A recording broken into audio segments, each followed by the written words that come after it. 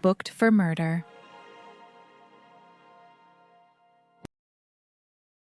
A literary cozy mystery with secrets between the lines.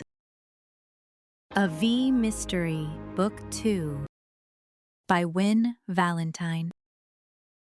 Copyright 2025 by Wynne Valentine. All rights reserved. No part of this book may be reproduced in any form or by any electronic or mechanical means, including information storage and retrieval systems, without written permission from the author, except for the use of brief quotations in a book review. This novel is entirely a work of fiction. The names, characters, and incidents portrayed in it are the work of the author's imagination. Any resemblance to actual persons, living or dead, events or localities, is entirely coincidental. Wynne Valentine asserts the moral right to be identified as the author of this work. Designations used by companies to distinguish their products are often claimed as trademarks. All brand names and product names used in this book and on its cover are trade names, service marks, trademarks, and registered trademarks of their respective owners. The publishers and the book are not associated with any product or vendor mentioned in this book. None of the companies referenced within the book have endorsed the book. Book cover by Dana Sacco. Every time someone censors a story, they're trying to rewrite who gets to be the villain. Unknown. 1. Shelf control. I arrived at the Ravenswood Literary Society meeting exactly 6 minutes late. Not enough to be truly rude, but just hearty enough to avoid being cornered by Henrietta Jenkins and her endless monologues about her nephew's literary promise. The library's meeting room glowed with amber light that made everything look slightly more dignified than it deserved to be, including the stale lemon squares arranged in concentric circles on the refreshment table. "So glad you could join us, Miss Varnell," Marian Gray said, her voice carrying across the room despite its deceptively soft volume. Her gray curls were sprayed into rigid submission, and her string of pearls gleamed under the lights like tiny moons orbiting the black hole of her high-necked blouse. "Traffic," I muttered, though we both knew it was impossible to encounter actual traffic in Ravenswood, unless you counted Mrs. Fielding's escaped chickens, which had only happened twice. I slid into an empty chair near the door, strategic positioning for a quick escape, and arranged my stack of readathon promotional materials on my lap. Francine Ellis, our perennially nervous treasurer, was midway through her monthly report, her voice rising and falling in anxious waves as she detailed the Literary Society's modest finances down to the penny. "We're up $17.33 from last month," she said, glancing repeatedly at Marian as if seeking approval for this modest achievement. I studied the room instead of listening to the financial minutiae. Every person in attendance had positioned themselves in relation to Marian, like planets caught in a gravitational pull. Closer orbits for her favorites, Henrietta and prim Eleanor Blackwood, while others maintained careful distance. Caroline Foster, our retired botany professor, had chosen a seat almost as far from Marian as mine, her weathered hands clutching a mug of tea so tightly I wondered if she was imagining it was something stronger. "And that concludes the Treasury update," Francine finished with visible relief, sinking back into her chair. "Thank you, Francine. So thorough as always," Marian said, her smile tight and performative. "Now, before we move to new business regarding the spring book drive, I believe there's a rather pressing matter we must address." My internal alarm bells chimed. Marian Gray never introduced pressing matters that didn't somehow end with someone being publicly eviscerated. With theatrical deliberation, she cleared her throat and reached into her vintage handbag, a structured monstrosity of burgundy leather that matched her sensible shoes. From within, she produced a folded sheet of cream-colored stationery, opening it with the solemnity of someone reading a royal proclamation. I've identified several so-called classics that simply cannot be included in our community readathon, she announced, her voice precisely calibrated to carry through the stacks without technically qualifying as shouting. Beside me, Caroline Foster exhaled slowly and took a fortifying sip of her tea. Across the room, Henrietta nodded eagerly, already aligned with Marian's position before even hearing the specifics. Problematic titles? Harold Jenkins asked, blinking owlishly behind his thick glasses. I thought we already approved the list at the last meeting. Preliminary approval, Marian corrected with the patience of someone explaining basic arithmetic to a particularly dim child. Upon further reflection and careful consideration for our community's moral well-being, I've identified several titles that simply cannot bear scrutiny. I gripped my pen, already calculating how many of my selections were about to be systematically dismantled. Marian Gray's definition of problematic had previously included everything from Shakespeare, too many innuendos, to Jane Austen, promoting frivolous romantic notions. First, Marian continued, Agatha Christie's, and then there were none. While considered a mystery classic, its moral ambiguity leaves readers without clear ethical guidance. The Sunday Literary Review of 1952 called it a troubling miasma of relativistic justice. I bit the inside of my cheek. The book's original title had been genuinely problematic, but Christie's locked room masterpiece had been on reading lists for decades. Also, I was fairly certain Marian had fabricated that review quote entirely. Additionally, she continued, warming to her theme, Dorothy L. Sayers' Gaudy Night contains inappropriate themes regarding women's education and independence that might confuse younger readers. She paused, looking around the room for opposition. Finding none, Marian became bolder. And Dashiell Hammett's entire body of work, a glorification of violence and criminal elements dressed up as entertainment? These are hardly the values we wish to cultivate in our community readathon. My fingers tightened around my pen until I feared it might snap. Every title she targeted was from my carefully curated classic mysteries section. This wasn't random. This was targeted literary warfare. Now, Miss Varnell, Marian said, her gaze fixing on me with laser precision. As our librarian, surely you understand your responsibility to protect impressionable minds from such corrupting influences. The room temperature seemed to drop 10 degrees. Every pair of eyes swiveled to me, waiting for my response.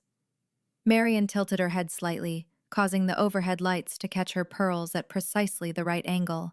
The woman had weaponized jewelry and lighting.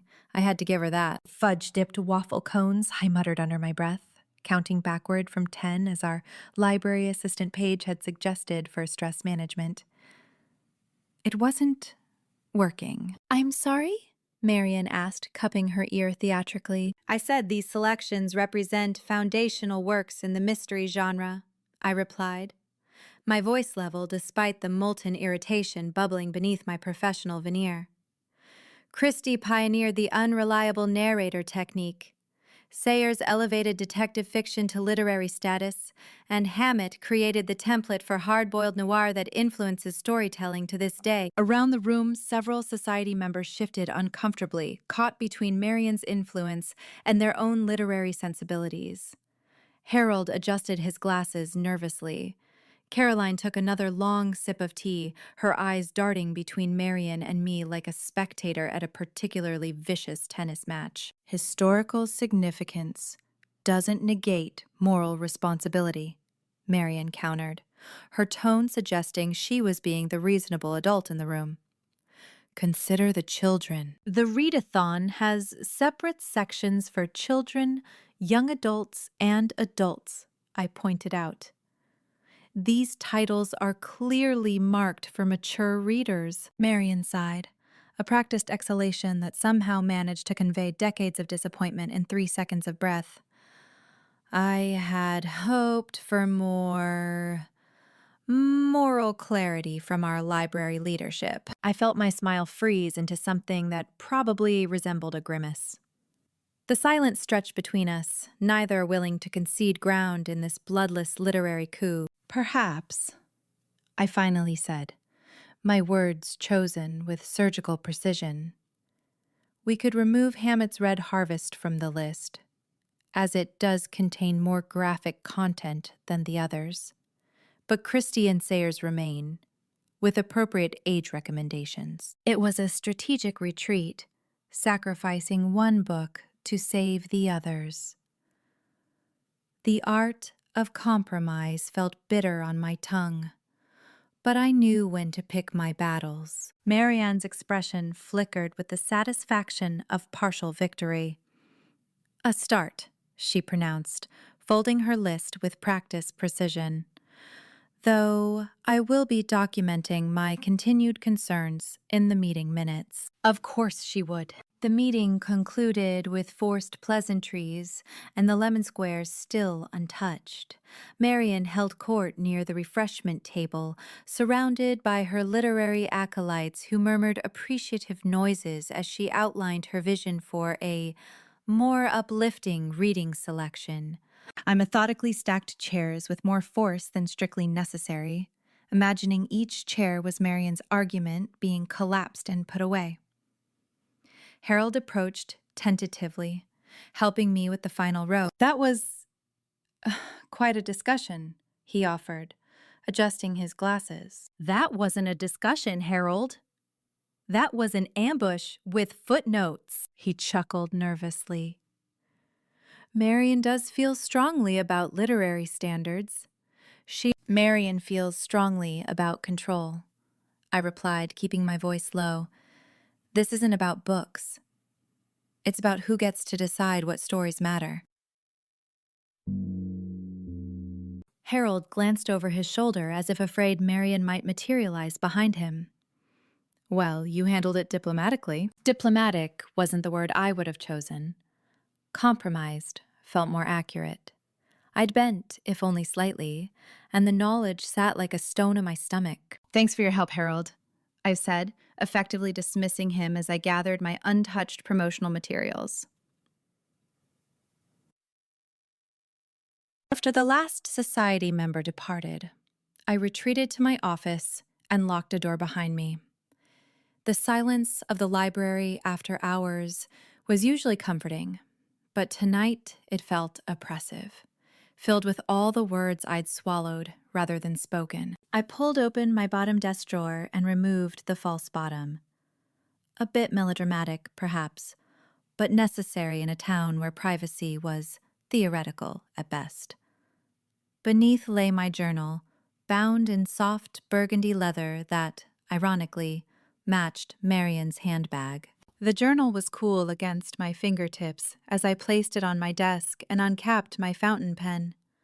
My hands were still trembling with suppressed fury as I opened to a fresh page and began to write. April 17th, Ravenswood Library, 7:48 p.m. Marian Gray died exactly as she had lived, surrounded by books she didn't understand and crushed under the weight of words she feared. It began with a tremor, almost imperceptible, as she stood in the classic section, her fingers trailing dismissively over Dostoevsky's spine.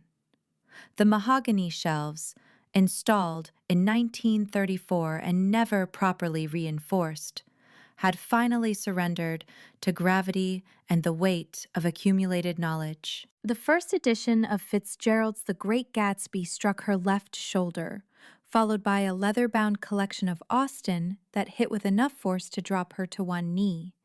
She didn't scream. Marian Gray would never be so undignified. Instead, she gasped, a sound like air escaping from an overinflated sense of importance. Her final breath escaped in a soft ah of surprise as the complete works of Shakespeare, the very plays she deemed unnecessarily provocative, formed her literary burial mound. The irony was perfection itself, silenced by the very voices she had tried to silence, crushed beneath the stories she'd spent a lifetime trying to control. I paused, the tip of my pen hovering above the paper. Outside my window, dusk had transformed the library grounds into a watercolor of purples and deep blues. On the windowsill, Morticia watched me with unblinking golden eyes, her tail swishing with what might have been approval. I continued writing, detailing the exact sound a shelf would make when it gave way, a deep wooden groan of surrender, the precise weight of leather-bound classics, enough to steal breath but not instantly kill, allowing for the full realization of symbolic justice, and the way Marian's final gasp would echo against the library's vaulted ceiling. As I wrote the final line, a strange calm replaced my earlier anger. The fantasy had emptied me of immediate rage, but the reality remained. Marian's crusade would continue tomorrow, and I had publicly bent to her will, if only slightly. I closed the journal with a soft thud and returned it to its hiding place, the false bottom drawer of my desk that wasn't nearly as secure as it had been before the Enid Burble case. Back then, my morbid hobby had been a complete secret. Now, after my journal had become evidence in a murder investigation, the entire town knew about my penchant for imagining elaborate deaths. I'd grown less vigilant about where I wrote, sometimes working in my office after hours, occasionally in quiet corners of the Velvet Scone. What was the point of elaborate security when Detective Stone, Cleo, and half the police force had already poured through my macabre imagination? The vintage book disguised safe at home still housed my oldest journals, but this current volume lived a more mobile existence. In Ravenswood, once a secret escaped, trying to contain it was like trying to reshelve fog. Tomorrow would bring another battle in our ongoing literary war, but tonight, at least in the pages of my journal, justice had been poetic, final, and shelved in the appropriate section. 2. Read between the lies. I arranged finger sandwiches on the vintage library cart, lining them up with military precision while silently rehearsing my welcome speech. The cucumber triangles formed a perfect line, unlike my thoughts, which kept straying to yesterday's uncomfortable confrontation with Marian. I smoothed down my crisp navy cardigan and straightened my spine, combat boots planted firmly on the polished floor as if bracing for impact. Just get through the night without throttling anyone with a bookmark, I muttered to myself, adjusting a platter of petit fours that looked suspiciously like tiny books. From atop a display of Agatha Christie novels, Morticia observed my preparations with unblinking green eyes. Her tail swished once, either in judgment or encouragement, I couldn't tell. "Don't give me that look," I told her. "We both know this event would be more enjoyable if it were just you, me, and these sandwiches." Morticia's ear twitched, which I chose to interpret as agreement. I'd spent the entire day transforming the library for the after-hours readathon. Reading nooks now glowed with the warm light of antique brass lamps I'd salvaged from storage. The towering oak stacks created intimate corridors decorated with literary quotes on parchment paper. Trivia stations positioned throughout promised intellectual stimulation beyond the refreshments. Stepping back, I surveyed my domain with quiet satisfaction. For one merciful moment, I forgot about the Marian situation entirely, until the heavy main door swung open with theatrical precision and the woman herself swept in like a disapproving specter. Sweet cinnamon rolls. Marian Gray wore a high-necked blouse that could have doubled as Victorian morning wear, her pearl necklace gleaming against the severe black fabric. Her silver hair was twisted into a bun tight enough to give most people a migraine. She paused dramatically in the entryway, surveying the scene as though inspecting a particularly disappointing museum exhibit. "Virginia!" she called, her voice pitched to carry across the library's hushed expanse. "I see you've proceeded with the original selection." I gritted my teeth into something approximating a smile. "Good evening, Marian." "Cucumber sandwich?" Her eyes narrowed as she approached. the pearls clicking softly with each step. I notice you've prominently displayed Christie's and then there were none. I do hope you're using the modernized title placard, I suggested. I had, in fact, deliberately created a beautiful hand-lettered card with the original title, but had swapped it out at the last minute. Not because Marian was right, but because my job occasionally required pragmatism over principles. Everything is appropriately labeled, I answered, which wasn't exactly a confirmation. Excellent. She patted my arm with a hand that felt like cool parchment. See how painless compromise can be? Before I could respond with something that might have cost me my job, other guests began filing in. Harold from the Poetry Society arrived with his wife, both clutching notebooks. The book club members entered as a nervous cluster, their eyes darting between Marian and the displays as if checking for traps. Several high school students slunk in, drawn by the promise of extra credit and free food. Then there was Edgar Poe. Edgar arrived alone, of course, his dramatic entrance somewhat undercut by his struggle with the heavy door. He wore a black turtleneck and fingerless gloves, despite the mild early autumn weather, his dark hair artfully disheveled. He made a beeline for the refreshment table and stood brooding beside it, nursing a cup of punch while trying to look tortured by existence. I circulated through the growing crowd, making small talk that felt like dental work without anesthetic. Every few minutes, my gaze drifted to Marian, who had established herself near the classics section. She held court with several older patrons, her voice carrying like a theater announcement as she critiqued the recent town council election with the same fervor she applied to literary criticism. "Ladies and gentlemen," I finally announced, clapping my hands for attention, "welcome to Ravenswood Library's annual after-hours readathon. We have refreshments, literary trivia, and of course, our murder mystery scavenger hunt beginning in 10 minutes. I distributed the first clue sheets, explaining the rules with forced enthusiasm, while secretly wondering if anyone would notice if I disappeared into the archives for the remainder of the evening.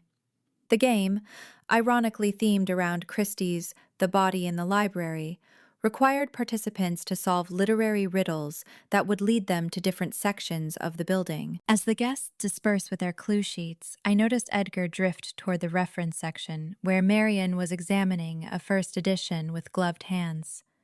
Their body language shifted immediately. Edgar's shoulders tensing, Marian's spine straightening even further, if that was physically possible. "Mrs. Gray," Edgar said, his voice carrying that affected dramatic quality that made me want to roll my eyes into another dimension. "I see you're admiring Stevenson. Interesting choice for someone who dismissed Jekyll and Hyde as needlessly grotesque at last month's meeting." Marian's smile remained fixed but cooled by several degrees. "Mr. Poe, how lovely to see you fully dressed this evening. No theatrical cape tonight?" Edgar's pale face flushed. "Fashion choices hardly compare to literary censorship, madam. Guiding readers toward quality literature is hardly censorship," Marian countered, replacing the book with precise movements. Edgar made a sweeping gesture that knocked over a small display of bookmarks. "For someone who claims to love literature, you certainly have a talent for misconstruing it," he hissed, just loudly enough for me to hear, as I pretended to rearrange nearby pamphlets. Marian's eyes narrowed as she bent to help gather the scattered bookmarks.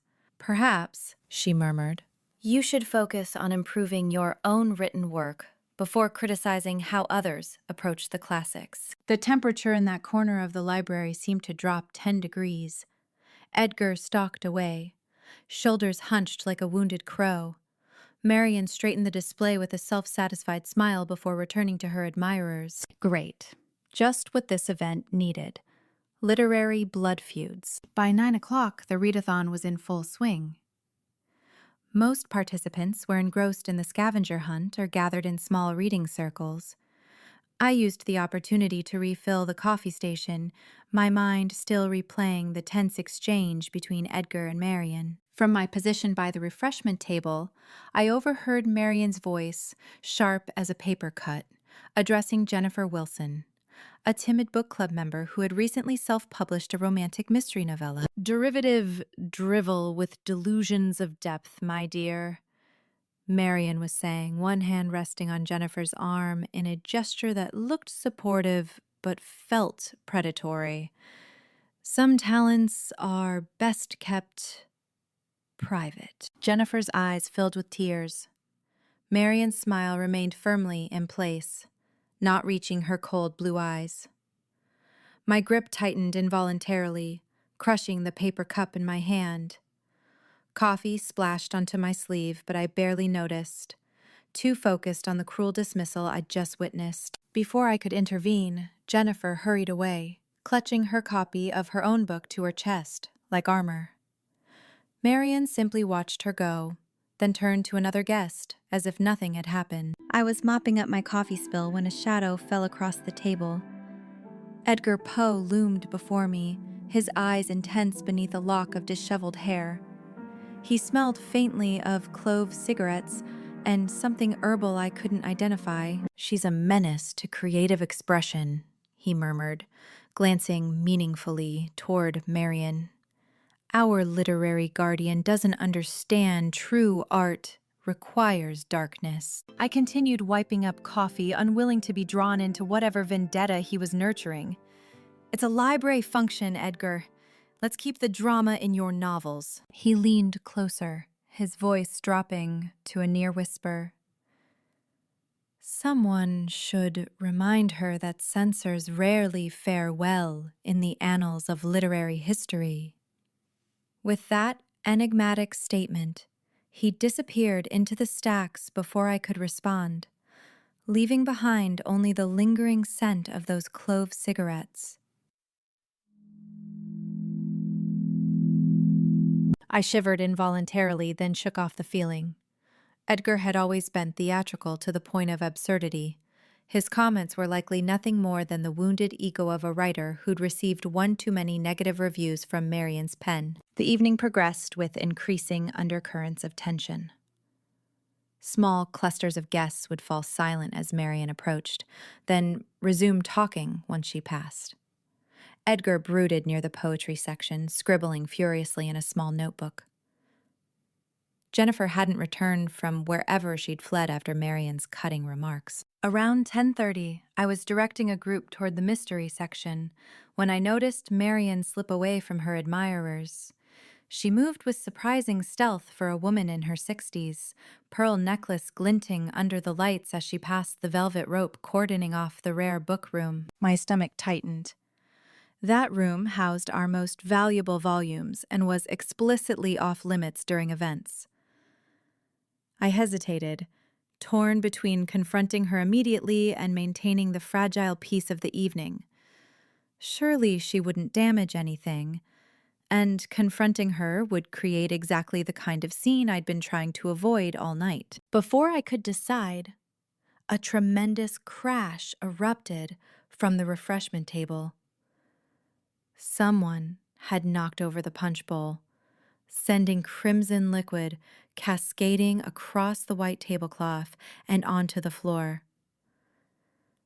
Guests scattered, exclaiming in dismay as the sticky liquid threatened their shoes. "Fudgesicle," I muttered, hurrying to the scene with a roll of paper towels. For the next 15 minutes, I was occupied with damage control, delegating cleanup tasks and reassuring Alice Peterson that her handcrafted shawl was salvageable, despite the punch stain. By the time order was restored, I'd completely lost track of Marian.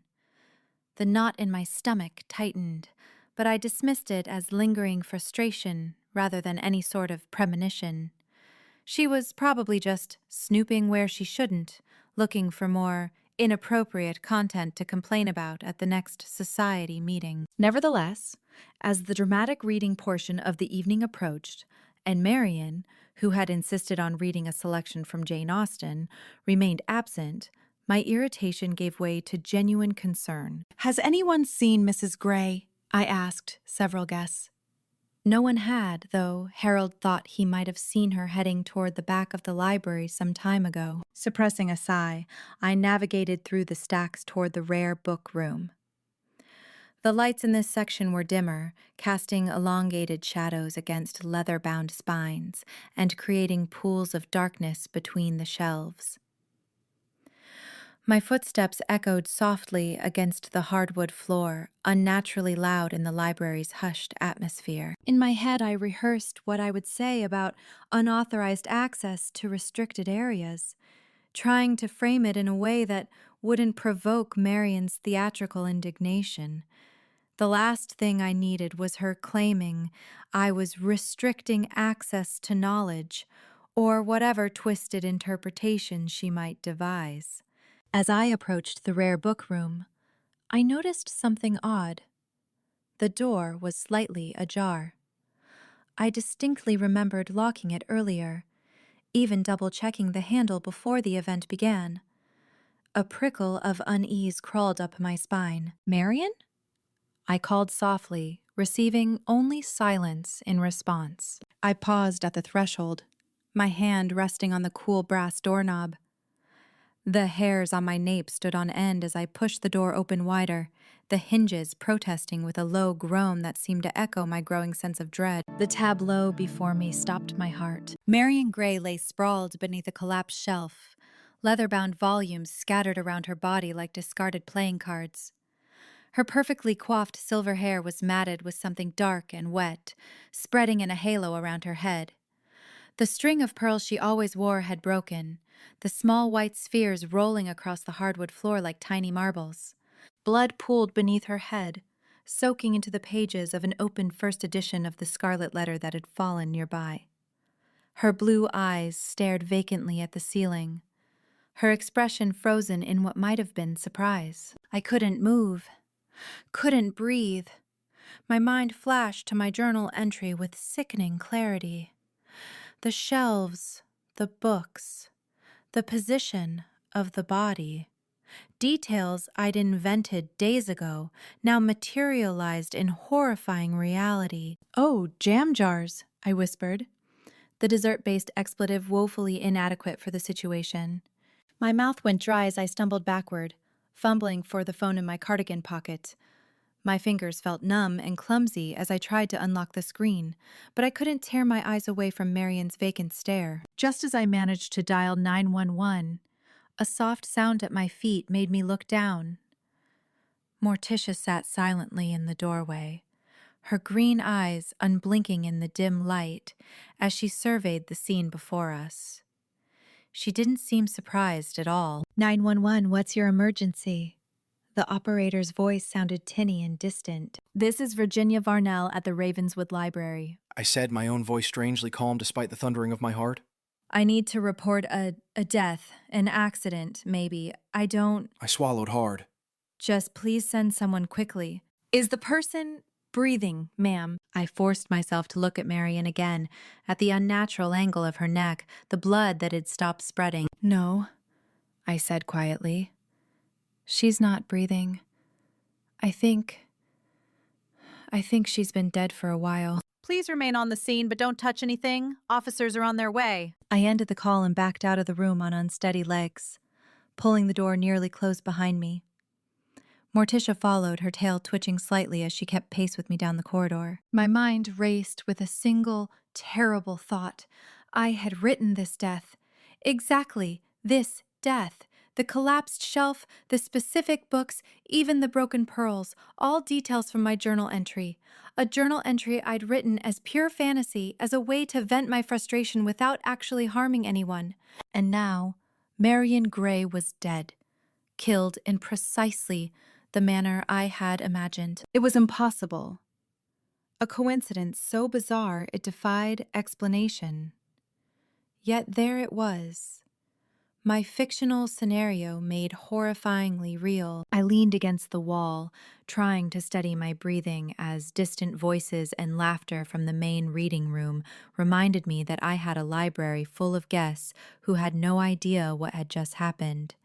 Guess who would soon become witnesses or suspects, including me. Morticia pressed against my ankle, a rare show of affection that somehow made everything worse.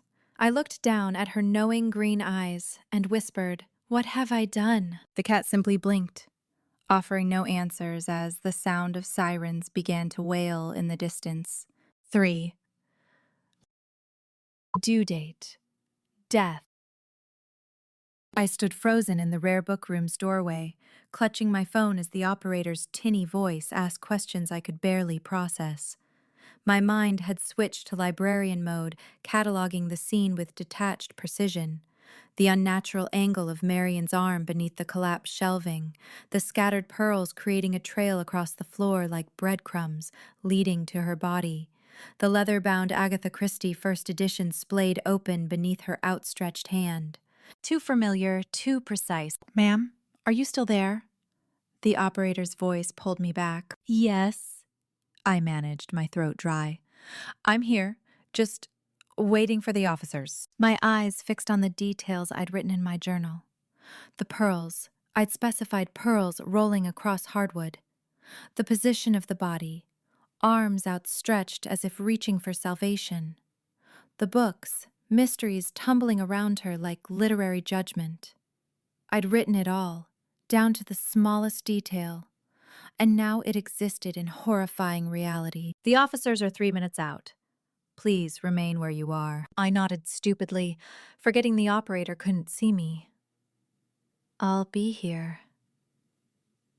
When I finally ended the call, the distant sounds of the library event filtered back into my awareness. Laughter, the clink of punch glasses, someone arguing passionately about unreliable narrators. A normal literary evening continuing while Marian Gray lay dead mere rooms away. I needed to contain this, somehow. Taking a deep breath, I stepped back from the door and forced my legs to carry me toward the main reading room. I spotted Paige first, her bright sweater a beacon among the crowd as she demonstrated what appeared to be her interpretation of a murder scene from Agatha Christie's The Body in the Library. The irony wasn't lost on me. "Paige," I called, my voice steady despite the circumstances. A word. She bounced over, face flushed with excitement. "V, you missed it. Edgar did the most hilarious dramatic reading of—" She stopped, studying my face. "What happened? You look like someone walked over your grave." "I need you to quietly tell everyone to gather in the main reading room. There's been an incident." "What kind of incident?" Her eyes widened. "Did someone steal from the rare book room? Is that why you look—" "Marian Gray is dead," I said flatly, the words strange on my tongue. Paige's mouth opened, closed, opened again. "Dead like dead, as opposed to hypothetically dead?" "Yes, Paige. Actually dead. I need everyone contained before the police arrive." To her credit, she didn't scream or faint. She simply nodded, her expression shifting to determination. "I'll get everyone together. Quietly." The next 20 minutes dissolved into organized chaos. Sirens wailed outside as blue and red lights painted the library windows. Confused readers were corralled into the main area, whispers spreading like literary wildfire. I found myself mechanically answering preliminary questions from a uniformed officer, my voice sounding distant even to my own ears. "No, I didn't touch anything." "Yes, I found her." "No, I don't know how long she was missing from the event." The officer, Officer Chen according to her badge, nodded as she took notes. "And you were the last person to speak with her?" "No," I said, frowning. "I haven't spoken directly to Marian since the event began. She was mingling." The word felt inadequate for Marian's particular brand of social circulation, which involved equal parts condescension and theatrical sighing. "So you don't know who she A shift in energy interrupted her question. The officers standing nearby straightened slightly. Conversations hushed, and the tempo of the investigation instantly changed. I didn't need to turn around to know who had arrived. The tightening in my stomach told me everything. Detective Alex Stone. I watched him scan the room methodically, taking in the scene with those sharp gray eyes before his gaze locked with mine. Something in his expression registered recognition, then wariness. We'd crossed paths before, not professionally, but in those strange small-town encounters that accumulated over years. Coffee shop observations, passing comments at community events, the time I'd accidentally rear-ended his unmarked car at the only stoplight in town. We weren't strangers exactly, but we certainly weren't friends. He nodded in my direction. Miss Varnell. Again. Detective, I replied, matching his neutral tone while ignoring the implications of again, as if I made a habit of being at crime scenes. He turned to Officer Chen. What do we have? Female victim, late 60s, found in the rare book room. Appears to have been crushed by falling shelving. Library Director Virginia Varnell discovered the body approximately 40 minutes ago. Stone nodded, his expression revealing nothing. I'll take a look. I followed as he made his way to the rare book room, not waiting for an invitation. He noticed, but didn't object, which I took as tacit permission. The room looked even more surreal than before, now illuminated by harsh portable lights that emphasized the grotesque tableau. Marian's body remained untouched. The medical examiner apparently not yet arrived. Stone crouched beside Marian, careful not to disturb the scene while studying the collapsed shelving. Custom-built mahogany, reinforced brackets, I offered without being asked. My librarian's knowledge surfacing through the shock. They don't just fall. Stone's eyebrow lifted slightly, his notepad appearing in hand. No, Miss Varnell, I don't imagine they do. He studied the shelf's mounting points, then the books scattered around Marian's body. First editions? Yes. Mostly mystery classics. Christie, Doyle, Poe, Sayers. Valuable? Very. The Christie she's touching is a 1934 first edition of Murder on the Orient Express, worth about $12,000. He made a note, then glanced at me. Anything missing that you can see? I scanned the room, mentally cataloging the collection. I'd need to check the inventory, but nothing seems obviously absent, I hesitated. Though someone could have removed something, and I wouldn't know immediately. Stone stood, tucking his notepad away. We'll need to speak more formally. Your office available? My office. My territory. My journals. The thought sent a chill through me, but I nodded. Of course. The walk to my office felt like a march to execution. Stone followed a step behind, his presence heavy in the quiet corridor. I unlocked the door and flipped on the lights, revealing my meticulously organized space. Books arranged by subject and color, pens aligned by type and ink color, a single potted plant that had somehow survived my absent-minded care. Have a seat, I offered, gesturing to the visitor's chair. Stone turned the chair backward and straddled it with casual authority, placing his coffee-stained cup too close to my carefully arranged pens. I resisted the urge to move it to a coaster. Want to tell me about your history with the victim? He asked, getting straight to the point. I sat rigidly behind my desk. Marian was a long-standing member of the Ravenswood Literary Society. She was opinionated about literature. That's diplomatic. I'm a librarian. Diplomacy is part of the job description. Try again, without the professional filter. Stone's eyes didn't waver from mine. I sighed.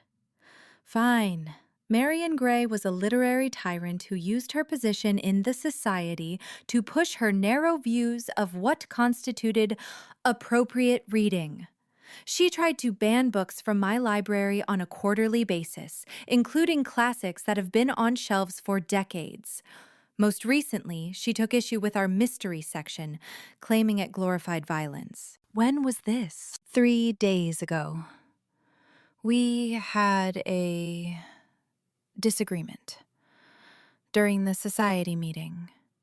She wanted several titles pulled from the readathon list. And did you remove them? One, as a compromise. The admission tasted bitter. The others stayed. Stone made a note, his expression unreadable. So there was tension between you. Between Marian and everyone with a library card, Detective. She wasn't exactly beloved. I leaned back in my chair. But she wasn't worth murdering, if that's what you're implying. I don't imply, Miss Varnell. I ask direct questions. He tapped his pen against his notepad. Speaking of which, your journal entries lately? The familiarity of the question hung between us, a continuation of our complicated history rather than a revelation. He knew about my journals. Most of Ravenswood did, in some capacity. Small towns and their whispers. It's called journaling, Detective. Creative processing. Entirely fictional. My voice came out colder than intended. I reluctantly opened my desk drawer and retrieved the leather-bound book. I slid it across the desk, knowing he'd find what he was looking for inside. Many people find writing therapeutic, even about unpleasant colleagues. Stone took the journal without comment, flipping through the pages until he found the most recent entries. He read in silence, his expression darkening with each turned page.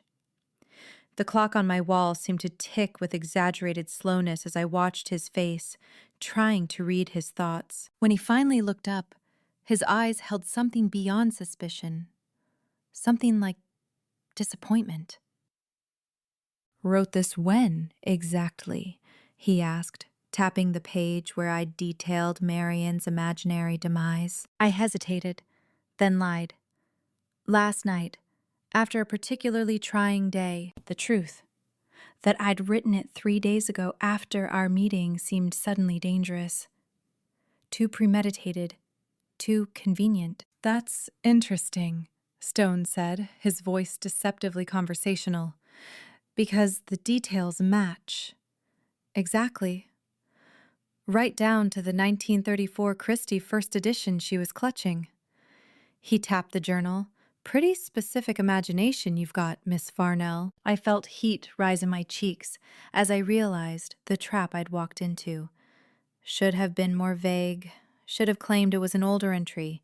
Should have done anything but hand over the damn journal. Imagination is part of my job, I said carefully. You read enough mysteries, you develop an eye for detail. For very specific details that then happen in reality. His skepticism was palpable. What are you suggesting, Detective, that I somehow... What? Willed a bookshelf to collapse on Marian Gray because I wrote about it? Or that I personally pushed 200 pounds of solid mahogany onto a woman during a library event with 30 witnesses? I'm suggesting, Stone said evenly, that the coincidence is concerning. He slipped the journal into an evidence bag and something in me snapped. I rose from my chair, fists clenched at my sides. So I'm what? A suspect because I wrote about disliking a woman who half the town couldn't stand? Because I imagined a fictional scenario that someone else apparently decided to execute.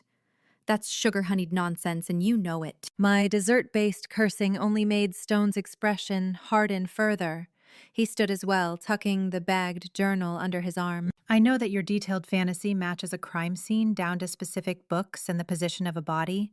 I know that you had a public disagreement with the victim days before her death, and I know that you're the one who found her. Because I'm the head librarian in my own library. Miss Varnell, he said, his tone softening almost imperceptibly.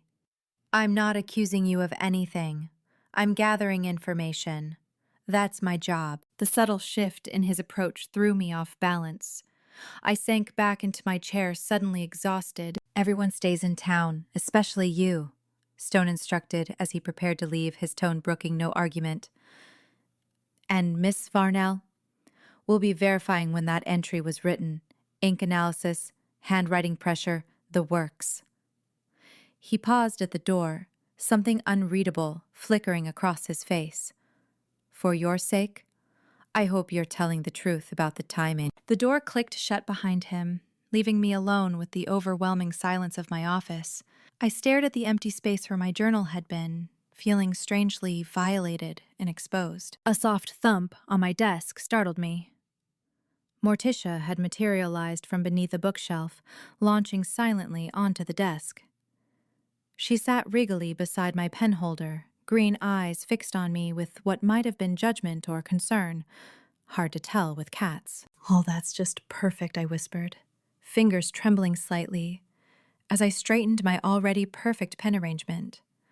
They think I killed her, which means I need to figure out who did before Detective By the Book decides to make it official. Morticia blinked slowly, tail swishing against my desk calendar. I reached for a blank notepad, determined. And I know exactly where to start. First, I needed to understand who had access to my journal. Who could have read it and decided to use my fictional scenario as a blueprint? The obvious suspects were anyone who'd been in my office recently. Paige occasionally borrowed my desk for cataloging work. Edgar had stopped by yesterday to drop off society paperwork. Cleo had been in and out all week preparing for the event. And someone else, a detail tickling the back of my mind. Someone unexpected. I tapped my pen against the paper, then wrote, "Who benefits from Marion's death?" The Literary Society would now need a new president. Edgar had been vice president for years, passed over repeatedly despite his seniority. He'd also been openly critical of Marion's crusade against morally dubious fiction. The library would no longer face her constant censorship attempts. But that hardly seemed worth murder. Marion's family. What family did she have? I realized I knew almost nothing about her personal life despite years of professional antagonism. I scribbled another note. Check will/estate. Who inherits? And finally, the most troubling question. Who had access to my journal? I kept it in my desk drawer, not locked because who would steal a personal journal in a small-town library? But now I realized how foolish that assumption had been. Anyone could have read it while I was shelving books or helping patrons. The clock on my wall showed nearly midnight. The police were still processing the scene, but most of the event attendees had been interviewed and released with instructions not to leave town. I stood and grabbed my coat. Morticia leapt down from the desk, seemingly intent on following me. "Not this time," I told her, though she ignored me completely, trotting ahead to the door. As I prepared to leave, a knock startled me. I opened the door to find Agatha Christie Larson, Cleo's grandmother and Ravenswood's self-appointed amateur detective, standing in the hallway, snow-white hair perfectly coiffed despite the late hour. "Virginia," she said, eyes bright with what I recognized as inappropriate excitement. "I hear we have ourselves a literary murder." "Miss Agatha," I responded cautiously, "this isn't really the time." "Nonsense, dear. It's exactly the time." She tapped her cane on the floor, a cane I knew she didn't actually need. "The police have just left, which means we have approximately 8 hours before Detective Stone returns with follow-up questions and possibly a warrant." "We? You need help, dear. You've written yourself into quite the corner, I'm afraid." She leaned forward, lowering her voice. "And unlike our good detective, I actually believe you didn't kill Marion Gray." "How comforting," I muttered. "As Hercule Poirot would say, we must use the little gray cells." She tapped her temple. Shall we begin? I looked from the determined elderly woman to my cat, who was now weaving between Miss Agatha's ankles with unusual friendliness. Fine, I sighed. But we do this my way. Miss Agatha's eyes twinkled. Of course, dear. After all, it's your murder. 4. Critics and corpses. I didn't invite people over often. My living room wasn't designed for it. Too many bookshelves, not enough seating, and a general atmosphere of please leave immediately. But tonight, it had transformed into what Cleo enthusiastically called our murder board headquarters. Sticky notes papered my wall in chaotic clusters. Printed guest lists and library schedules sprawled across my coffee table. 2 mugs of chamomile tea sat untouched, growing cold beside a stack of literary society newsletters. Morticia had claimed my reading chair, watching our proceedings with feline indifference. Agatha Christie Larson had departed 20 minutes ago in a cloud of vintage perfume and determination. I'll investigate the Historical Society archives, dear. Marian had enemies dating back to the Nixon administration. She'd announced, wielding her unnecessary cane like a conductor's baton. Sometimes the oldest vendettas make the freshest motives. The moment she'd left, I'd called in more reasonable reinforcements. Cleo now sat cross-legged on my floor, her blonde hair piled in a messy bun secured with what appeared to be a pencil. She scrolled through her phone with frightening efficiency, monitoring social media for gossip about the murder. The town's calling it the Christie Caper, she announced, wrinkling her nose. I'd have gone with Shelf Life. No one asked you to name it, I reminded her, pinning another name to our suspect wall. All good murders need a catchy title. Cleo continued scrolling. Oh, Mrs. Pemberton from the quilt shop is already selling I Survived the Library Lockdown tote bags. How entrepreneurial, I muttered, stepping back to survey our work. Paced in front of the evidence wall, rearranging names by proximity to Marian during the readathon. Marian had a gift for making enemies look like friends, I said, pinning Edgar Poe's name with particular emphasis. According to the sign-in sheet, he arrived early and left late. Cleo nodded vigorously. And he wears turtlenecks in September. That's basically a confession. Let's stick to actual evidence. Fine, she sighed. But the turtleneck thing is suspicious. What about his relationship with Marian? You're in the society. What was their dynamic like? Frosty, Cleo confirmed. He nominated himself for president 3 years running. Marian squashed him every time. I made a note. Repeated professional rejection. Cleo rummaged through her tote bag and produced a color-coded spreadsheet, unfolding it across the floor with the reverence of unveiling ancient scripture. I raised an eyebrow. What is that? Literary society drama spanning 3 years, she explained with barely contained pride. I've been documenting their passive-aggressive newsletter exchanges since I started at the library. She highlighted a particular row with a sparkly gel pen. See? Marian accused 3 different authors of derivative storytelling last spring alone. I knelt down to examine the spreadsheet. This is comprehensive. I have a true crime podcast, Vee. Documentation is everything. You have 4 subscribers. 5 now. Grandma finally figured out how to download episodes. I returned to the wall, adding another sticky note.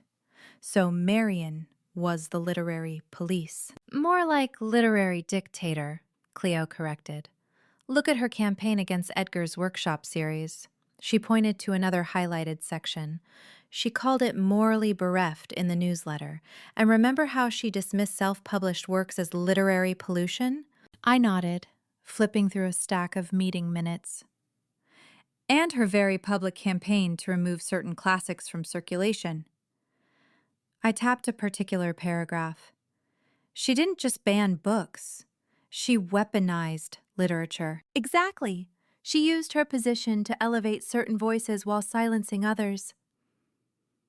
Cleo pulled up another document on her tablet. I digitized all the society newsletters going back 5 years. Look how often she uses words like purity, tradition, and standards. It's all about control. A soft thump announced Morticia's presence as she leapt onto the investigation table, deliberately sitting on a photo of Marion. I scratched behind her ears absently while pointing out a pattern to Cleo. Look at the timing, I said. Whenever someone gained recognition in the literary community, Marion swooped in with an accusation. Cleo finished, eyes wide. She pulled up a local newspaper archive on her tablet. Remember that missing manuscript scandal last year? Marion claimed an unpublished work had been plundered for ideas by multiple authors. My focus sharpened. Did anyone ever see this manuscript? No, Cleo frowned. But she threatened to expose the plagiarists at a society meeting. Then nothing happened. Blackmail? I suggested. Or bluffing, Cleo countered. She loved creating drama. Either way, it scared people. I sorted through the stack of newsletters, stopping at one with Marion's presidential column circled in red. Listen to this. True literary heritage must be protected from those who borrow too liberally from greater minds. Cleo shivered dramatically. That's not subtle. She was accusing someone specific, I said. But who? We fell into companionable silence, sorting through documents. I arranged potential suspects by motive. What about the manuscript? I mused. If it existed, it could be valuable. Worth killing for? Her phone pinged with a notification. She scrambled to check it, eyes widening. Ooh, hot gossip. From my book club group chat. She scrolled through messages, reading aloud. Apparently, Edgar Poe had a blow-up with Marion last month when she questioned his credentials. What credentials? She scrolled further, brow furrowing. Something about his author biography containing factual liberties. She looked up. Whatever that means. I added a note to the wall. False identity? ? Maybe he's not really Edgar Allan Poe's distant relative like he claims, Cleo suggested. Or maybe he faked his MFA.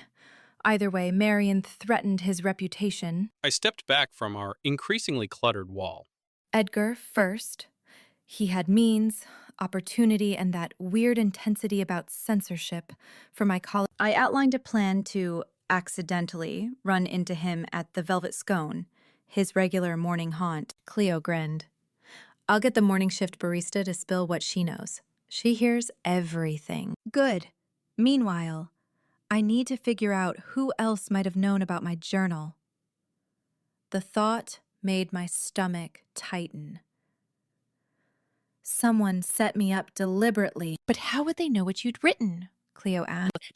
Hear me more. Even where it is, I just use get it. Develop turning where it is. And for one, and listen up here. I make the next this year with a year immersion six and run saving it. Depending on for is anyway. My friends have a job and off state. It's the boss in the church and live ask for jam the meat and the other niche is going all who held very bit to right as base to here and the most girl that it's never needs people the certain way the need is the hard by so I let us do like we're giving swear more loads for some kids them sure it's always happened there it's finding long they do advantages only on the visit image burn that's this whole thing let me switch must start check those things or Glenn good Fernando when it's that bug me on the road with this never happens but watch it herrings now is it there seems like nearing sure chores for good here and that then it's mixed in freedom of this but here his farmer guy here and the is he this I stop when shut up the off the like part nothing we like a race that just too late what is it because there's no has just another and tell that when I was part of this fall break up I'm sure rolling sweat and work to this done that quit and look at there but here finally by tax into unpleasant eight was he cover mine I'll take it to the I am the first if I feel up to 9 to first slum boy I'm a meeting me don't lash or I can bear with yes taking out a read that as many would still in just she's wearing with the scroll be or with let just answer the kids still here right the or is it story we will never spoil it I'm not for to see it it's up like now I leave my home friends I got look right there the person's very was much like lady here is I said we were little her much all the there it's for what miss them they're only time ago very cool it's not that's fine I'm going to tiger you can almost doesn't care but this was trouble and land this is the garage I don't like this is hey I guess the next hour's meeting one meeting the ring hour a little bit here but I won't cowering quiet smash yeah give me here skim it out text was right on zoom you know what there was a table that was going to hit the table just rid of none or earn the cleans ring what under my brain to glue up no what we I already things are to make a limit start then the coach my time the game come not have been video or basis so we're going to come on it I see that up give me 7 cents through is what up you may are vampire and we're just how do you start awesome bench so that was the way map and giving does it a room or the line to or a little he's trying to box what do you small long test we're back I believe hang on we work is I mean the need is we read because and bring the difference doesn't let us win stab what me but threaten minute that are come up only on these minutes the terrible when multiple out with reason the you know what I are I'm in one day just to neighbor show with I did in here I would have that old time we're walking ripping out the with them this is missing a shit yeah you got that's had him in and it was that me I didn't say that's big spray powers went never I go carry it and say oh straight and but right into my minutes I'm side are 6 there me tense yard launch and now them what do you have to say below them go them leave up to always melly wanted them I got like is that or same thing the Rio am your AG grabs he's pulled the red next and a little chin very hard miss it never worth for just never install manager and type and with that looks for them hands for never to having I need very try art and remember data no are going to drink mix but like I'm great look at remember with me as you trances on there and like Stephen look not page let's start day right in the scenario out where they were happy to be still is stick to me can I'm pretty stupid and shipping in the look for beyond the winter they cannot natural and I'm stable to the academic cards wasn't the school long-term system to point and collection something vital something like jersey I know that's true for I really tell you right away the average you can meet around to keep even know that it's next to my mom over there and I'm look and will register more ways and live song things they are that they find and Williams that again no that air one pain enough to what the like when we come to that maybe sorry about that and national something hey you are ever in the hanging of this house with Oshlom 90 I don't want to go up you're very sick right that I know the beam who's making it one there I'll fall I really now like right over Someone desperate? Cleo suggested. Or someone who knew exactly what they'd find. I picked up Edgar's author photo from a promotional flyer. The dramatically tilted head, the cultivated brooding expression, the turtleneck. Cleo had a point, it was September in Virginia. Look how he frames himself, all tortured artist posturing. I tapped the image thoughtfully. People who create false narratives often believe they're entitled to shape reality, even through murder. Very podcast-worthy insight, Cleo approved.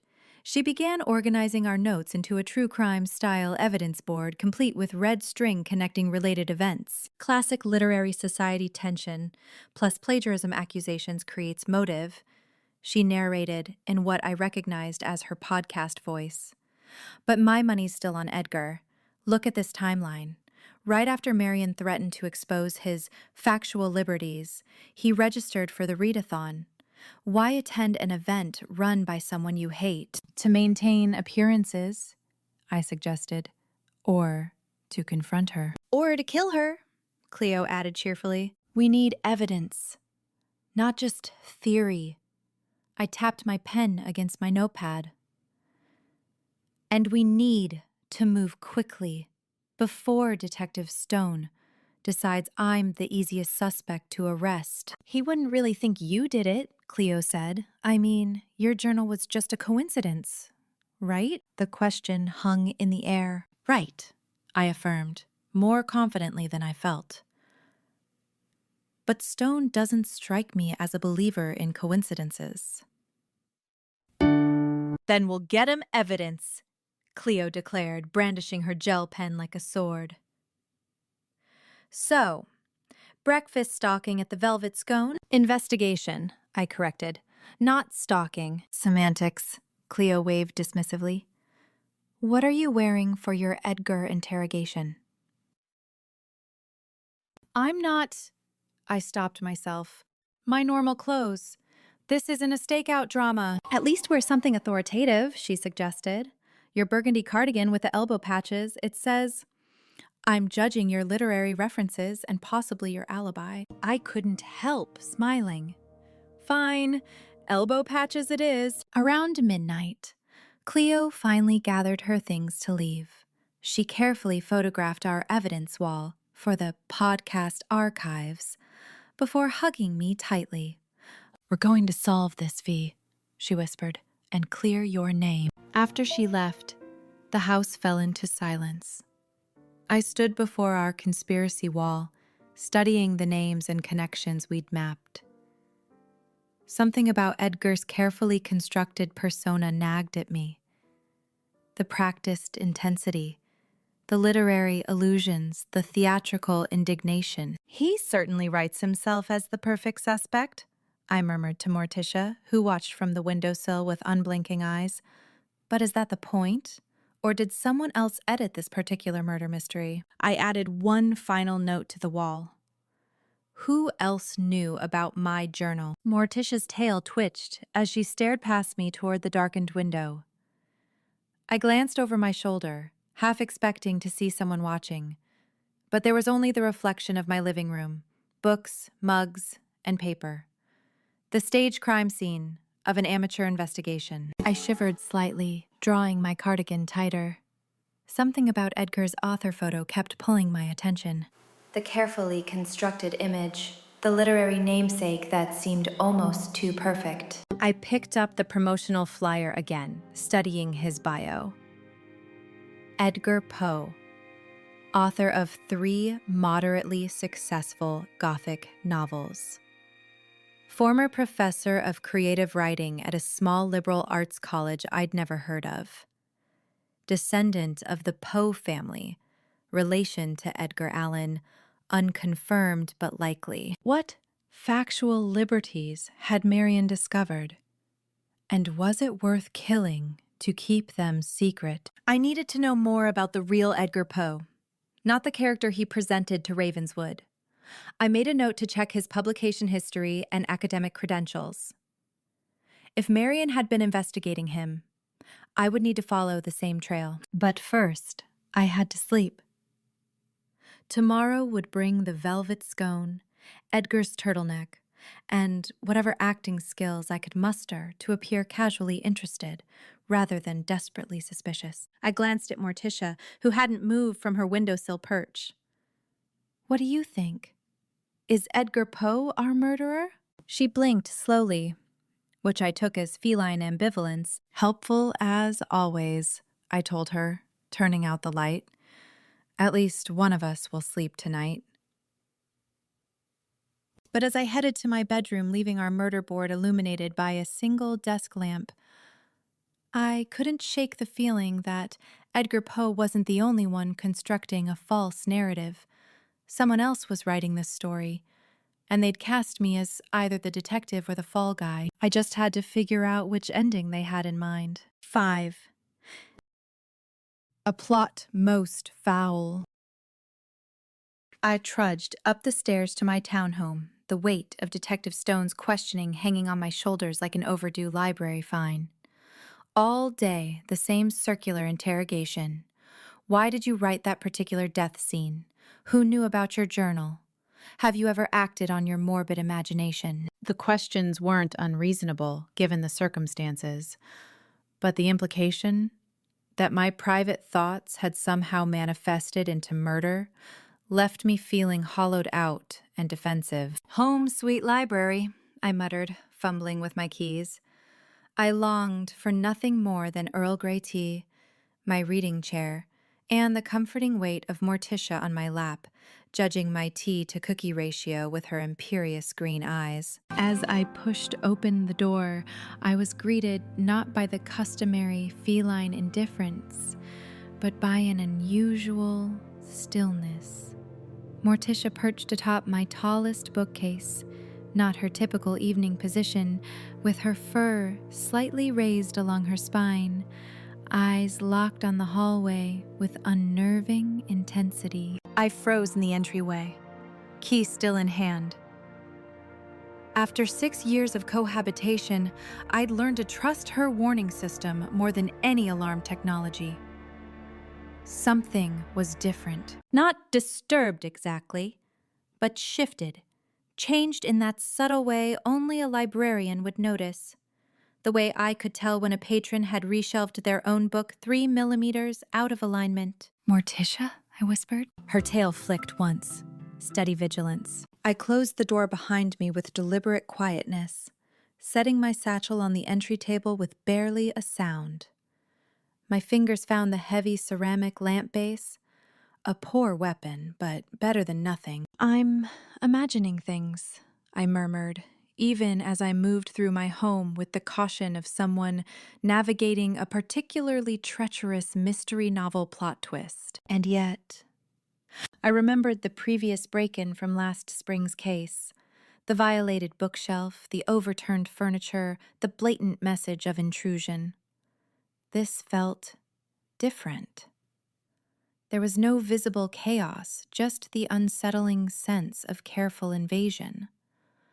My house felt examined rather than ransacked, as if someone had taken their time looking for something specific. Had they found it? The thought propelled me directly to my bedroom. After the last break-in, I'd invested in a small safe, disguised as a vintage book collection, where I kept my current journal along with other irreplaceables. My bedroom looked untouched. Bed made with hospital corners, some habits from childhood remain. Reading glasses on the nightstand. Window locked from the inside. I knelt before the bookshelf and triggered the hidden latch that revealed my safe. The mechanism opened smoothly, not forced. I exhaled a small breath of relief, but where leather should have met my fingertips, there was only empty space. My journal was gone. "Oh, cinnamon twists," I whispered, the dessert-based curse woefully inadequate for the violation I felt. Someone had been in my home, had opened my disguised safe, had taken only my journal, the one thing that connected directly to Marion Gray's murder. And they'd known exactly where to look. In the journal's place sat a perfectly centered bookmark, embossed with a raven in flight. I opened my bedside drawer, retrieved a pencil, and used it to carefully flip the bookmark over, avoiding contamination with my fingerprints. The reverse side revealed text carefully cut from what appeared to be a vintage book, judging by the yellowed edges and faded typeset. "The boundaries which divide life from death are at best shadowy and vague. Who shall say where the one ends and where the other begins?" Edgar Allan Poe's words. Underneath, an elegant handwritten script. "Your imagination is wasted on hypotheticals. I'm making your art real." My stomach clenched. This wasn't just theft. This was a message. A collaboration I'd never agreed to. I fumbled for my phone, pulling up my text conversation with Cleo. After the last break-in, we'd developed a simple code for emergencies. The cats at Eleanor's need feeding. Translation: trouble. Come now, bring emergency kit. While waiting, I went into evidence-gathering mode. Detective Stone's admonishments from the previous case echoed in my mind. "You've contaminated half the crime scene with your amateur investigating, Varnell. This time, I'd do better." I methodically photographed everything. The safe, the missing journal's empty space, the bookmark from both sides. I used a ruler in the photos for scale, something I'd seen in forensic textbooks. Unlike the previous break-in's amateur forced entry, this one showed sophistication. There were no splintered door frames, no broken windows. The lock had been manipulated professionally, leaving no scratches. The windows remained secured from inside. I checked my newly installed security system, a painfully expensive addition after last spring, and found it temporarily disabled rather than destroyed. They knew exactly what they were doing, I told Morticia, who remained vigilantly positioned at her high vantage point, watching me with unblinking intensity. The sound of hurried footsteps on my porch preceded 3 sharp knocks. Cleo's arrival pattern. I opened the door to find her clutching her pink taser in one hand and a small kit labeled crime scene in glittery letters in the other. "Are you okay?" she demanded, pushing past me into the house. "What happened? Did you see them? Was it Edgar?" I knew that man's turtleneck was hiding something sinister. No one wears black turtlenecks in September for innocent reasons. "I'm fine," I assured her, locking the door behind us. "But someone took my journal, the new one." Cleo's eyes widened. "The one where you wrote about—" "Yes," I cut her off. "That one." "Holy chocolate chip cookies," she breathed, pulling forensic gloves from her kit. "True crime podcasts are educational," she explained, catching my glance. "Also, I may have started collecting investigative equipment after the last case." Together we conducted a more thorough search of my townhouse, looking for additional intrusions or clues. The living room, kitchen, and guest bathroom appeared untouched. My small home office, converted from what was meant to be a dining nook, showed subtle signs of intrusion. "Look," Cleo whispered, pointing to my writing desk. A small, expensive-looking fountain pen, definitely not mine, had been deliberately placed on the blotter. The nib was stained with dark blue ink, the same color I used in my stolen journal. "They're not just taking your stories," Cleo said, her voice uncharacteristically quiet. "They're continuing them." I picked up my phone, scrolling to Detective Stone's contact information. My finger hovered over his name as I debated the consequences. Reporting this break-in would mean admitting I'd been writing death scenarios again, despite my promise to find healthier outlets after the last case. The memory of Stone's disappointment still stung. Not anger, that would have been easier to bear. Just that quiet, professional resignation, as if he'd expected better from me. I put the phone down. "Not yet," I said. "Not until I understand what game we're playing." "V, this is serious," Cleo argued. "Someone broke into your house. Again. They stole your journal. They left creepy Edgar Allan Poe quotes. This isn't a game." "That's exactly what it is," I countered. "A literary game. A dialogue. And I need to understand the rules before I involve Stone." Cleo frowned but didn't argue further. Instead, she photographed the pen with her phone. "Can I take this for fingerprinting? I have a kit." "Of course you do," I said, unable to suppress a smile despite everything. "Do you also have a mini crime lab in your apartment?" "Only a partial one," she admitted without a hint of irony. "But I know a guy who works at the university forensics department." "Take it," I agreed. "But be careful, whoever left this is calculated." After Cleo departed, reluctantly, and only after I promised to text her hourly confirmations of my continued existence, I drove to Thornfield Stationery, the only shop in Ravenswood that sold proper journals. Mrs. Winters, the elderly proprietor, smiled at my entrance. "Virginia, darling, another journal so soon?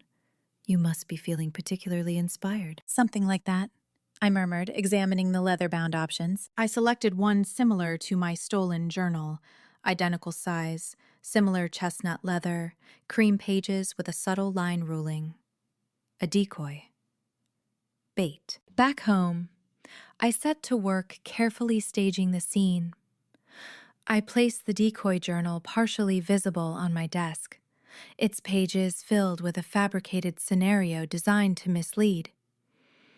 I wrote about a fictional death at the upcoming Harvest Festival, complete with false clues and red herrings pointing toward the mayor's office, nowhere near the actual investigation. My real replacement journal stayed with me, tucked inside my vintage leather satchel. I made dinner reservations at the Velvet Scone, ensuring I'd be ostentatiously absent from my home for at least 2 hours. Before leaving, I set careful traps. A strand of dark hair across the doorframe, a pencil positioned to roll if the desk drawer opened, a light dusting of talcum powder at entry points. The Velvet Scone buzzed with its usual evening crowd. I positioned myself by the window, making sure I was visible to anyone who might be watching. I ordered chamomile tea and a blueberry scone, then spent the evening annotating a copy of The Hollow Chest, our upcoming book club selection, with deliberately loud page turns and obvious note-taking. A performance for an audience I couldn't see. Returning home, I methodically checked my traps. The hair remained across the doorframe. The pencil hadn't moved. The talcum powder showed no disturbance. Either the intruder hadn't returned, or they'd become more cautious. I barricaded my bedroom door with a chair wedged under the handle, an old trick from collegiate days with unreliable locks, and slept fitfully, waking at each creak and settling. Morticia maintained her vigil from atop my dresser, green eyes luminous in the darkness. Morning arrived with pale light filtering through my curtains. I'd survived the night, but the violation lingered like a persistent shadow. In the sanctuary of dawn, I sat at my kitchen table with my new journal opened before me. The pen felt wrong in my hand, my private ritual tainted by unwanted participation. Still, I forced myself to continue, reclaiming the process one word at a time. The break-in shows calculated precision, I wrote. Professional tools.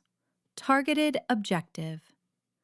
The killer believes we're in a literary dialogue, a twisted collaboration between imagination and execution. I paused, tapping my pen against the page. The Poe quotation suggests either an Edgar Allan Poe enthusiast or, more likely, Edgar himself, creating an obvious path to follow. Too obvious. I stopped writing and moved to my bedroom, sliding my vintage Casablanca poster aside to reveal the blank wall behind it.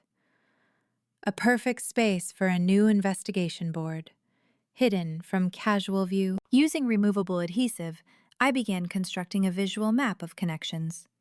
The centerpiece, a photo of Marion Gray's body positioned exactly as I'd imagined in my journal. Branching from it, the literary society members, the break-in evidence, the Poe quotation. I pinned up Edgar's author photo, studying his carefully cultivated image of tortured artist, the turtleneck, the dramatic pose, the intensity that seemed almost performative. He wants me to think he's the killer, I said to Morticia, who had settled on my bed to supervise my work. But is that because he is? Or because someone else wants me looking in his direction? The pen, the bookmark, the quote, all pointed toward Edgar with a convenience that made me suspicious.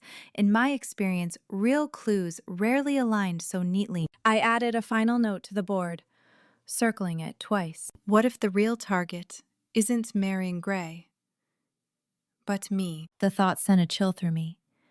If I was right, then Marion's murder wasn't just about silencing her. It was about framing me, or worse, creating a twisted artistic partnership with my imagination as the blueprint. Whoever took my journal now possessed every dark scenario I'd written. Not just Marion's, but dozens of others collected over years. Death scenes for people who had irritated me, disappointed me, or simply served as convenient literary vessels for my morbid creativity. All fiction, all private, never meant to leave the page until now. I stared at my investigation board, the connections forming a web with me at its center. Marion Gray might have been the first victim, but something told me this story was just beginning. Time to stop writing deaths, I told Morticia, and start preventing them. She blinked slowly in agreement. Or perhaps she was just tired of my amateur detective aesthetics. Either way, I had work to do. I reached for my phone, scrolling once more to Stone's number. Not yet. First, I needed to talk to Edgar Poe. 6. Miss Agatha rides again. I'd been staring at Edgar Poe's author photo for 30 minutes when Cleo burst through my office door, waving a cream-colored envelope. "Look what just arrived!" She thrust the paper toward me. "Hand-delivered by Timmy Fletcher from 2 streets over. He said the lady with the fancy walking stick gave him $5 and a butterscotch candy." I unfolded the note. The handwriting was immaculate, perfectly slanted cursive on expensive stationery, the kind that probably came in a wooden box. "Virginia, dear, Our investigation requires immediate collaboration. Bring those literary society newsletters we discussed and present yourself at 4 p.m. sharp. Cleo is, of course, welcome to assist. More authentic than texting, don't you think? Regards, Agatha Christie Larson. You've got to be jam-jarring kidding me, I muttered. What? Cleo peered over my shoulder. Oh my gosh, we're officially part of Agatha's investigation team. This is like being invited to join the Scooby Gang. Should I bring snacks? I should definitely bring snacks. I pinched the bridge of my nose. Cleo, we have actual police crawling all over the library. Stone is watching my every move. My journal's been stolen. Do we really have time for Agatha Christie Larson's amateur theatrics? Amateur, Cleo gasped. V, she's been solving town mysteries since before you were born. Besides, she dropped her voice to a theatrical whisper, she has sources everywhere. And you know she'll investigate whether we join her or not. That much was true. Agatha had already been making calls on our behalf, digging into the Literary Society's drama while we focused on immediate suspects. And given her status as Ravenswood's self-proclaimed resident Poirot, she'd absolutely proceed without us, possibly getting herself into trouble in the process. Fine, I sighed, reaching for the newsletters we'd pulled from archive storage. But I'm maintaining professional distance. No costume changes, no dramatic recreations, and absolutely no "the butler did it" pronouncements. Cleo nodded solemnly. Totally reasonable boundaries. Then she brightened. I'm bringing my research notes anyway, and maybe a recorder, and definitely my special color-coded sticky notes. 4 hours later, we stood at the ornate front door of a Victorian-style home that looked like it had been plucked from an Agatha Christie novel, which was precisely the intended effect. A brass knocker shaped like an open book gleamed in the afternoon light. Is that harpsichord music? I asked as Cleo reached for the knocker. Probably just setting the mood, Cleo whispered, clutching her pink file folder labeled Literary Society Drama in glitter pen. She's very atmospheric. The door swung open before Cleo could knock. Agatha's housekeeper, Mrs. Finch, nodded primly. Miss Agatha is expecting you in the drawing room. Of course there was a drawing room. We followed Mrs. Finch through the foyer, passing walls lined with vintage mystery novel covers, framed newspaper clippings of local mysteries, Ravenswood jewel heist solved by local teacher, and photographs of Agatha with notable mystery authors. In one, a much younger Agatha beamed beside a stern-looking Dorothy L. Sayers. I tried not to be impressed. Mrs. Finch paused at double doors, then announced with ceremonial gravity, Miss Varnell and Miss Larson have arrived, ma'am. Send them in, came the imperious reply. I was prepared for eccentricity. I was not prepared for what awaited us. Agatha Christie. Larson's living room had transformed into a war room that would make any police detective envious. Crime scene photos, undoubtedly borrowed through questionable means, were pinned to a professional-grade corkboard. Classic mystery novels formed strategic towers on every available surface, bookmarked with colorful flags. A large chalkboard dominated one wall, with suspects written in perfect cursive across the top, and in the center of it all stood Agatha herself, wearing what could only be described as a vintage Hercule Poirot-inspired outfit, complete with a waistcoat and an actual pocket watch. Her walking cane gleamed under the chandelier light. Ah, Virginia and Cleo. Excellent timing. She tapped her cane against the chalkboard with theatrical emphasis. I've been categorizing our suspects by literary archetypes since our conversation yesterday. The evidence board is coming along nicely, don't you think? Cleo gasped with delight, immediately pulling out her phone to snap photos. This is exactly how they set up in episode 3 of Murder's Most Bookish. I surveyed the elaborate setup with grudging admiration, while Cleo gravitated toward Agatha's collection of suspect photos. many of which I was certain weren't official police material. When you said you were going to investigate the Historical Society archives, I didn't realize you'd bring half of them home with you, I remarked, nodding toward a stack of aged-looking folders. Agatha waved dismissively. Thaddeus Merriweather owes me a favor. Did you bring the newsletters I requested? She snatched the folder before I could answer, immediately sorting them by date with practiced efficiency. How exactly does the town's head archivist owe you a favor? I asked. I saved his reputation in 1987 when a first edition Hemingway went missing from the collection, Agatha replied without looking up. It was the assistant curator's nephew using his after-hours access. I noticed inconsistencies in the logbook dating back 6 weeks. Elementary, really. Cleo shot me a look that screamed, "See what I mean?" before returning to her examination of what appeared to be surveillance photos of the Literary Society's holiday party from last year. Agatha launched into her analysis without preamble. Every classic mystery requires archetypes, she declared, gesturing to her meticulously arranged index cards. The victim, moral crusader with secrets. The false lead, that dreadful Poe man with his ridiculous turtlenecks. The unexpected killer, typically the most helpful witness. Cleo nodded enthusiastically, adding her own color-coded sticky notes to Agatha's system, while I approached reluctantly. Agatha tapped a blank card with my name on it, and our wild card. You, my dear. The protagonist with the inconvenient journal. I prefer to think of myself as an unwilling participant, I countered. Nonsense. Agatha's blue eyes twinkled. Every great detective begins as an unwilling participant. Miss Marple was simply trying to garden when bodies began appearing in St. Mary Mead. Despite my initial resistance, I found myself drawn into her theatrical methodology. Cleo seamlessly integrated her social media research into Agatha's timeline, while the older woman revealed a handwritten chronicle of Ravenswood Literary Society scandals dating back 15 years. I've added to my records since we spoke, Agatha explained, highlighting a section with a jeweled pen. Note the pattern of escalation in Marian's behavior. First, it was gentle questioning of authenticity in private, then public challenges, finally, outright accusations, but always after someone else achieved recognition. Cleo excitedly pointed to a corresponding entry in her spreadsheet. Yes, this matches the passive-aggressive newsletter exchange from February.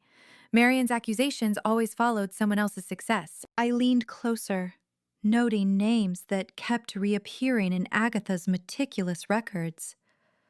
Marcus Whitfield, the cookbook author, Eleanor Voss from the Historical Society, and Edgar Poe, of course, all connected to her crusade for literary lineage verification, Agatha confirmed. A rather grandiose term for what amounted to professional jealousy. She moved to the center of the room with the flourish of a courtroom attorney approaching a key witness. Now, Virginia, what do you know about the Buttonwood Garden Party incident of 2017? I frowned. Only what was in the newsletters. Marian publicly challenged a visiting author about plagiarism. Agatha dramatically recounted new details, her cane punctuating key points. I've confirmed through Eliza Thornberry, who catered the event, that Marian actually brandished pages from the manuscript during her accusation, claimed the visiting author had somehow obtained a lost local work and repurposed it. Cleo gasped. So she had physical evidence. I leaned forward. Which means the manuscript wasn't entirely missing? Precisely. Agatha's eyes gleamed with approval. You're catching on. With the flourish of a stage magician, she produced a faded newspaper clipping reporting the mysterious disappearance of a historical Ravenswood text alongside a newly discovered library checkout record. Marian was the last person to officially check out Foundations of Ravenswood before it vanished. She claimed it contained revelations that would rewrite local history. Agatha tapped the checkout card. Very convenient that it vanished after she made photocopies, but before anyone could verify its contents. Cleo frantically typed notes on her tablet. So she weaponized a missing text that only she had actually seen and used it to challenge the legitimacy of others' work, I added, the pieces connecting in my mind. But why would anyone kill her over an old manuscript? Pride, my dear, the deadliest of sins. Agatha adjusted her brooch, a tiny silver magnifying glass. Imagine discovering your entire literary identity was built on sand. I attempted to steer the conversation toward practical next steps, but was interrupted by both Agatha's raised hand and Cleo's excited gasp as they simultaneously spotted something in the evidence. "Observe the photograph of Edgar Poe at the Literary Awards," Agatha whispered theatrically, pointing to a surveillance-style shot of Edgar looking distinctly uncomfortable near the refreshment table. "Note his body language when Marian approaches. That's not just social anxiety. That's fear," Cleo whispered, mirroring Agatha's dramatic tone. Agatha narrated her observations of Edgar with scholarly precision. "His posture throughout every literary society event, shoulders deliberately slumped, yet tensed, the practiced dishevelment of his hair, a man performing the role of tortured artist, rather than embodying it." Cleo nodded vigorously. "His Instagram is the same way. Even his candid writing photos are perfectly staged. The fingerless gloves are always positioned just so. He has a whole highlight reel called Writer's Angst. I studied the photo collection, reluctantly acknowledging their perceptiveness.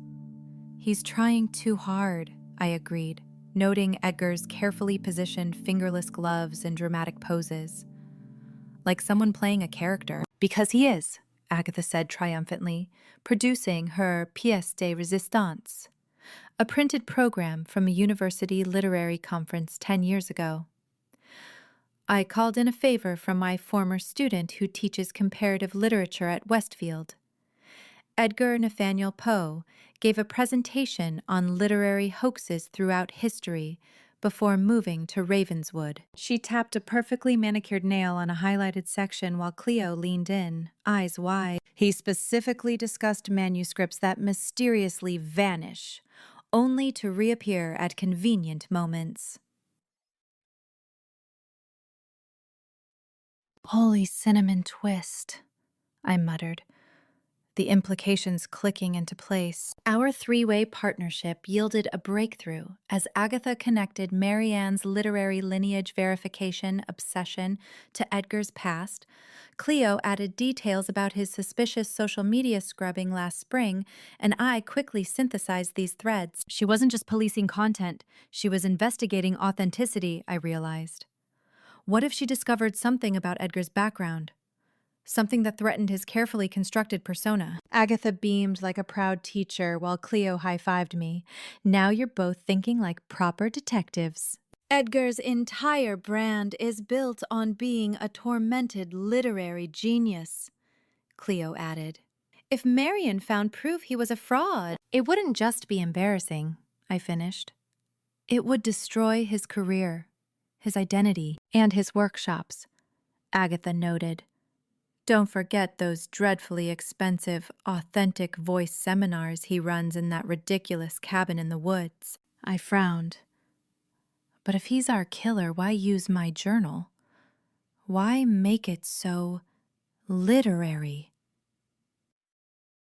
Because that's his language, Agatha said, simply. When a thief steals, he takes valuables. When a poisoner kills, he uses toxins. When a literary fraud commits murder, he turns it into a story, I whispered, remembering the Poe quotation left in place of my journal. As Cleo and I prepared to leave, Agatha adjusted her brooch and announced, I'll dig deeper into Edgar's publishing credits. I suspect some are fabricated. You two find out who else had access to that manuscript.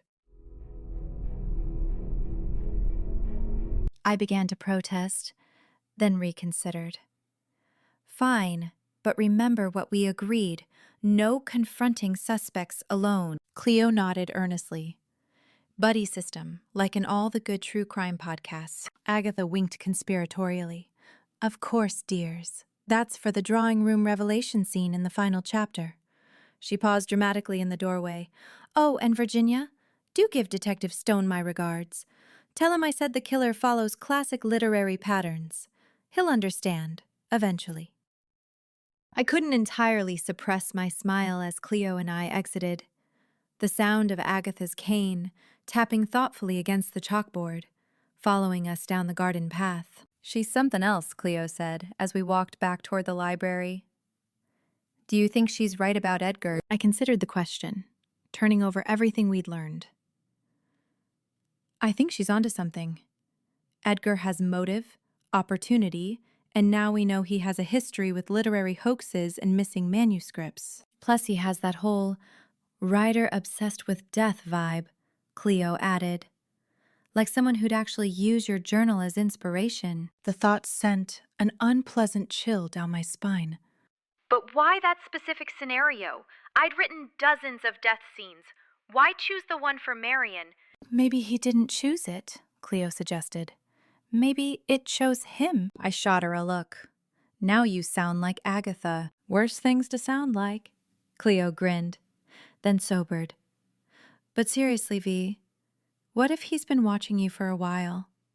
What if he knew about your journal habit before he stole it? Another chill, deeper this time. That would mean he's been planning this for longer than we thought. And it would explain why he's so fixated on you, making it look like your partner's in crime or something. We walked in silence for a moment, the weight of this possibility settling between us. Finally, I spoke. We need to talk to Stone. Cleo nearly tripped. I'm sorry, did Virginia, I can handle this myself, Farnell just suggest voluntarily speaking to the police? If Edgar is obsessed with literary murders and has been watching me, this isn't just about clearing my name, I said quietly. It's about stopping him before he stages another scene. From your journal, Cleo whispered, which is full of detailed death scenarios. Exactly. I quickened my pace. Call Stone. Tell him we're heading to the station. As Cleo pulled out her phone, I glanced back toward Agatha's house. Through an upstairs window, I could see her silhouette, phone pressed to her ear, gesturing animatedly. Our Ravenswood Poirot was already on the case. Heaven help whoever was on the other end of that call. 7. Secrets in the Stacks.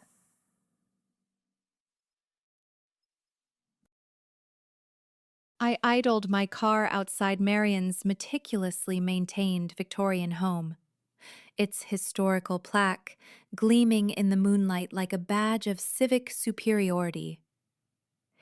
Even in death, Marion Gray's house managed to look judgmental. In the passenger seat, Cleo adjusted her all-black outfit and fingerless gloves, purchased specifically for what she was calling our stealth operation.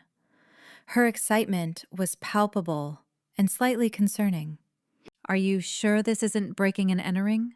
She whispered, despite us being alone in the car with the windows rolled up. I sighed, wondering for the 10th time if bringing Cleo along was wise. We have Marion's spare key from the Literary Society emergency contact list. It's just entering. The breaking part is purely metaphorical. Right. Metaphorical breaking is totally legal. Cleo nodded seriously before pulling a black beanie over her blonde hair. How do I look? Covert enough? You look like you're auditioning for a community theater production of Spy vs. Spy. I tucked my own sensible dark sweater around me. Remember, we're here to find evidence about the manuscript and Edgar's potential connection, not to recreate a heist movie, says the woman who brought nitrile gloves. Cleo countered, pulling on her own pair with a theatrical snap against her wrists. I couldn't argue with that. Let's just get this over with before I come to my senses. We approached through the garden path, keeping to the shadows out of an abundance of caution. Marion's garden was as particular as she had been. Roses pruned to identical heights, lavender arranged in perfectly symmetrical patterns, Even her plants lived under authoritarian rule. I produced the ornate brass key, hesitating only briefly before unlocking the side door that led directly to Marian's home office. The weight of what we were doing, searching a murder victim's home without permission, wasn't lost on me. But the alternative was watching Edgar Poe potentially get away with murder, while I remained the prime suspect. "Remember," I murmured to Cleo, "we're just looking for evidence about the manuscript. Touch nothing else." Cleo nodded solemnly, then promptly knocked over a porcelain figurine, catching it with a theatrical gasp that sounded louder than a foghorn in the silent house. "Sorry," she mouthed, carefully replacing the shepherdess on its doily. I closed my eyes briefly, reconsidering my life choices. Maybe keep your hands in your pockets unless absolutely necessary? Good call. Marian's office reflected her rigid personality. Bookshelves organized by some obscure personal criteria, desk clear of all but essential items, walls decorated with framed literary society certificates and vintage book covers. The entire room smelled faintly of lavender, furniture polish, and paper preservation spray. It was the kind of space where you'd feel guilty for breathing too heavily. I moved methodically to the desk while Cleo examined the bookshelves, her phone flashlight illuminating leather-bound spines. Despite my instructions, she was running a finger along the books, murmuring titles to herself. "Everything's arranged chronologically by original publication date, not alphabetically," Cleo whispered. "That's practically a criminal offense by itself." "Focus, please," I muttered, although I silently agreed. Chronological organization was the mark of someone who wanted to make books difficult to find. I carefully searched the desk drawers, finding them immaculately organized, pens aligned by ink color, papers sorted by weight and quality, paper clips arranged by size. Each drawer revealed Marian's obsessive personality, but nothing particularly informative until I reached the bottom drawer. It was luck. I paused, ethical lines blurring as I removed a paperclip from Marian's own supply cup. "I'm not actually picking a lock," I murmured to myself. "I'm just encouraging it to open." Cleo watched wide-eyed as I manipulated the simple lock with the paperclip. "Did you learn that from a book?" I didn't answer. My misspent youth in the library included reading locksmithing manuals during a particularly difficult 8th grade year. The drawer gave way with a satisfying click. Inside was a leather portfolio embossed with Marian's initials. I lifted it out, sensing immediately this was what we were looking for. The portfolio contained handwritten notes documenting what Marian called literary inconsistencies in various published works, focusing specifically on Edgar Poe's writings. Red ink underlined passages with annotations like "suspiciously familiar" and "compare to FR manuscript P47. Other notes had dates, times, and locations where Edgar had supposedly worked on his manuscripts, all meticulously documented as if Marian had been building a dossier.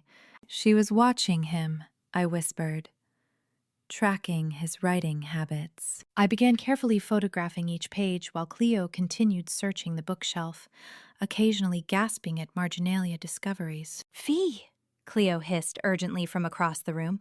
"There's an entire section of books about manuscript authentication and literary forgeries." She pointed to a shelf containing titles like "The Art of Deception, Literary Hoaxes Through History," and "Identifying Fraudulent Authorship."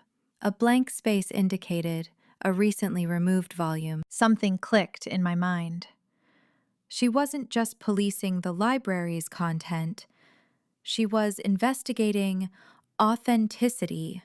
What if she discovered Edgar wasn't who he claimed to be? Like his whole tragic backstory was made up?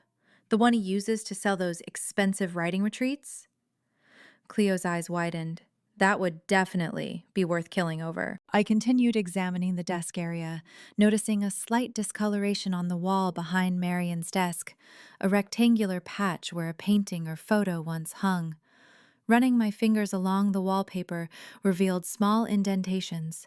"There's something behind here," I whispered, carefully removing a framed literary society charter to reveal a wall safe. its combination dial gleaming in the dim light. Cinnamon twist. Now what? Cleo approached excitedly, nearly tripping over an ottoman in her haste. Try her birthday. No, wait, the founding date of the Literary Society. I shook my head. People don't use obvious dates for important safes. I studied the room, taking in Marian's decorating choices. The woman had a thing for significant dates. Framed newspaper front pages from historic events, a collection of first edition books displayed with tiny cards noting their publication dates. My eyes fell on her desk calendar, permanently open to April 1st, 1923. Unless they're literary pedants who worship Agatha Christie's publication date of her first novel, I murmured, turning to the combination dial.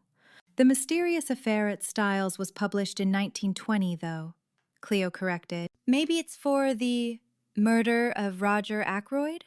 Cleo suggested. That was definitely a game changer. I tried the digits for 0401-23. Nothing. Then 0401-1923. Still nothing. Then Wait, I said, remembering Marian's obsession with British literature. In the UK, they write the date day first, then month. I tried 010423. The combination clicked open on the third attempt.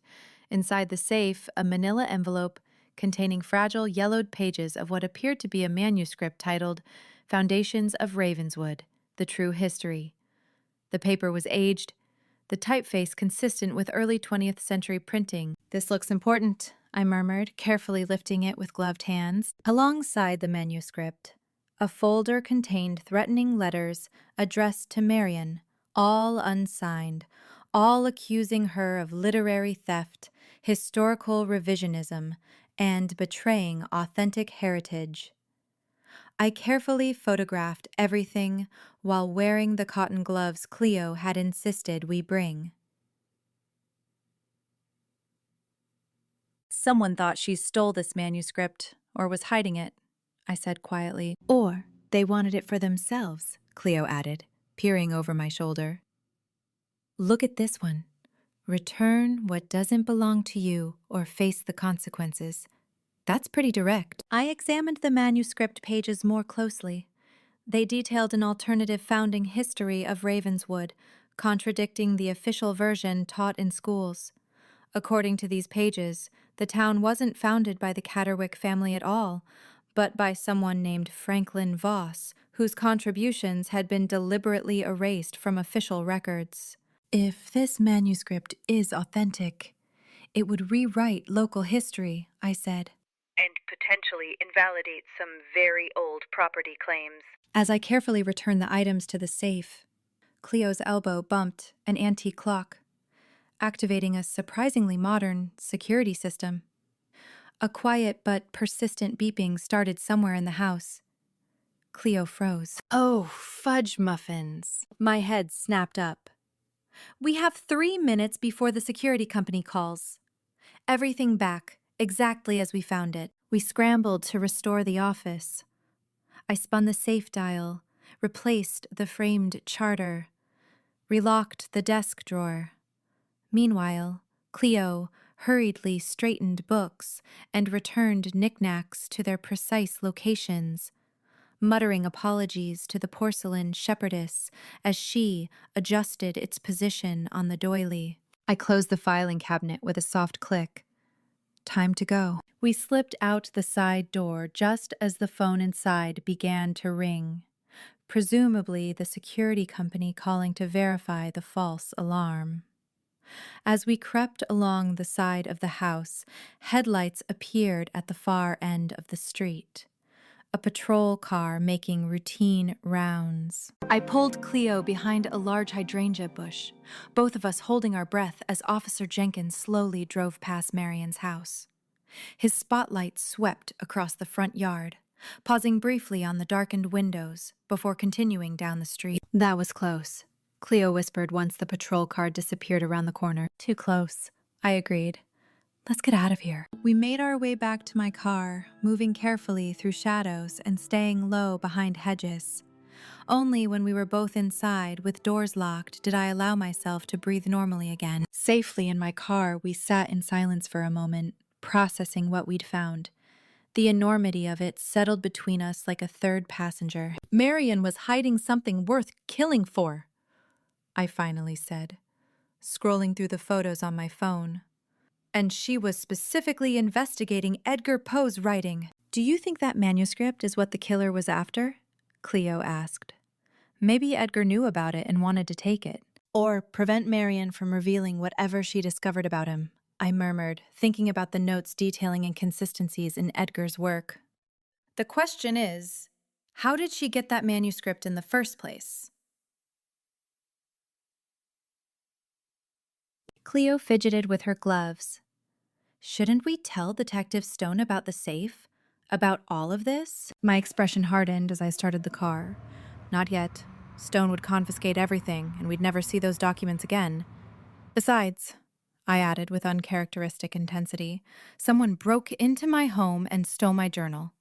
I think that makes us even. But if Edgar is our guy and he's as obsessed with your writing as we think he is, that's exactly why we need to be careful about what we reveal and when, I interrupted. If Stone starts questioning Edgar directly, we lose our advantage.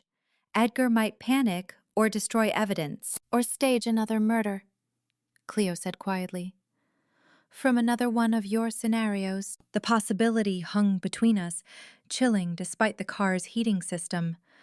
I pulled away from the curb, driving with deliberate casualness as we left Marion's street behind. We need to figure out what Marion knew about Edgar that was worth killing for, I said. And we need to find out who else knew about that manuscript. The letters mentioned returning it, like it belonged to someone else, Cleo noted. Maybe the Voss family? I don't think I've ever met anyone named Voss in Ravenswood, I said.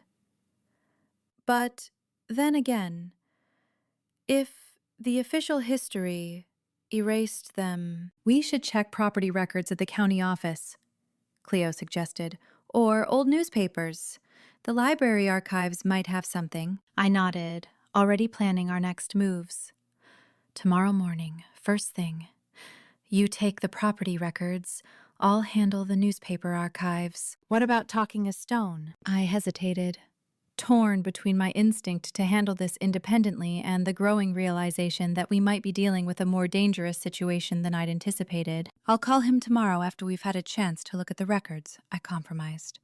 But I'll be selective about what I share until we have more concrete evidence. No, we are not, I said firmly. And that particular talent doesn't appear in any version of the story we might tell later. Got it.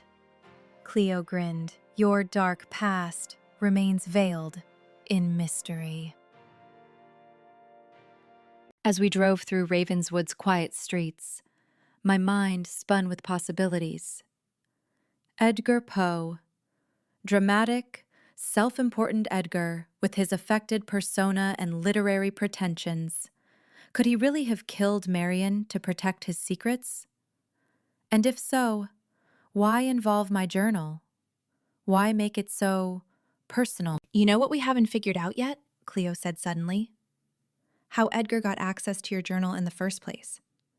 I mean, before it was stolen. I frowned. What do you mean? Well, if he staged Marion's death to match your journal entry, he must have seen that entry before the murder.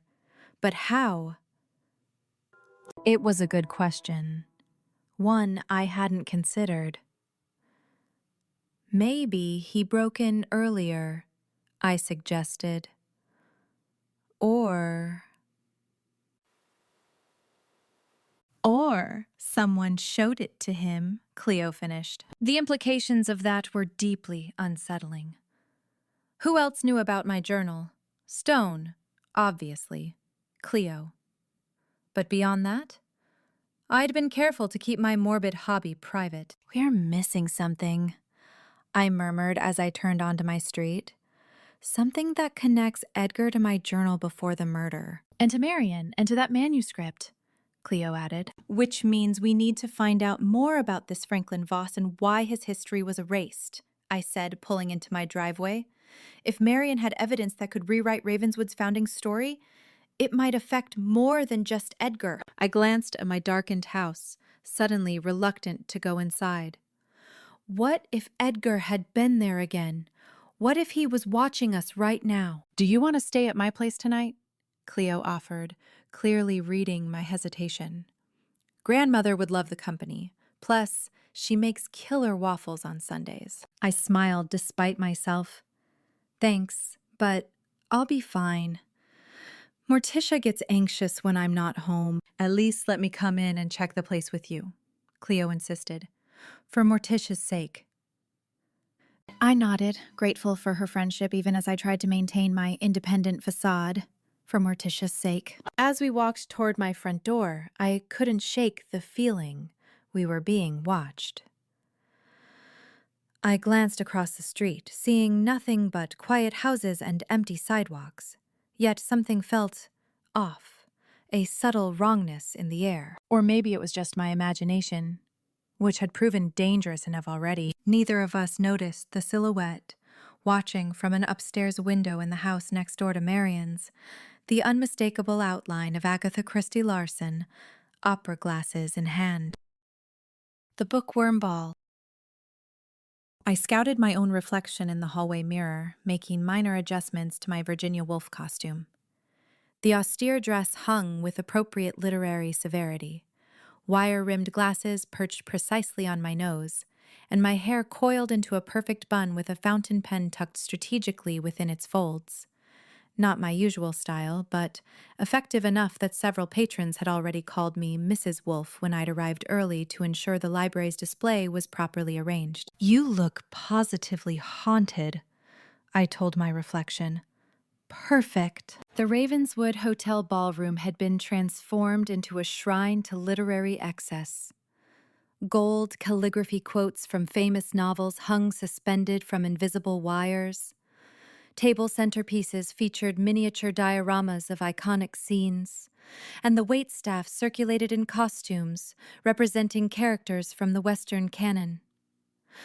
I spotted at least 3 Gatsbys, a handful of Elizabeth Bennets, and one particularly committed Dorian Gray, who'd painted half his face to represent corruption. From my vantage point beside the champagne fountain, shaped, naturally, like a stack of books with the top one open to catch the flowing liquid, I surveyed the room with librarian's precision. The fundraiser had drawn Ravenswood's usual suspects, board members, society donors, and the remaining literary society members, all adorned in varying degrees of bookish costume. I sipped my champagne, which tasted too sweet, and mentally catalogued familiar faces behind their masks. Mayor Vexley as Mark Twain, white suit and mustache emphasizing his political showmanship, Mrs. Rutherford, Gerald's widow, making her first public appearance since his funeral, dressed conservatively as Jane Austen, and there, at the center of attention, Edgar Poe himself, in full Edgar Allan Poe regalia, down to the period-accurate cravat and an actual stuffed raven perched on his shoulder. Subtle, I muttered into my champagne. A ripple passed through the crowd near the entrance, and I didn't need to look to know who had arrived. The energy in the room shifted, molecules rearranging themselves around a new center of gravity. Stone. I allowed myself a glance, maintaining my position of calculated disinterest. Detective Alexander Stone stood framed in the doorway, making minimal effort at the literary theme. A simple black suit, with a single raven feather pinned to his lapel. Minimalist, efficient, irritatingly handsome. His eyes scanned the room with professional detachment until they found me, and something flickered between us, a spark of recognition, of awareness, before he deliberately turned toward Mayor Vexley, extending his hand in greeting. But I felt it still, the weight of his attention like a physical presence. He was watching me without watching me, a skill that made my skin prickle with something between irritation and intrigue. You're doing it again, I whispered to myself, straightening my posture. Focus on the case, not the detective. I set my barely touched champagne flute on a passing waiter's tray and began my planned circulation. The glass had served its purpose as a prop, not a refreshment. Edgar held court near the center of the room, a dramatic figure in black, gesturing emphatically as he recited The Raven to a semicircle of enraptured donors. He performed with theatrical flourish, every inflection calculated for maximum effect. Yet between verses, his eyes darted around the room, scanning faces, assessing. Not the behavior of someone simply enjoying the spotlight. And my soul from out that shadow that lies floating on the floor shall be lifted. Nevermore. He finished with a dramatic sweep of his arm that sent the stuffed raven briefly sliding from his shoulder. He caught it with practiced ease, as though the near fall had been choreographed, earning appreciative applause. I moved toward the silent auction tables, noting Paige Turner's entrance. She was dressed as Sylvia Plath, dramatic makeup, vintage dress, and hairstyled in a severe 1950s bob. As junior librarian and event coordinator in training, she fluttered between tables with professional efficiency, her smile fixed in place as she greeted donors and adjusted display cards. Her smile remained perfect until she passed Edgar's performance circle. I caught the momentary hardening in her expression, a micro-expression of what? Disgust? Fear? Something worth investigating, certainly. When I felt Stone's gaze find me again across the room, I decided it was time for Phase 2. I slipped away to the ladies' room where Cleo waited in an elaborate Nancy Drew costume, complete with magnifying glass and vintage plaid skirt. "Ready for the transformation?" she asked, bouncing on her heels with excitement. "It's hardly a transformation," I said, removing my cardigan. "Just enough of an adjustment to be less immediately identifiable." I added a simple domino mask, swapped my cardigan for Cleo's borrowed shawl, and released my hair from its severe bun, letting it frame my face differently. The minimal disguise created just enough alteration that I might drift through conversations more anonymously, at least to the casual observer. Cleo circled me, evaluating the changes with exaggerated scrutiny through her prop magnifying glass. "Operation Literary Spy is a go," she declared, giving me an enthusiastic thumbs up. "Want me to create a distraction near the auction table so you can talk to Paige?" I shook my head. "Better to catch her in an unguarded moment. I want to see how she and Edgar interact first." "Ooh, good thinking. I'll monitor the east side of the room and signal if I see anything suspicious." She demonstrated an absurdly obvious wink and nod combination that would have made Nancy Drew herself blush with embarrassment. "Maybe just text me," I suggested. In my altered appearance, I drifted toward the manuscript display. Several glass cases containing first editions and literary artifacts on loan from private collections. Edgar had paused his performance and now stood examining a first edition Poe with a board member, discussing authentic literary voices and the tragedy of undiscovered genius. I pretended to study a displayed copy of The Great Gatsby while straining to hear his conversation. "The true artist is never fully recognized in their lifetime," Edgar intoned, running a finger reverently over the glass case. "Some voices are silenced before they can reach their audience." His affected melancholy seemed performative, the practiced words of a man who had given this speech before. Yet something in his eyes when discussing silenced voices rang disturbingly true, a genuine pain beneath the theatrical persona. "Such a tragedy," agreed the board member, clearly more interested in Edgar's donor potential than his philosophical musings. "Perhaps you'd consider a special reading for our summer education series. The children would be thrilled." Edgar's mouth tightened briefly before stretching into a smile that didn't reach his eyes. "I prefer adult audiences. Children lack the sophistication to appreciate the darker themes." I shifted position, angling to keep them in view while maintaining my examination of Fitzgerald's masterpiece. Paige approached with fresh champagne for the display area, her professional smile firmly in place. Edgar stiffened almost imperceptibly as she neared, his posture shifting from dramatic slouch to rigid attention. "Enjoying the evening, Mr. Poe?" she asked, offering a fresh glass. "The event's been a tremendous success." "Indeed," he replied, accepting the champagne with a slight bow. "Your organizational skills are commendable, Miss Turner." Their exchange seemed innocuous, pleasantries about the event's success, until Paige leaned closer while adjusting a display card for Hemingway's The Old Man and the Sea. "I know what you did with that manuscript fragment," she said, voice barely above a whisper. Her professional smile never wavered, but Edgar's hand trembled slightly, champagne sloshing dangerously close to his cuff. I inched closer, pretending to examine the auction item description beside the display case. "You don't understand what's at stake," he murmured back, his voice so low I had to strain to hear it. Their tense exchange was interrupted when a prosperous-looking library donor in a Sherlock Holmes deerstalker approached, requesting a photo with the great Edgar Allan Poe. Edgar composed himself instantly, transitioning from barely restrained tension to theatrical charm with unsettling ease. I lingered, pretending to examine silent auction items while watching Paige retreat to the event planning table. When enough time had passed that my approach wouldn't seem obvious, I drifted over, casually offering to help arrange bid sheets. "Quite a crowd tonight," I commented lightly, straightening a stack of numbered paddles. "Including our resident Poe impersonator." Paige's hands paused momentarily in their sorting. "He's not what he pretends to be," she said quietly, then caught herself. "His costume, I mean. The real Poe never wore that style of cravat." The deliberate correction felt weighted with unspoken meaning.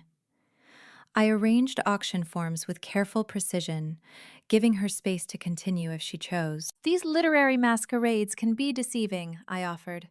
"People showing their best scholarly faces." "Or hiding behind someone else's words," Paige said, glancing toward Edgar, who now performed dramatically for the mayor's circle, using other voices to elevate themselves. I maneuvered the conversation toward the central mystery, while helping Paige organize auction records.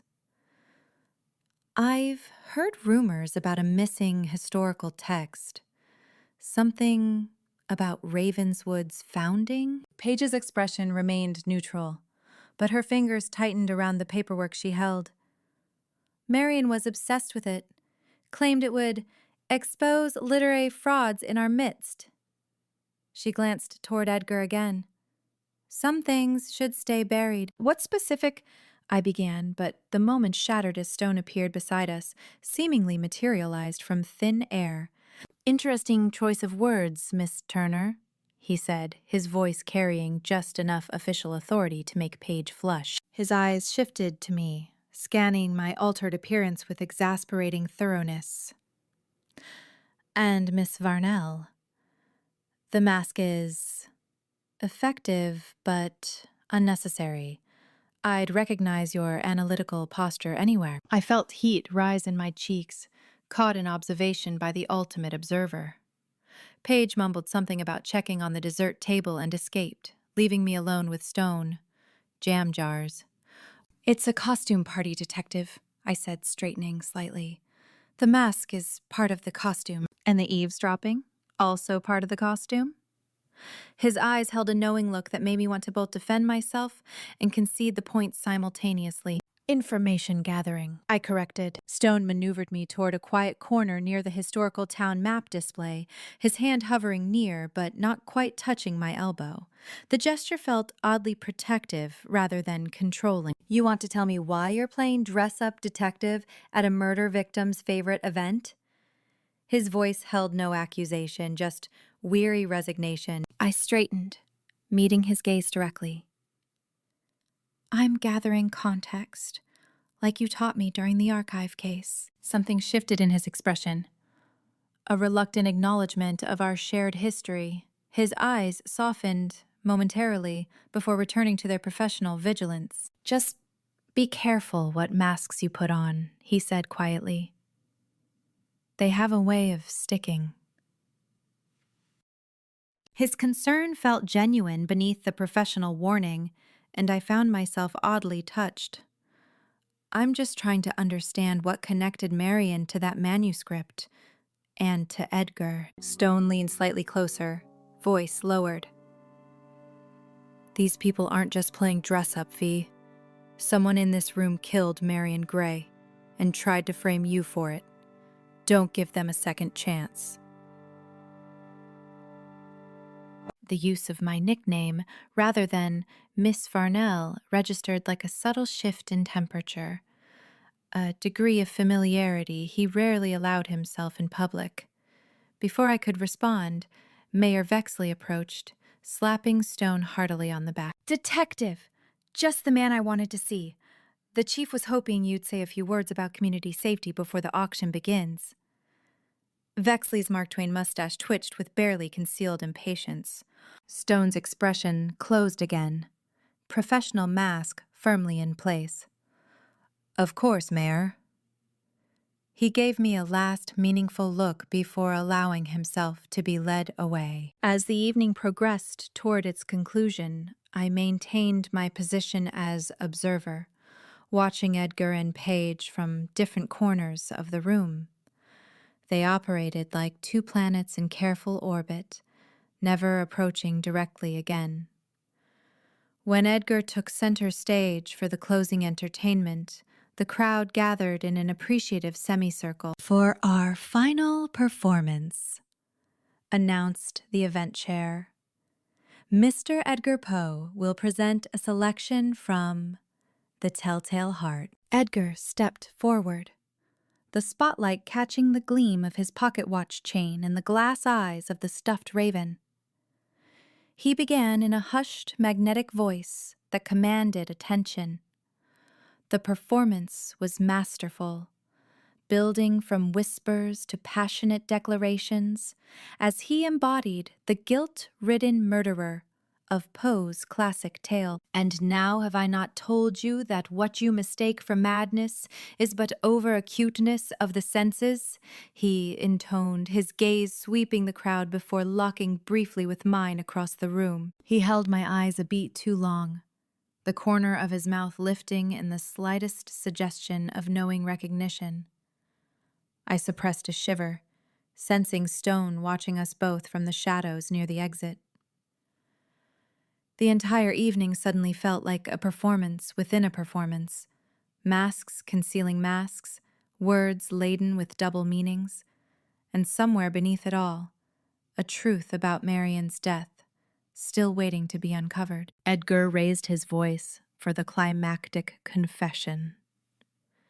"Villains!" I shrieked. "Dissemble no more.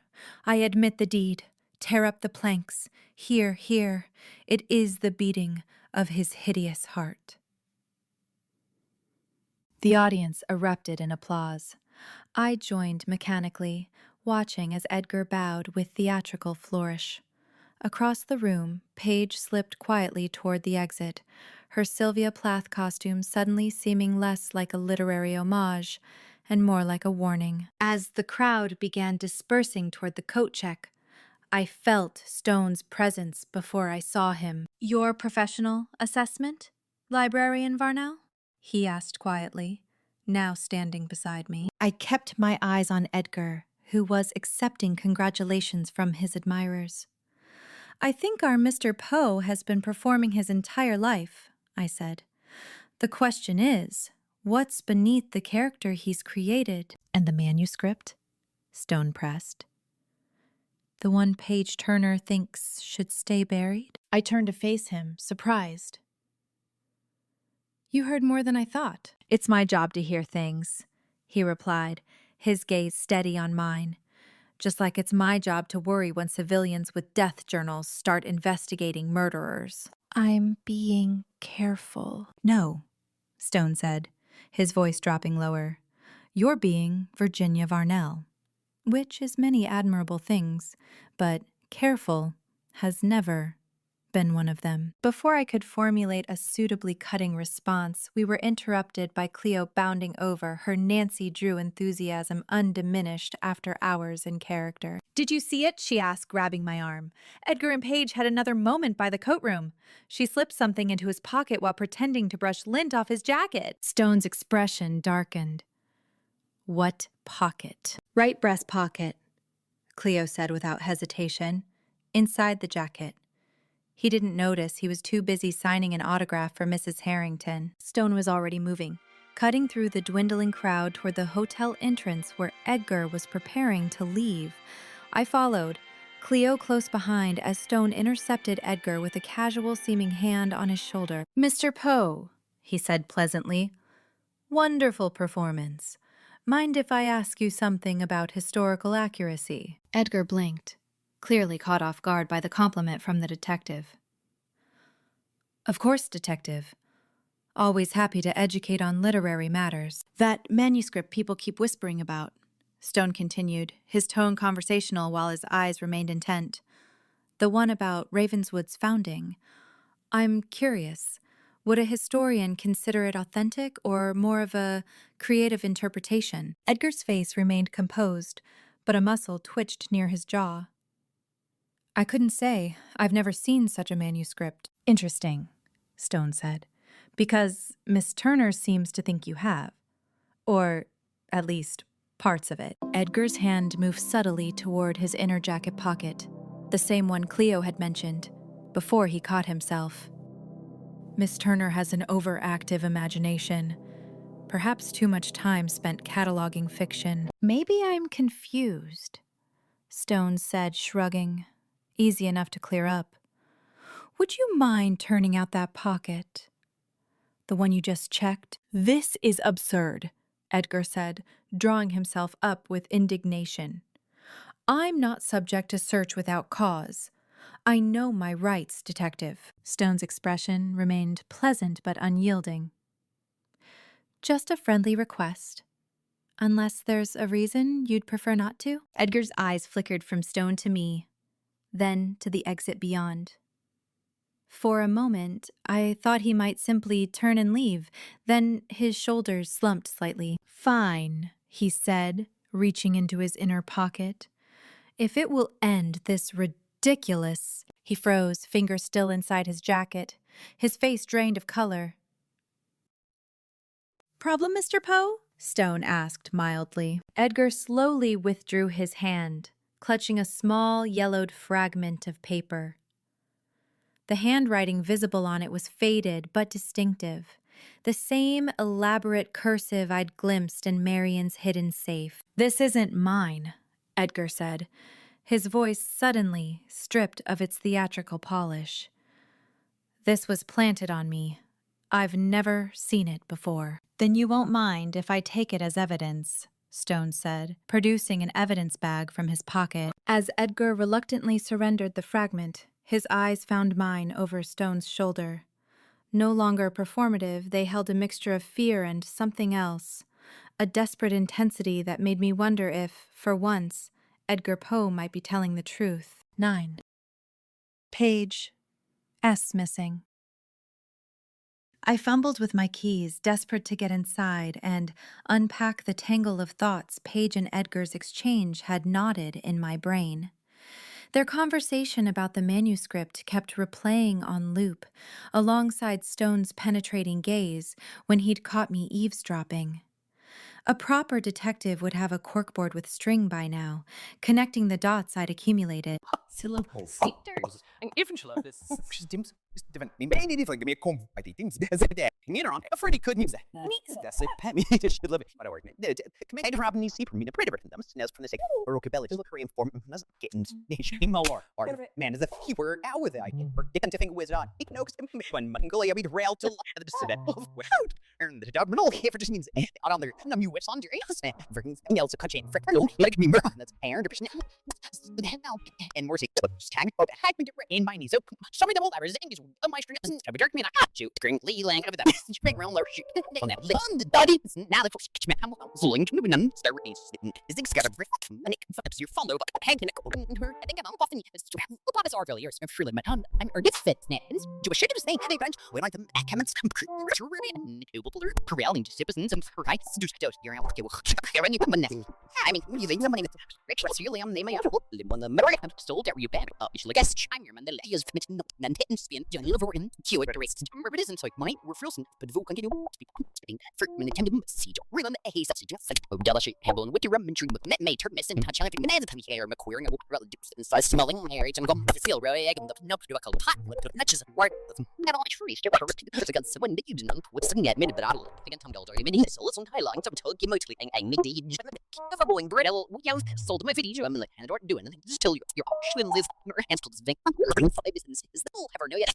Were you all sure I put deliver well out of bed for Bella? I was hit the train BM, or it's fun, it's fine, just came through, mountains in the castle, you were gay, and all was a mere was as if Alden doesn't remit, yes, for another business teeth her, I'm not saying to thing when in the city as it was out of his or not by William the Maze, yes, I know I am that I'm didn't play, yet is all fit, other we are, and now the busy and make a look at you, or kill the washing that, whatever, very shun, touch it on when I was. I mean, is it the fuck look I stare cool right here MRP on the hires in the dance literature and everyone yet with who was with in the shower and has you up ow brother who the better much was the blogger as we I consider nasty had every hey with me still right as in sat yep little oh search it fun not mucking for the in the being in terrain use it no who's should I cure shandy like lumi and another like my head with them take one on a scenario slow but seeing little but or there actually as in limit water for let's take a loop and we're let's jail I just pretty how when them there and the facility live or get and let him in middle story I like being nuts or coming by settle over here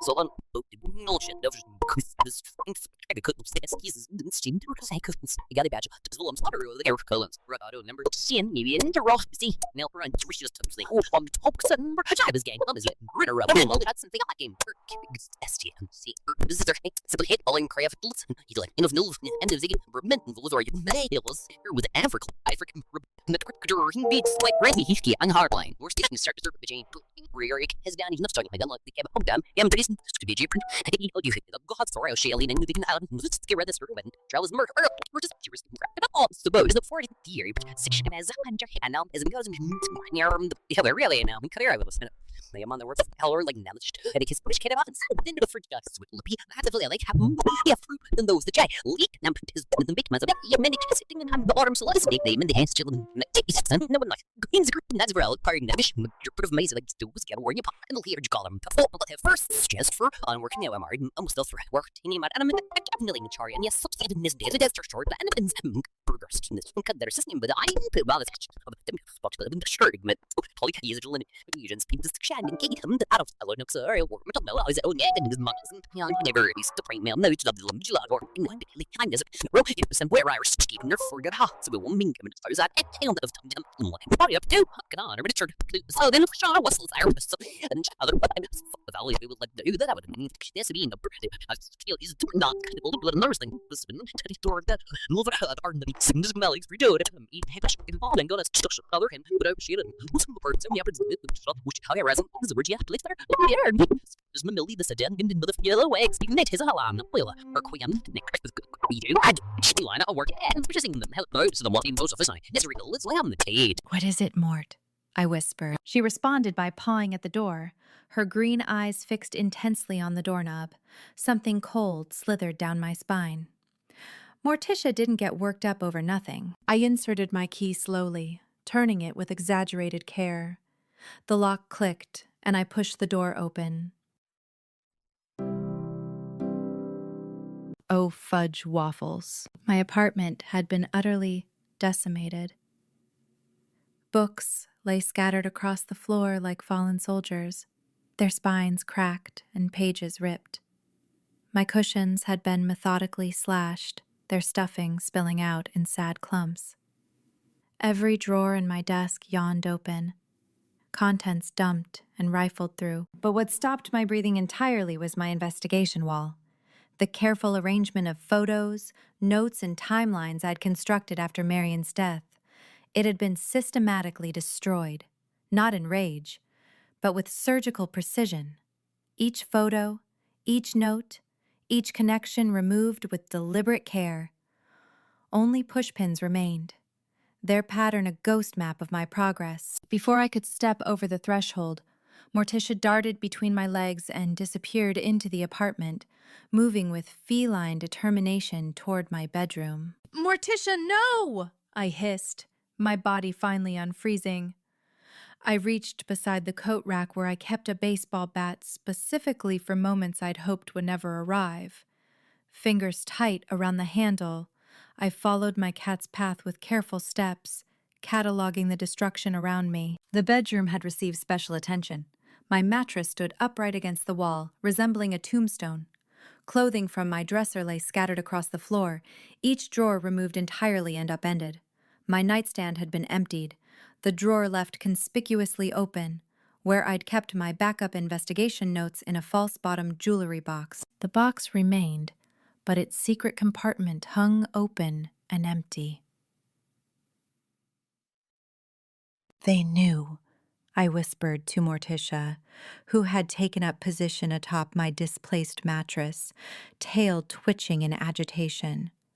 They knew exactly what I was doing. The precision of the destruction bothered me most. This wasn't rage. It was methodical analysis. Each targeted book, each removed note, told a story of someone who understood not just what I knew, but how I thought. Edgar was theatrical, impulsive.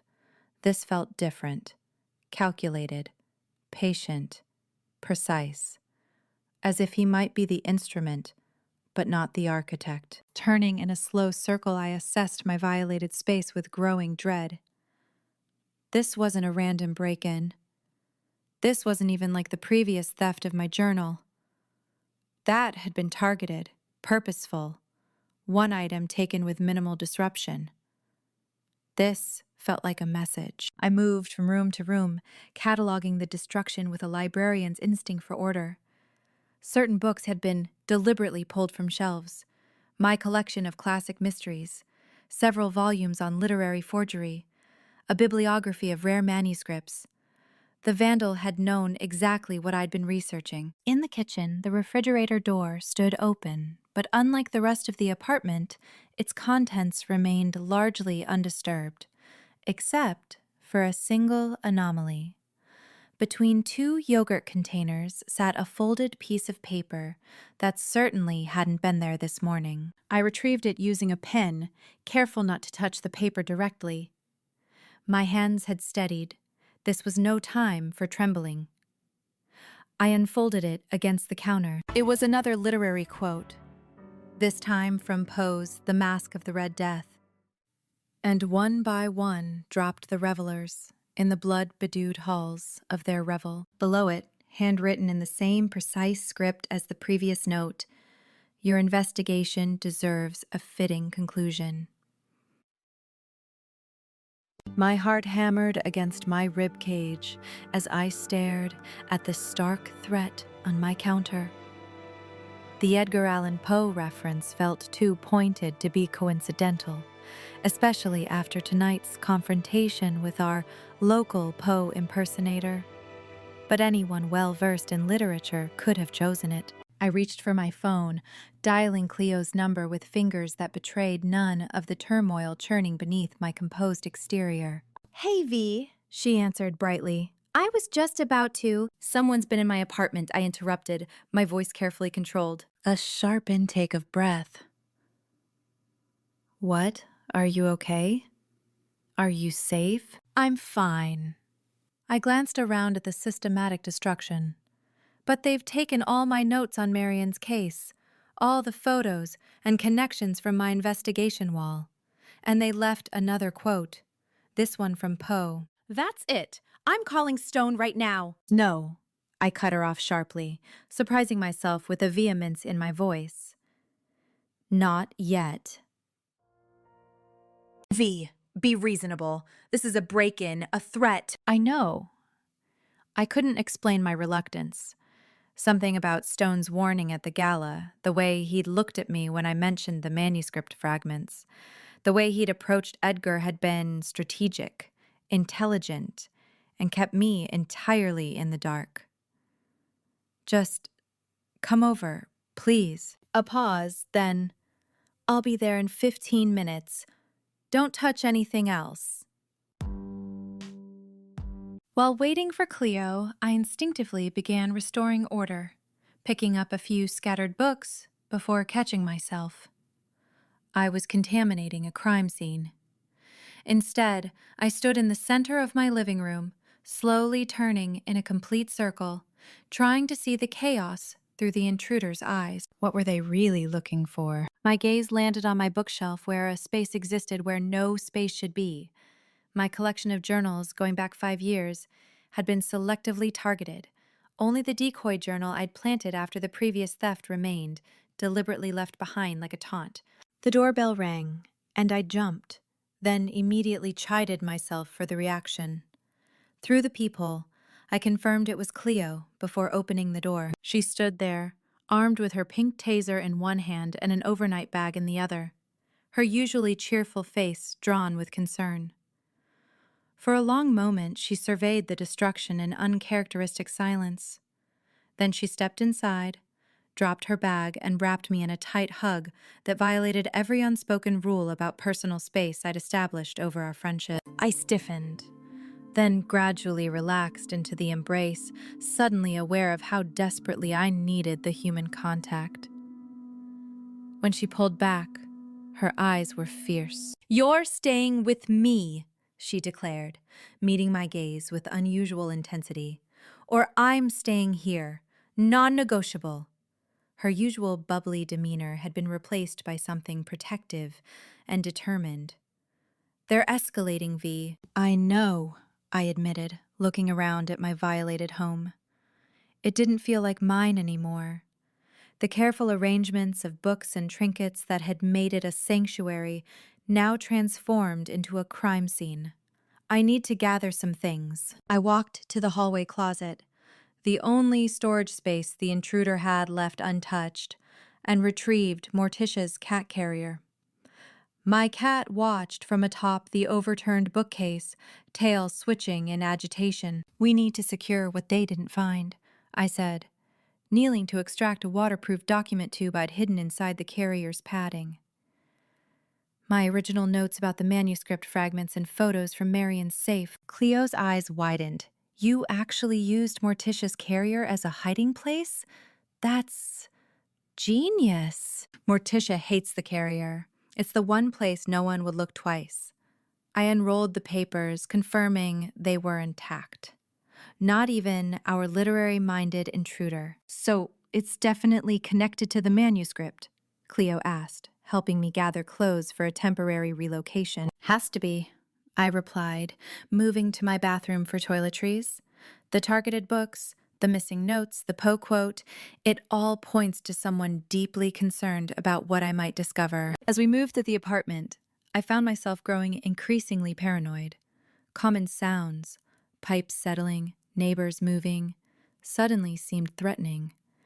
When a car door slammed outside, both of us froze, exchanging glances loaded with unspoken fear. "Whoever did this might come back," Cleo whispered, voicing my exact thought.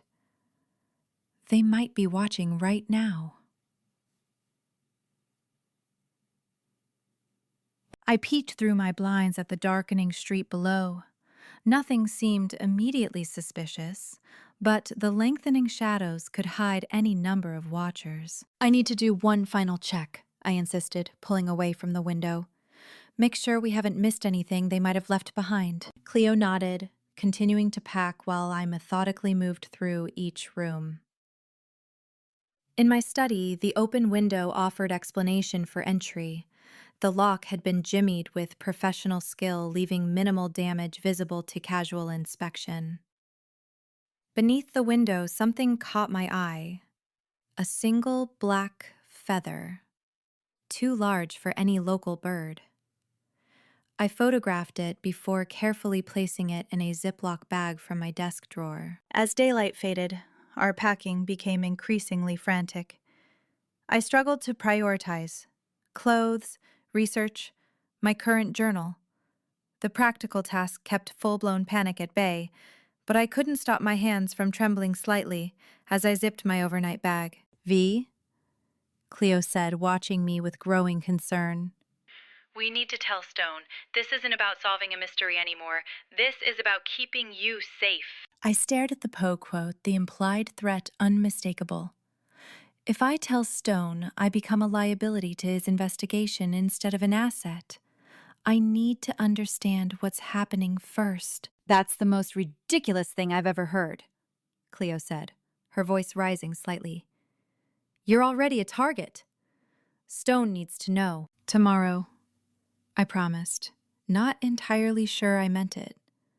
"Let me think tonight. Process this." Cleo clearly wanted to argue, but instead sighed heavily. "Fine, but we're leaving now, before it gets completely dark." I installed my remaining security cameras to monitor the apartment remotely, a precaution I'd taken after the first break-in. Morticia yelled her displeasure from inside her carrier while Cleo loaded our bags into her candy-colored Mini Cooper parked below. Standing in my doorway, I took one final look at what remained of my sanctuary.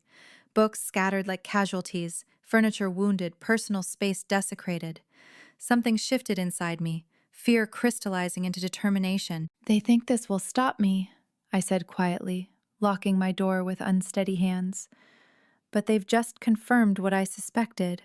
This isn't about Marion anymore. It's about the manuscript. And now, it's about me." Followed Cleo down the stairs, Morticia's carrier heavy in my arms. In the gathering darkness, I failed to notice the figure watching from the car parked down the street.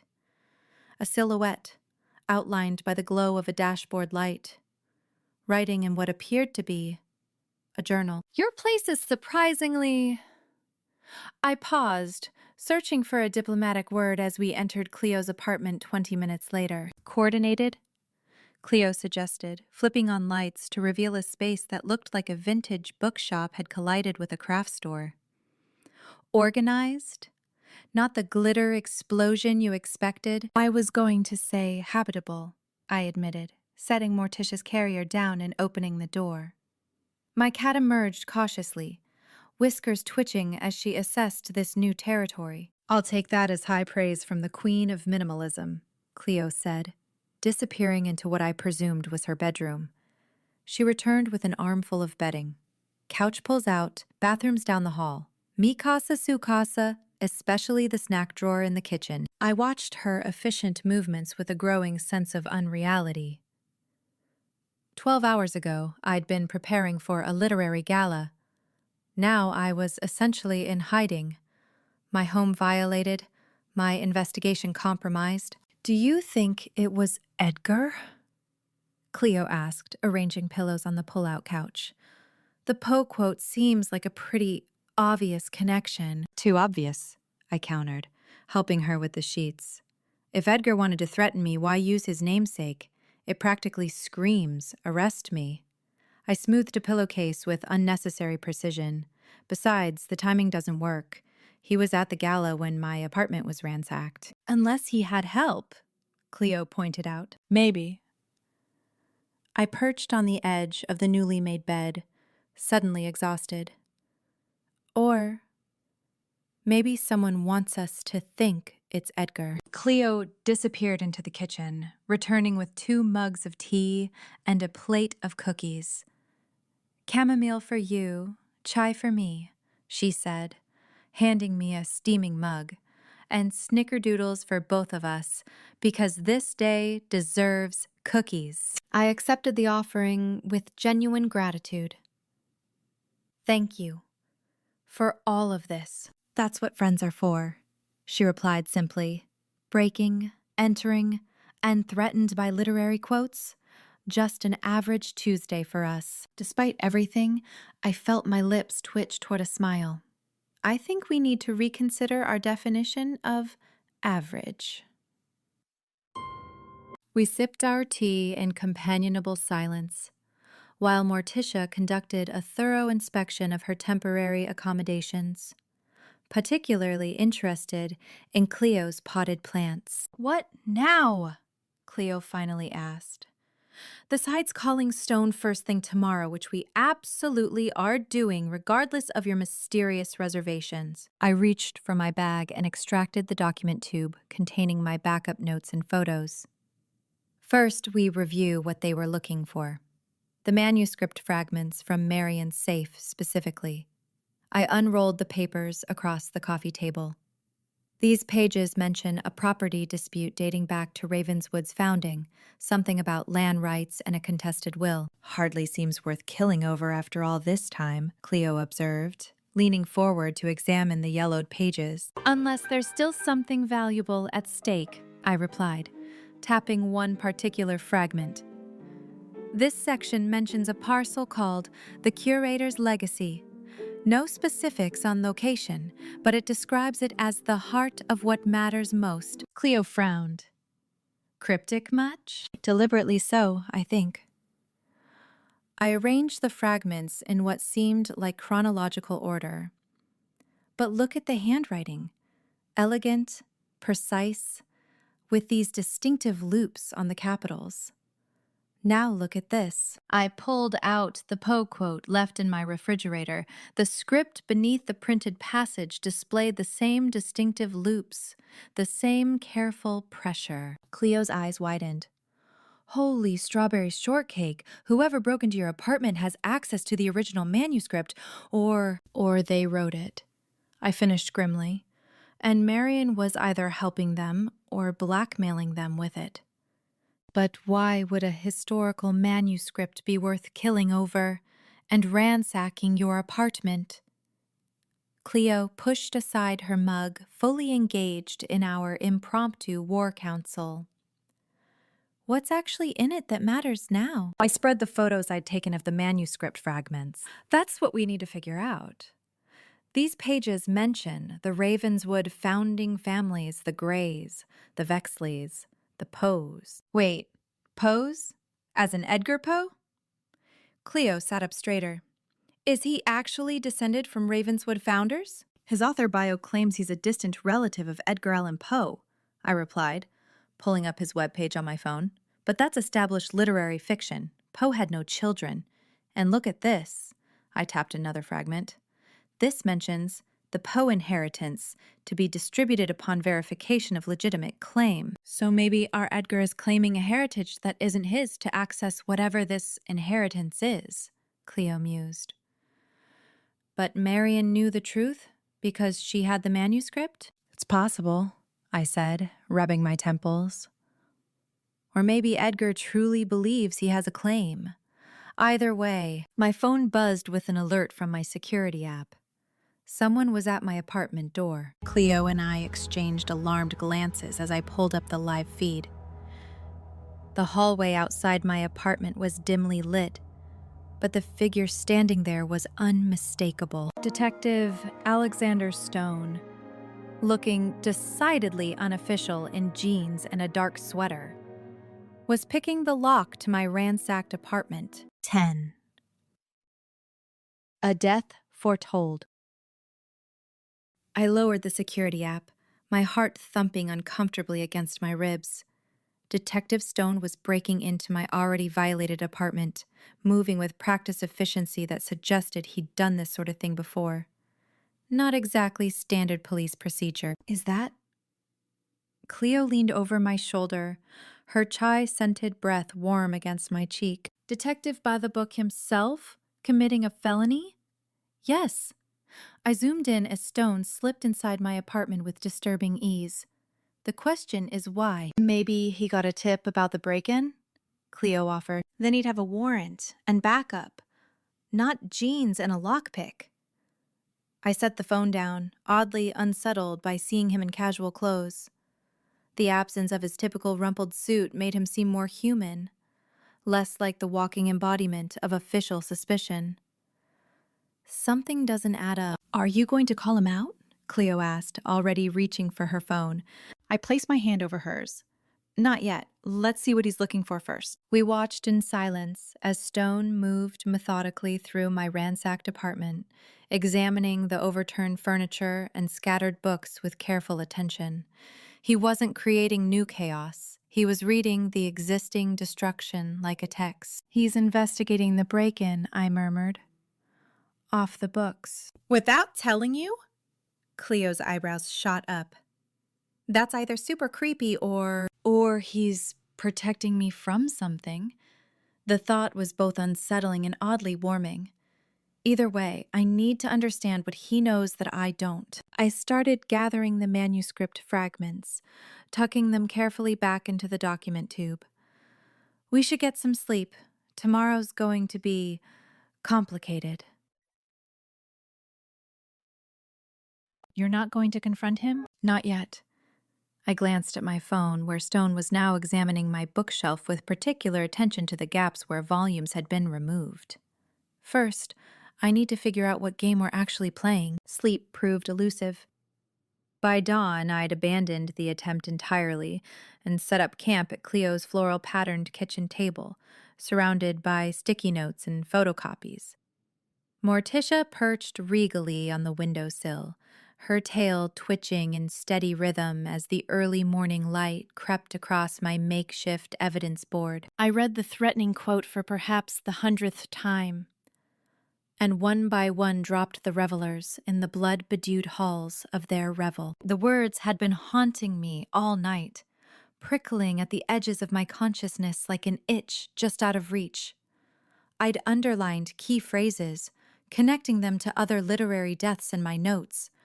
The crushing weight of books in my journal entry about Marion, the masked revelers in Poe's macabre tale. Something clicked suddenly. I straightened, pulse quickening. It's not just a random Poe quote, I muttered to Morticia, who acknowledged my revelation with a slow blink.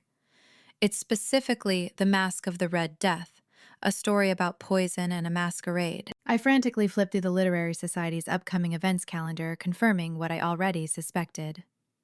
My finger landed on today's date, circling it repeatedly. Oh, jam jars. It's a blueprint. What's a blueprint? Cleo shuffled into the kitchen, her cupcake-patterned pajamas rumpled and her blonde hair sticking out at improbable angles. This, I gestured to my evidence sprawl. The quotes, the timing, the manuscript, it's all connected. First, Marion, crushed by literature, like in my journal. Now this, a poison scene from Poe. They're staging literary deaths. Cleo blinked away sleep, squinting at the calendar I'd been attacking with my pen. Agatha's literary high tea. Today, her eyes widened as understanding dawned. Oh, cinnamon sticks. I was already reaching for my phone. We need to warn her. The call to Agatha went straight to voicemail, her recorded voice impeccably crisp. You've reached Agatha Christie Larson. I'm either pursuing suspects or serving tea. Please leave a message at the dramatic pause. I hung up without leaving a message. She's not answering. Perfect hostesses don't answer phones on event day, Cleo explained, already pulling up the Literary Society's social media page on her tablet. The high tea event page loaded, showing preparations already underway. There was Agatha herself, resplendent in a vintage hostess ensemble, complete with pearls and white gloves, arranging china teacups with military precision. Below the photo, the event description highlighted, special guest Edgar Poe, who would be presenting A History of Literary Poisonings from Ancient Rome to Golden Age Mysteries. My stomach dropped. We need to get there. Now. Agatha's Victorian home, a lavishly restored Queen Anne with gingerbread trim and a wraparound porch, buzzed with pre-event activity. Volunteers in period-appropriate aprons arranged finger sandwiches on tiered platters, while others positioned flower arrangements featuring small cards with literary quotes. In the center of the dining room, a special display showcased antique teacups, each labeled with famous mystery authors' names. We found Agatha in the garden, clipboard in hand, directing the placement of name cards with the authority of a 5-star general. Her snow-white hair gleamed in the morning light, her blue eyes sharp as she assessed the table arrangements. "Miss Agatha," I began, approaching with what I hoped was casual urgency. "We need to talk about today's event." "Virginia, perfect timing." She thrust a stack of programs into my hands. "Be a dear and place these by the entrance. One per guest, not one per couple. We're not savages." "Actually, I'm concerned about—" "And Cleo!" Agatha spotted my companion, who was eyeing the scones with undisguised interest. "The volunteer who is supposed to manage the tea station called in with a suspiciously timed migraine. You're perfect for it." "Miss Agatha," I tried again, lowering my voice. "There might be a security concern. The Poe reading—" "Of course there will be a dramatic reading about poisonings, dear," she waved dismissively. "It's a literary tea. We want atmosphere. Edgar has been absolutely meticulous about his research. Did you know he's bringing a first edition of The Mask of the Red Death on loan from a private collection?" Her eyes gleamed with bibliophile appreciation. "That's exactly what I'm worried about. I have reason to believe that it will be the highlight of the afternoon," she finished for me, patting my arm. "I know you're not one for social gatherings, Virginia, but do try to embrace the spirit of the event." She glanced past me, her expression brightening. "Ah, there's Edgar now. I must confirm the timing for his presentation." She swept away before I could stop her, leaving me holding programs and a growing sense of dread. Across the garden, I spotted Edgar arranging his materials at a small podium.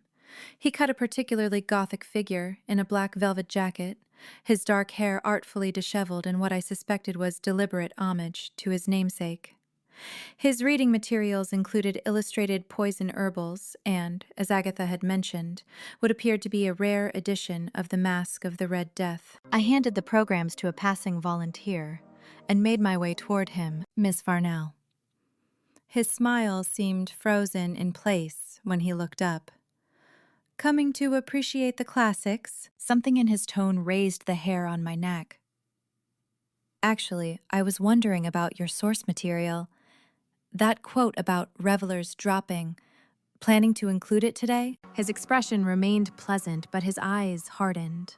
"I'm impressed by your literary knowledge." "Yes, it's a central passage in my presentation." He ran one pale finger along the spine of his book. "The Red Death as metaphor for inevitable truth. Quite relevant, wouldn't you say?" Before I could respond, a ripple of movement caught my attention. Detective Stone had arrived, looking uncomfortably formal in a blazer that clearly wasn't part of his usual rotation. He scanned the garden with professional detachment until his eyes locked on mine. My stomach performed an unwelcome flip as he moved casually in my direction, pausing to accept tea from a volunteer. "Fancy meeting you here," he said when he reached us, voice dry as autumn leaves. "Especially after your apartment was broken into last night." I stiffened. "How did you—" "Because it's my job to know when someone threatens a witness in my case." His disapproval was palpable, but I saw something else beneath it. Genuine concern that made my defensiveness falter. Edgar cleared his throat. "I should finish setting up. Detective? Miss Varnell?" He nodded to each of us and retreated to his podium, shoulders slightly hunched. Stone watched him go before turning back to me. "Care to explain why you didn't report the break-in?" "I was planning to. This morning." The lie sounded weak, even to my ears. "Right." His expression suggested he believed that about as much as he believed in library fairies. "And your decision to stay elsewhere without notifying anyone officially involved in the investigation. I didn't want to bother you with my personal housing arrangements. Try again. Stone's gaze was unwavering. I sighed. Fine. I received a threatening message. My apartment was ransacked, and I don't know who to trust. Happy? Ecstatic, his tone remained severe, but something in his expression softened fractionally. What message? I pulled out my phone and showed him the photo of the Poe quote. It's from The Mask of the Red Death, a story about a masked ball where guests are poisoned. And you think this is connected to Marion Gray's murder because it follows the pattern. I found myself explaining my theory in hushed tones, aware of guests beginning to arrive around us. First, Marion dies exactly like the scene I wrote in my journal, crushed by banned books. Now this quote about poison and revelers appears the day before a literary tea party where Edgar Poe is giving a presentation on, wait for it, literary poisonings. Stone listened with increasing skepticism. So, you believe someone is recreating famous literary murders, and the next one will happen at a tea party hosted by a septuagenarian Agatha Christie enthusiast? His tone was professional, but his expression said, reconsider your position. Just watch the tea service, I insisted. Especially anything Edgar Poe handles. Stone's eyes narrowed. I'll keep that in mind. His dismissal stung more than I wanted to admit. You think I'm being paranoid, I said flatly. I think you're connecting dots that might not form a picture. He glanced around the garden, his gaze lingering on the tea preparation area. But I'm here now, so I'll observe. That's part of the job. He moved away, positioning himself near the garden entrance where he could monitor arrivals. I watched him, torn between frustration and reluctant gratitude for his presence. Cleo appeared at my elbow, now wearing one of Agatha's volunteer aprons over her clothes. He's totally here because he broke into your apartment last night and felt guilty, she whispered. Also, I'm officially on tea duty. Agatha wouldn't take no for an answer. Perfect, I murmured. Keep an eye on the special blend for Edgar's presentation. The red one. The Red Death, Cleo confirmed. It's a hibiscus blend that turns crimson when steeped. The menu literally says it's to die for. Subtle, right? About as subtle as Edgar's velvet jacket. I glanced toward the refreshments table. Is there any way to mark which cups get that blend? Already handled. The honored guests get special cups with gold rims. Everyone else gets plain white. With the event beginning and no one taking my warning seriously, I made a desperate decision. I need about 15 minutes in the kitchen. Can you cover for me? Cleo's eyes widened. What are you going to do? Something incredibly stupid or surprisingly clever. I straightened my cardigan. I'll let you know which when we find out if I'm right. I slipped into the kitchen while volunteers delivered the first round of refreshments. The specialty tea blend created for Edgar's presentation sat in a decorative tin labeled The Red Death in flowing script. Nearby, the special gold-rimmed cups were arranged on a tray, each with a small place card indicating which honored guest would receive it. Working quickly, I opened my purse and extracted Cleo's emergency kit, which contained, among more practical items, green food coloring for themed emergencies. I carefully added several drops to the tea leaves, enough to leave a subtle but distinctive green tinge on the drinker's lips, without affecting the crimson color of the steeped tea. I slipped out just as Agatha entered the kitchen to inspect the final preparations. Virginia, there you are. We're about to begin. Come, take your seat. She led me to a table near the front where I found myself placed between Paige Turner and Mayor Vexley. My uncle nodded politely, though his smile seemed strained. Charming event, he murmured. Though I confess I'm not much of a tea drinker. Careful, Uncle Thad. Saying that at one of Agatha's teas is practically blasphemy. His chuckle seemed forced. Indeed, I'm only here because the Literary Society is pushing for that new wing at the library. Politics requires sacrifice. He glanced at his watch. Though I may need to leave early. The tea service commenced with Agatha's theatrical introduction, explaining the historical significance of literary teas and the special presentation to follow. Edgar took his position at the podium, his voice deepening into performance mode as he began readings of famous literary poisonings. As he spoke, volunteers distributed the specially marked teacups to the honored guests.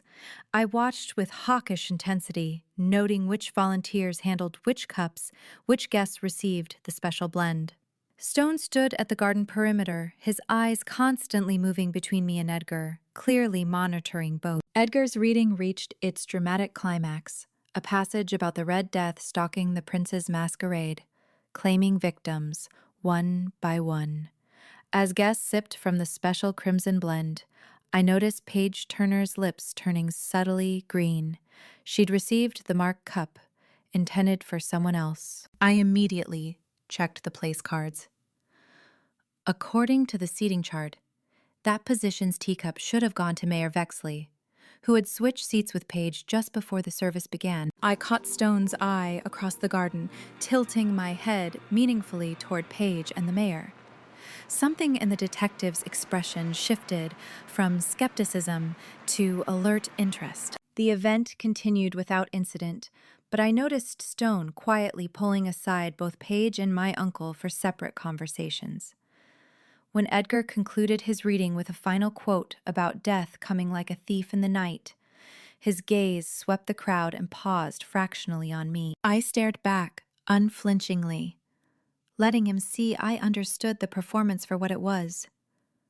Not just literature, but threat. After the guests departed, Stone cornered me by Agatha's prize rose bushes, green food coloring in the tea. Subtle. His tone was disapproving, but his eyes held grudging respect. You interfered with a police investigation. I met his gaze steadily. I prevented a potential poisoning. Stone's silence acknowledged the possibility before he continued. The seating arrangement was changed last minute. Paige confirmed it wasn't planned. He studied me carefully. The intended target appears to have been your uncle. The revelation hit me like physical impact. Mayor Vexley, my last living family connection, however distant our relationship might be. Stone continued, his voice gentler than I'd ever heard it. I'm assigning an officer to you. This isn't optional anymore. Whoever's behind this isn't just recreating literary deaths. They're targeting connections to you. I glanced across the garden where Cleo helped Agatha collect teacups, and Edgar packed his books with meticulous care, his back deliberately turned to the police presence. For the first time since finding Marion's body, real fear settled cold and heavy in my stomach. I don't understand, I said quietly. What do I have to do with any of this? That's what we need to figure out. Stone's expression was unreadable. But your journal, the manuscript fragments, your connections to both victims, none of this is coincidence. How do you know about the manuscript fragments? I asked sharply. A ghost of a smile crossed his face. Maybe I'm better at my job than you think. I narrowed my eyes. Or maybe you broke into my apartment last night looking for evidence. I was investigating a break-in at a crime scene. Without a warrant? Without paperwork, he corrected. There's a difference. I crossed my arms. Is there? Yes. He stepped closer, his voice dropping.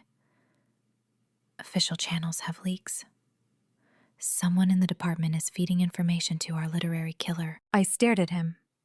You can't be serious. Dead serious.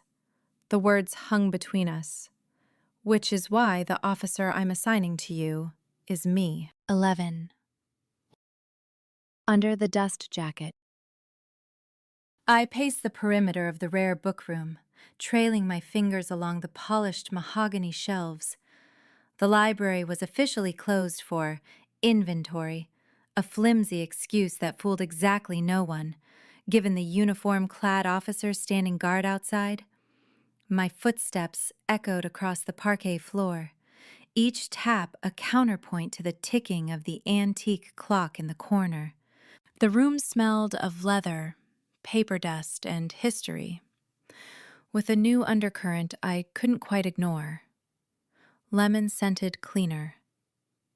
The forensic team's calling card. I paused at the reading desk where Marion had been found, my fingers tracing the inlaid pattern of vines and leaves.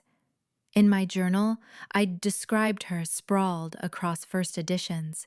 In reality, she'd been arranged with almost loving precision, hands folded over a leather-bound copy of Fahrenheit 451. Such a deliberate detail, such intimate knowledge of my private thoughts with calculated deviations. The desk was cleaned thoroughly, I said without turning, but the wood grain still shows water damage along the eastern edge. Stone made a non-committal sound from where he leaned against the mythology section, radiating casual authority despite his rumpled appearance.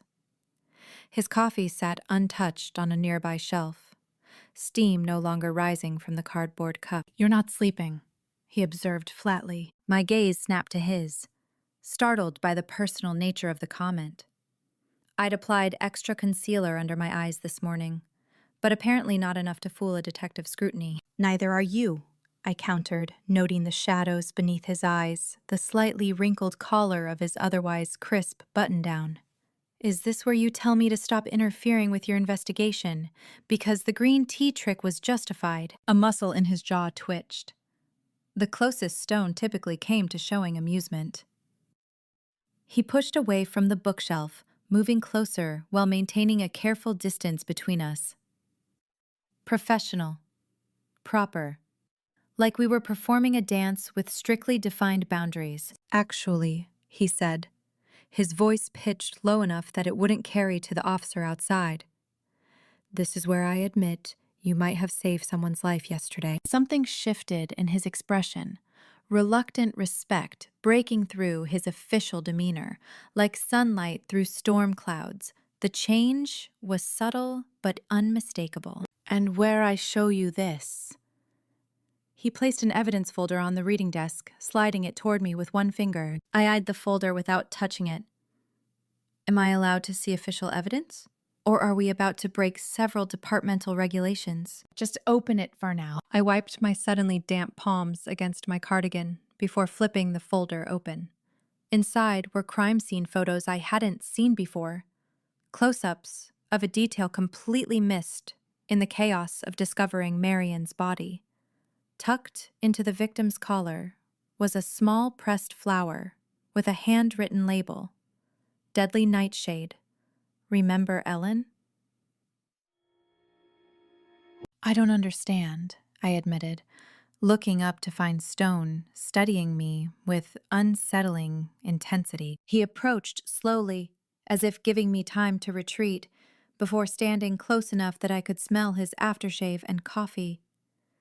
For someone so physically imposing, he moved with surprising care. "Ellen Parrish," he said, voice dropping lower. "Journalist. Died 3 years ago under suspicious circumstances after investigating political corruption. Her death involved poisonous flora." I stared at the photograph, my mind reorganizing facts like library books after a particularly destructive children's story time. "Was she poisoned with nightshade?" "No. That's what makes this interesting." Stone's eyes never left my face. "She was found surrounded by pressed flowers from poisonous plants, arranged like a botanical collection." "A calling card," I murmured. "Ellen kept a journal," Stone continued.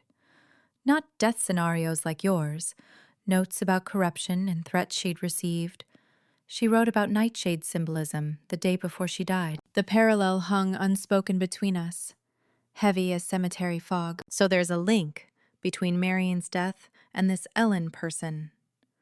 I turned away, needing distance from both the photographs and Stone's scrutiny.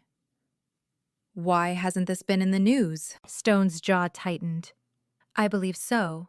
And now the tea incident targeting your uncle. He hesitated, then committed. I think someone's using your journal as a blueprint not because it's convenient, but because it's you. They're recreating deaths around you, specifically. The weight of Stone's theory settled over me like a physical thing. I sank onto the room's single chair, fingers pressed to my temples where a headache threatened to bloom. The antique wood creaked beneath me, a sympathetic groan. Why? I'm just a librarian. Stone's laugh held no humor. You're not just anything, Varnell. The words landed with unexpected impact in the quiet room, making me glance up sharply. He crouched to my eye level, maintaining careful restraint, even as concern radiated from him. Someone believes your imagination deserves manifestation. A chill rippled through me, like some sort of twisted muse. Or devotee, Stone added grimly. I met his gaze directly, startled by our sudden proximity and the unusual vulnerability in his expression. Behind the professional mask, I glimpsed something haunted, something personal. You think I'm being baited? Stone nodded once, holding my eyes. I think someone has been watching you for longer than you realize. The literary death scenes, the quotes left in your apartment, they're not just theatrical, they're intimate. The word intimate in Stone's voice sent an involuntary shiver through me. I wrapped my cardigan tighter, suddenly conscious of being alone with him in this sealed room where someone had already died once. Why are you telling me this? I asked quietly.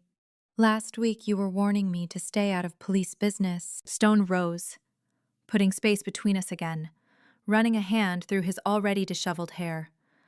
The gesture was so uncharacteristically human that I almost didn't recognize it coming from him. Because you're already involved, whether I like it or not. And because He paused, weighing his words. your insights into literary patterns have proven valuable. The professional compliment didn't match the intensity in his eyes, and we both knew it. Did Ellen Parrish have enemies in the department? I asked abruptly. Is that why you're meeting me here instead of the station? His silence was answer enough. Sweet blueberry muffins, I muttered. You think someone in the police department is involved? I think, Stone said carefully, that Ellen's case was closed too quickly, and that certain details of Marion's murder were immediately accessible to someone who shouldn't have known them yet. The implications spun out before me like poisoned silk, threads connecting victims, journals, flowers, and literature.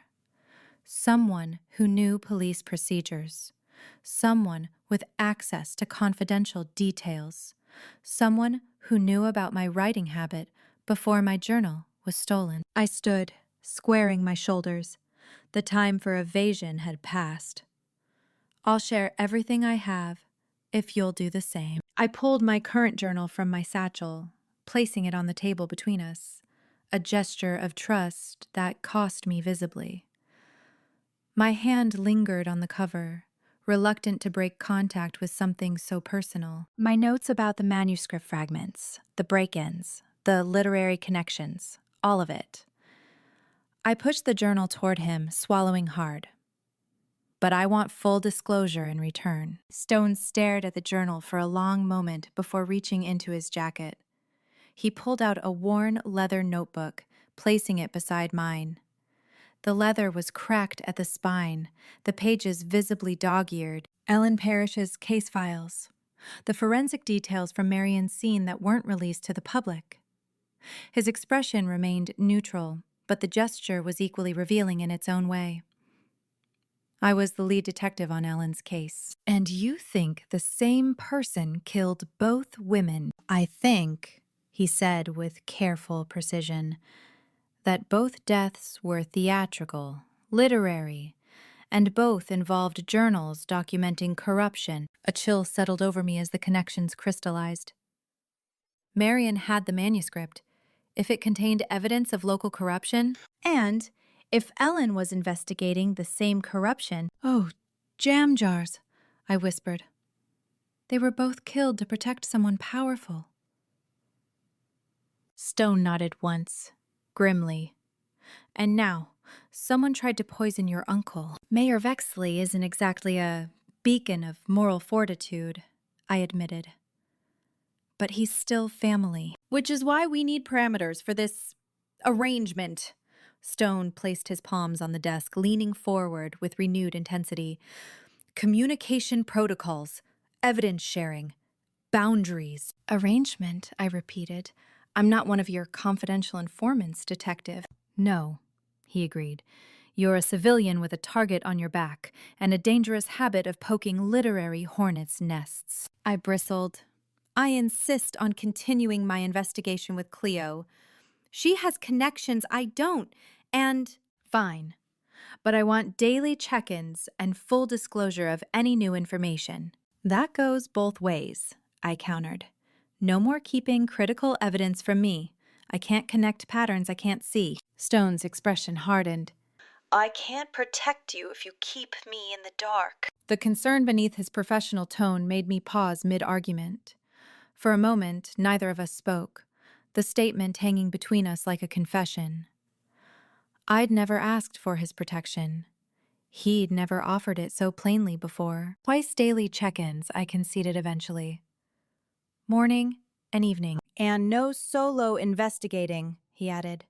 Always have Cleo or me with you. What about my apartment? It's already been broken into once.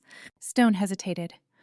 I can arrange security upgrades, better locks, a camera system, or I could stay somewhere else temporarily, I suggested, thinking of Cleo's offer. Make myself a less predictable target? That's actually a good idea. He sounded mildly surprised. Just let me know where. I found myself nodding, strangely reassured by his business-like approach. Planning made the situation feel manageable, even as the dangers multiplied around us. One more thing, Stone added. I need access to your previous journals, the ones still in your possession. My stomach clenched. Absolutely not, Varnell. No, I repeated firmly. My current journal is one thing. It's relevant to the investigation. But my previous writings are private. Stone's patience visibly frayed. Your private writings may be what someone's using as murder inspiration. Then they already have copies, I snapped. I'm not handing over years of personal thoughts just because someone might have read them. We stood at an impasse, neither willing to concede. I could see him weighing options, calculating how hard to push. Finally, he exhaled sharply. Fine, for now. But if forensics finds any connection between previous journal entries and either murder, then I'll reconsider, I finished. But only if there's concrete evidence. As our meeting concluded, an awkward moment stretched between us. Too much unspoken tension hovering just below our practical arrangements. Stone gathered his coffee cup and folder, tucking them away with professional efficiency. He hesitated at the door, turning back with uncharacteristic uncertainty. Virginia. The use of my full name startled me. In all our previous interactions, I'd been Varnell, or Ms. Varnell, or occasionally that librarian during particularly heated disagreements. Be careful who you trust with your imagination. His gaze held mine for one heartbeat too long before he left, the door closing quietly behind him. I remained in the rare book room, fingers resting on both our notebooks, aware that something fundamental had shifted between us. A door open that neither knew quite how to close. The antique clock ticked steadily in the corner, counting down to something I couldn't yet name. Outside the window, rain began to fall, softly at first, Then, with growing insistence, I traced the cover of Stone's notebook, wondering what secrets lay within its pages.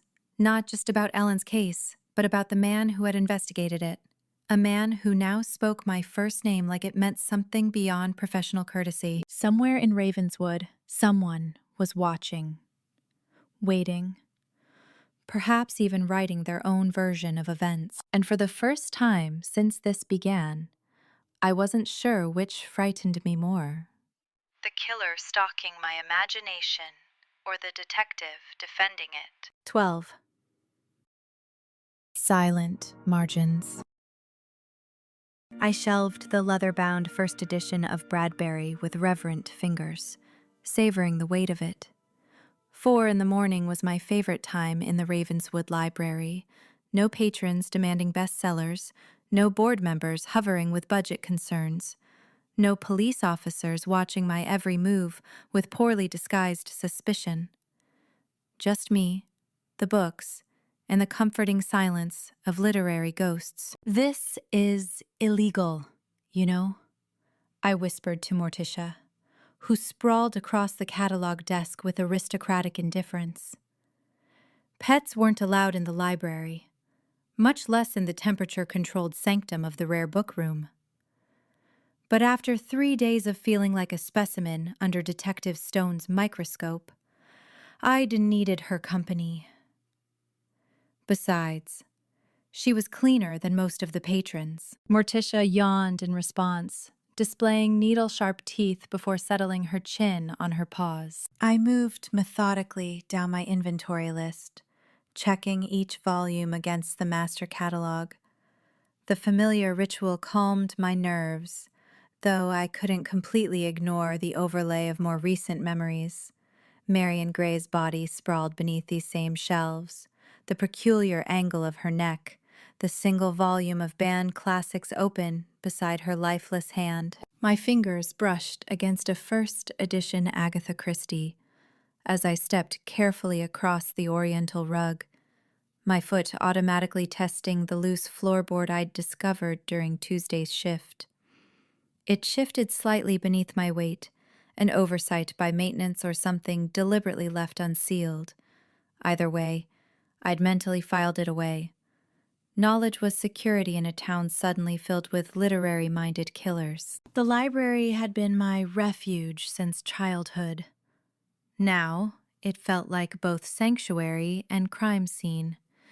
Its oak shelves and glass-fronted cases bearing silent witness to secrets I was only beginning to uncover. I was halfway through the final shelf when Morticia's lazy contentment suddenly vanished. Her body went rigid, fur bristling along her spine as she fixed her gaze on the door. A low, warning growl vibrated from her throat. "What is it?" I whispered, instinctively lowering my voice. My answer came in the form of a faint, mechanical click from somewhere in the ventilation system. I froze, catalog clipboard still in hand, as my nostrils flared at an unfamiliar metallic tang beneath the usual leather and dust. Moving toward the door, I reached for the handle only to find it unresponsive beneath my fingers. I jiggled it, then pulled with increasing force. Nothing. The electronic lock had engaged, impossible during my authorized access period, unless manually overridden. "Wilson?" I called, hoping the night guard might be nearby. My voice sounded unnaturally loud in the room's perfect acoustics. When no answer came, I pulled my phone from my cardigan pocket. The screen showed no signal. Strange, since I'd had 4 bars when I texted Cleo barely 15 minutes ago. "Son of a cinnamon twist," I muttered, glancing toward the room's lone window, stained glass depicting scenes from Chaucer sealed shut during the energy crisis of the 1970s. My gaze traveled to the ventilation grate near the ceiling, where a thin, barely visible mist now seeped into the room. Training kicked in before panic could. 5 years of weekly safety drills with the library staff meant my body responded while my mind was still processing.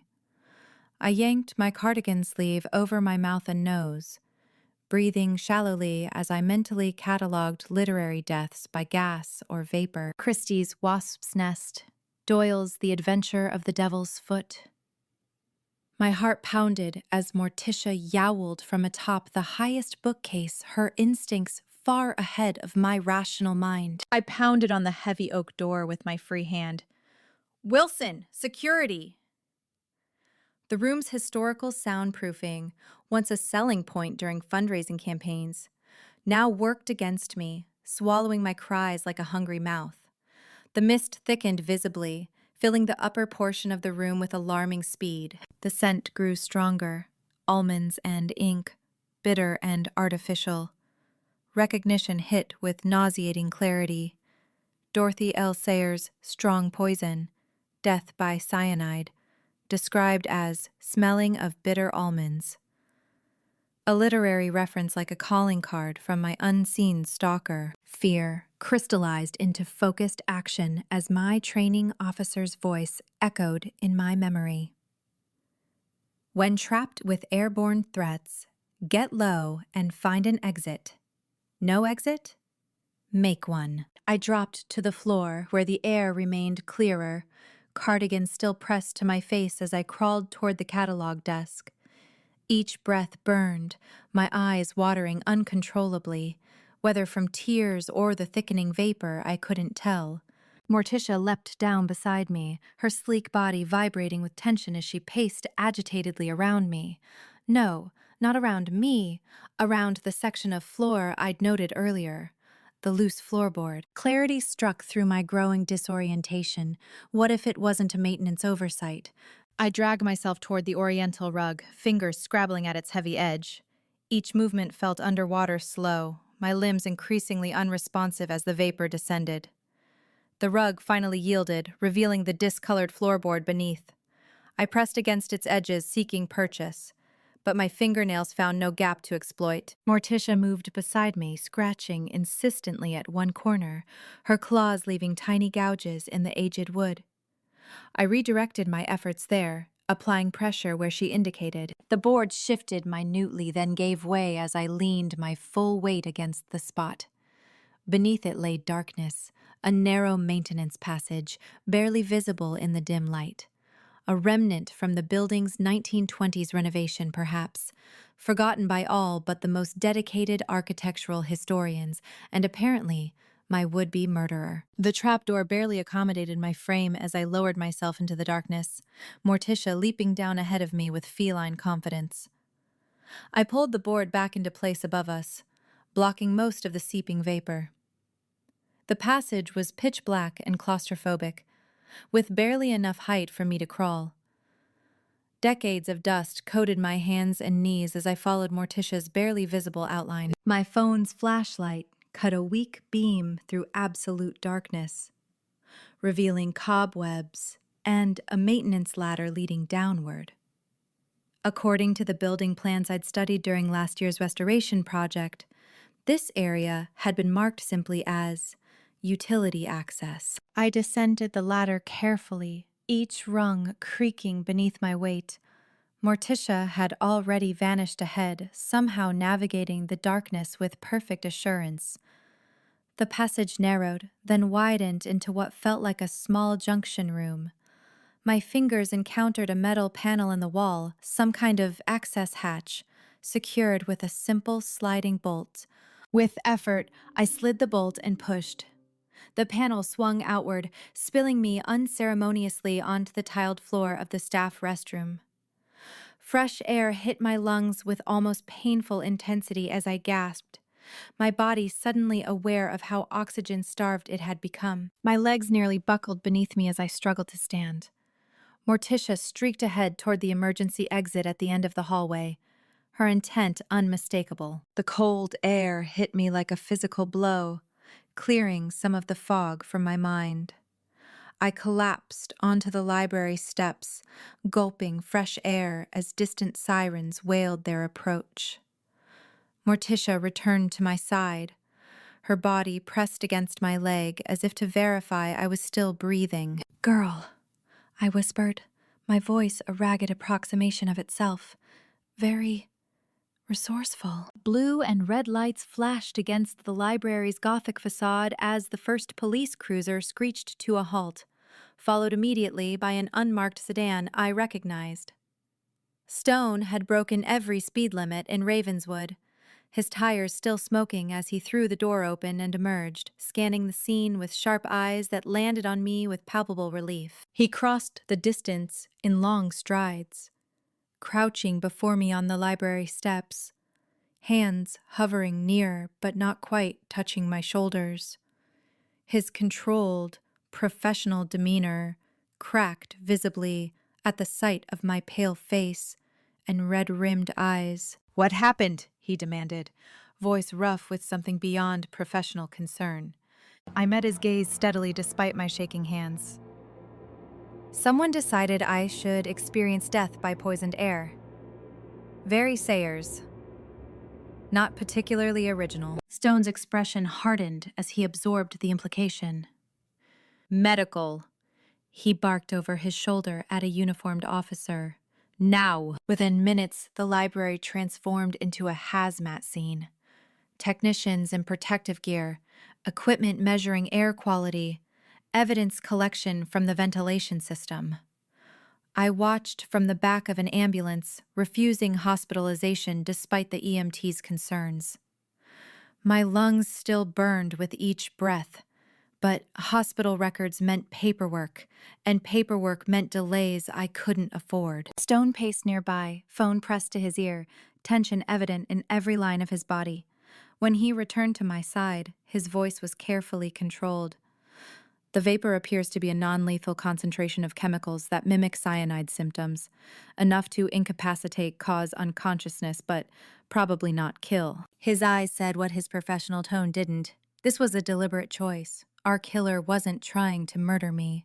Yet. "It was staged," I said, voice raspy from the chemical exposure. "Like a dress rehearsal for something worse." Stone's jaw tightened as he sat beside me on the ambulance bumper, closer than strictly necessary. "I'm putting you in protective custody." I shook my head immediately, despite the resulting dizziness. That's exactly what they want. To isolate me, remove me from the investigation. This isn't negotiable, Varnell. Someone just tried to poison you. The literary deaths are escalating, Detective, I insisted, fingers curling around the edge of the ambulance, knuckles white. They're building to something specific. I need to figure out the pattern before the final act. Stone stared at me, frustration and something else, something almost like admiration, battling across his features. "And how exactly do you plan to do that when you're dead?" "By changing the rules," I answered. "Our killer is following a script, recreating fictional deaths from classic literature. First Marion, staged like my journal entry. Then the attempted poisoning at the tea straight from Christie. Now this, a cyanide gas chamber from Sayers." I gestured toward the library. "They're working through a literary death canon. If I can identify the pattern..." "You can predict the next target," Stone finished for me, his expression thoughtful despite his obvious reluctance. "Exactly." Dawn broke over the library as the scene finally cleared. I stood on the sidewalk watching Stone direct the installation of a police presence at all library entrances. Officer Jenkins, young, earnest, clearly intimidated by both Stone and the situation, was assigned directly to me. "Don't let her out of your sight," Stone instructed, his tone leaving no room for negotiation. "Not even for a bathroom break. She goes nowhere alone." Jenkins nodded nervously. "Yes, sir." I met Stone's intense gaze with equal determination. "I'll be at Cleo's if you need me," I said, with deceptive compliance. He studied me for a long moment, clearly aware I was already formulating ways around his protective measures. "Varnell," he said quietly, stepping closer until we were out of Jenkins' hearing range. "I know what you're thinking." "I doubt that very much, Detective. You're thinking you'll slip your handler and continue investigating on your own, because you're convinced you're the only one who can solve this." I blinked, unsettled by his accuracy. And you're planning to use one of the library's secondary exits. Probably the delivery entrance, since it's accessible with your key card and conveniently obscured by those hedges. He nodded toward the landscaping I'd been evaluating moments earlier. That's ridiculous, I lied, annoyed at being so transparent. Is it? Stone's expression softened fractionally. I've been where you are, V. Convinced that if I just pushed harder, worked alone, took bigger risks, I could stop the next victim from dying. But that kind of thinking, he hesitated, it nearly got me killed. And it did get my partner killed. The unexpected personal disclosure caught me off guard. Stone never spoke about his past. The raw edge in his voice made it impossible to dismiss his concern as mere professional obligation. I need you alive, he continued more firmly. Not just because you're our best lead to catching this killer, but because... He stopped, seeming to reconsider his words. Just stay with Cleo. Let Jenkins do his job. I'll call when the lab has more information. As Stone reluctantly departed, I stroked Morticia, who watched me with knowing green eyes from her carrier. Officer Jenkins hovered awkwardly at my elbow, clearly wondering how he'd drawn the short straw of babysitting the librarian with a death journal and the judgmental cat. We're not hiding, I whispered to Morticia, who blinked slow acknowledgement. We're changing the narrative. For the first time since finding Marion's body, I felt something beyond fear, a cold, clear purpose forming like ice in my chest. My stalker thought to make me a victim in someone else's story. They'd dramatically misunderstood their protagonist. Ready to go, Miss Farnell? Jenkins asked, keys already in hand. Almost, I replied, pulling my phone from my pocket. I need to make a quick call first. I dialed Cleo's number, turning slightly away from Jenkins as I did. She answered on the first ring, her voice thick with sleep but instantly alert. Oh my gosh, are you okay? I just saw the news alert about the library. I'm fine, I interrupted, but I need your help. Do you still have that box of my old journals in your hall closet from when I was renovating last year? Yeah. Why? I need you to look through the oldest one, the red leather with the gilt edges. There's an entry from 8 years ago about a university professor who dies after being locked in a rare book vault. Okay, but why? Our killer isn't just copying my recent entries, I said quietly, watching Jenkins fidget nearby. They're working backward, through my entire history of fictional deaths. And if I'm right, I know exactly where this is heading. I ended the call and turned to Jenkins with a bland smile. I'm ready now. He nodded, oblivious to the fact that I'd just figured out the most important piece of the puzzle. Not just who might die next, but who had access to journals I'd written years before I ever met Detective Stone. 13. Foreshadow me not. I transformed Cleo's spare bedroom into a crime scene overnight.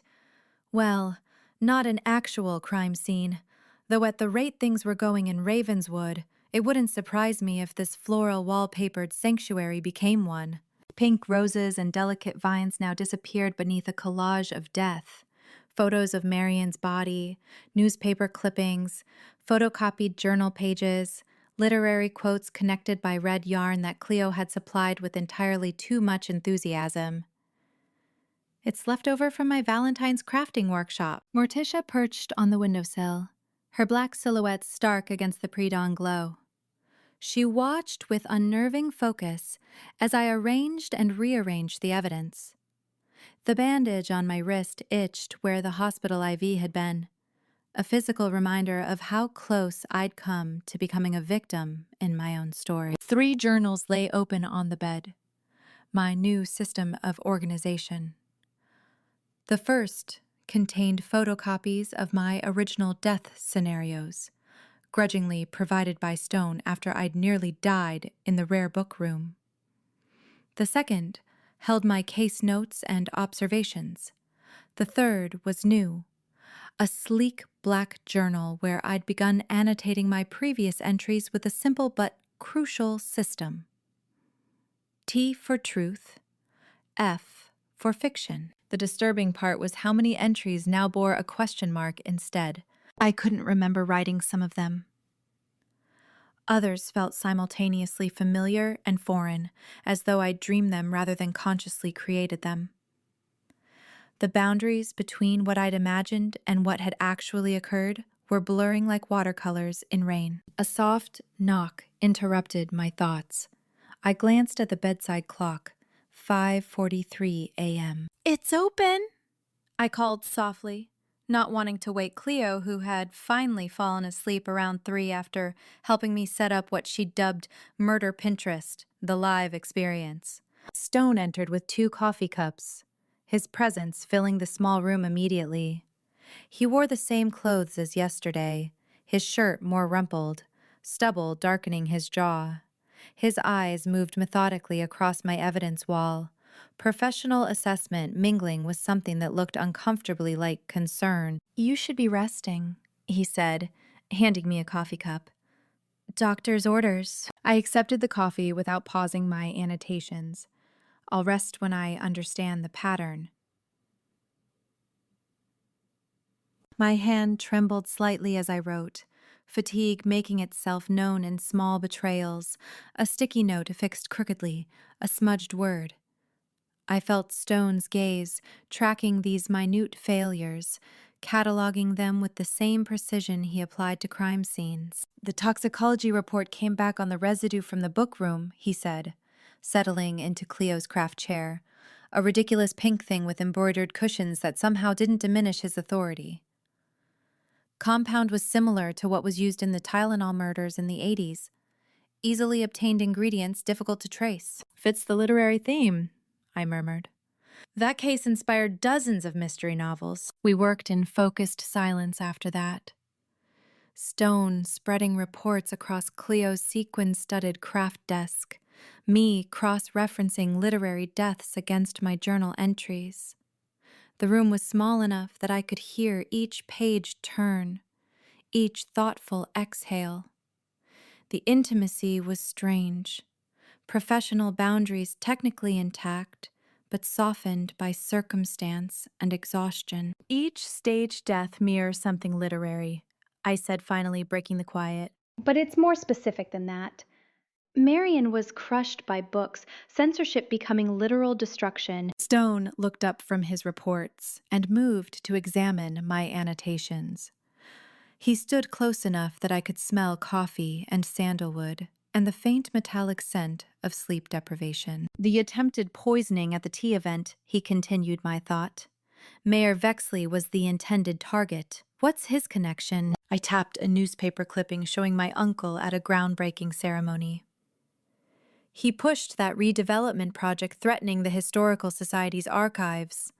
Old letters, diaries, founding documents, all nearly demolished for luxury condos until public outcry stopped him."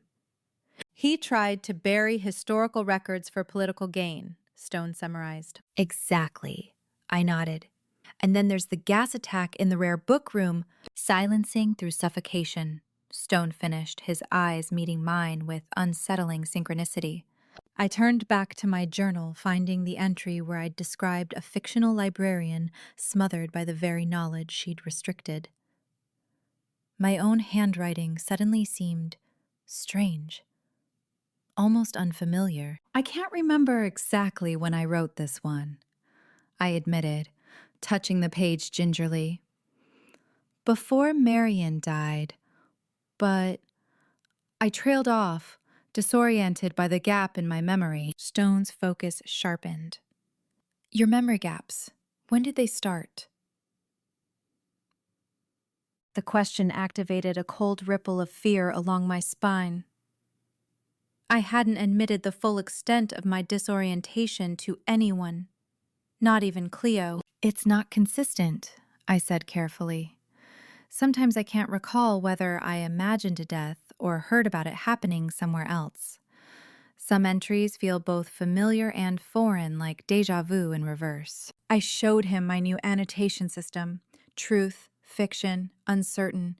The last category growing disturbingly large. "I'm losing the boundary between what I wrote and what happened," I admitted, voice barely audible. It's like someone's been sampling my imagination for so long I can't separate it anymore. Stone absorbed this with unsettling calm. Not dismissal, something worse. Recognition. That's part of their strategy, he said. Gaslight the witness. He rifled through his case notes, extracting Marion's autopsy report. Let's focus on established facts. Marion Gray, literature as weapon. Attempted poisoning targeting the mayor. Historical erasure as motive.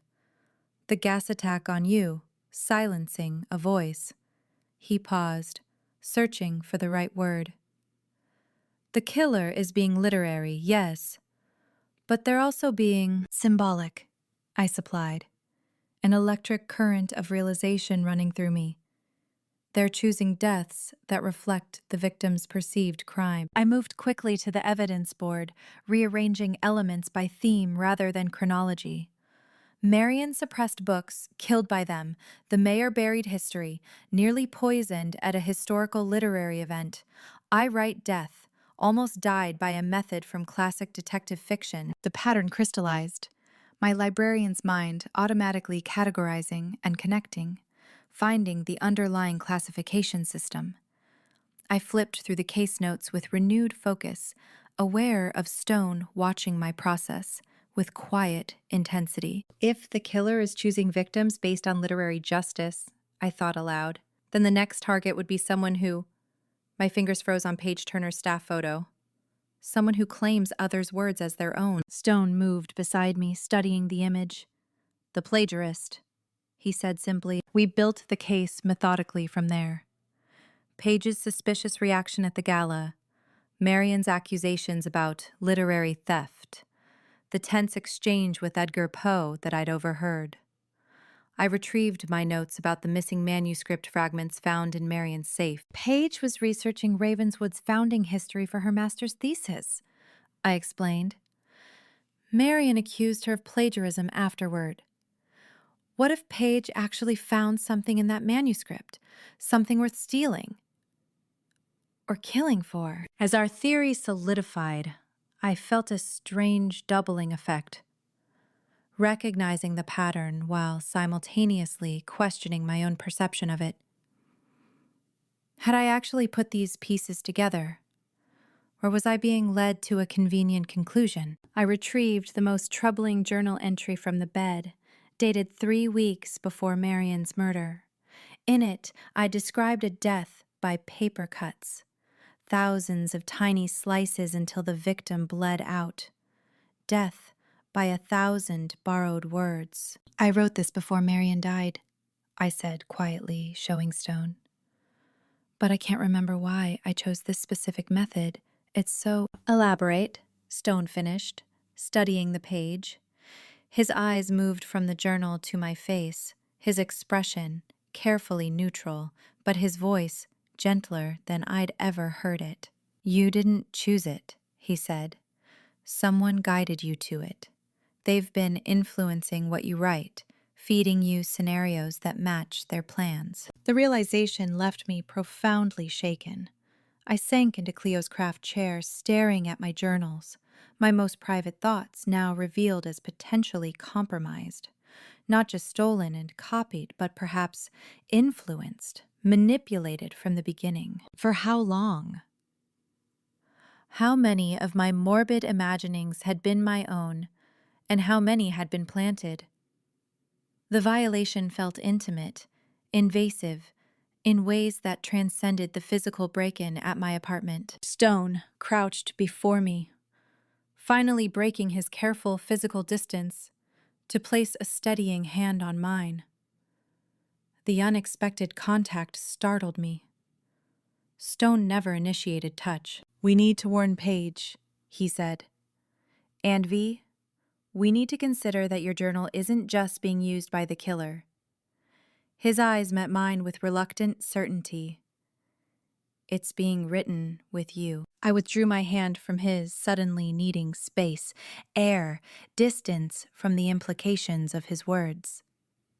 I turned to the fresh page in my black journal, where I'd written a single entry marked with a question mark. The author discovers she's been a character all along. Truth or fiction? The distinction suddenly seemed the most important question in the world. How long? I asked, hating the tremor in my voice. How long have you suspected this? Stone remained crouched at my level, maintaining eye contact without crowding me. Since I saw the timing discrepancies in your entries, some were written weeks before the corresponding murders, others just days, but all with the same level of detail, the same... He searched for the word. Morbid specificity, I supplied. He nodded. At first I thought you might be involved. Then I considered you might be an unwitting accomplice, someone confiding in, who then acted on your scenarios. And now? Now I think someone has been grooming your imagination, feeding you ideas, perhaps in conversation, suggesting scenarios, leading you towards specific themes or methods. The room suddenly felt very small.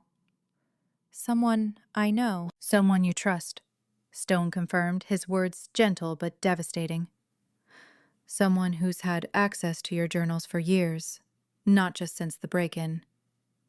Someone who knows how you think. I turned back to the evidence wall, forcing myself to approach this clinically. Who had that kind of access? That level of influence? Cleo was an obvious candidate, my closest friend, in and out of my apartment constantly. But she'd only been in Ravenswood 3 years, and this pattern suggested a much longer game. What about you? I asked abruptly. Stone didn't flinch. Fair question, but I've only known about your journals since the Enid Burble case last year. Some of these entries predate that by years. My thoughts turned to my Uncle Thad. Family, with a reasonable expectation of access to my life. But we weren't close. He'd never shown interest in my writing. It has to be someone who understands literature, I reasoned aloud. The thematic connections, the symbolic deaths, they're too precise, too academically sound. I paused, a cold certainty forming. Someone who values authorship above all else. Stone followed my gaze to the Literary Society photos pinned to the wall. Edgar Poe, he said, the pieces aligned with sickening clarity. Edgar's theatrical mourning at Marian's funeral, his constant presence at library events, his writing workshops where he encouraged participants to explore their darkest creative impulses. He leads the Tuesday night writing circle, I said slowly. I joined when I first started at the library. It's where I began journaling death scenarios. He called them cathartic explorations of mortality. My stomach turned at the memory.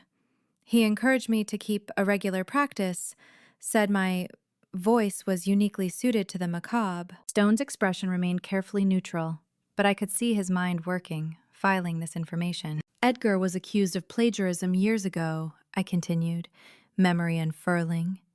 His publisher dropped him.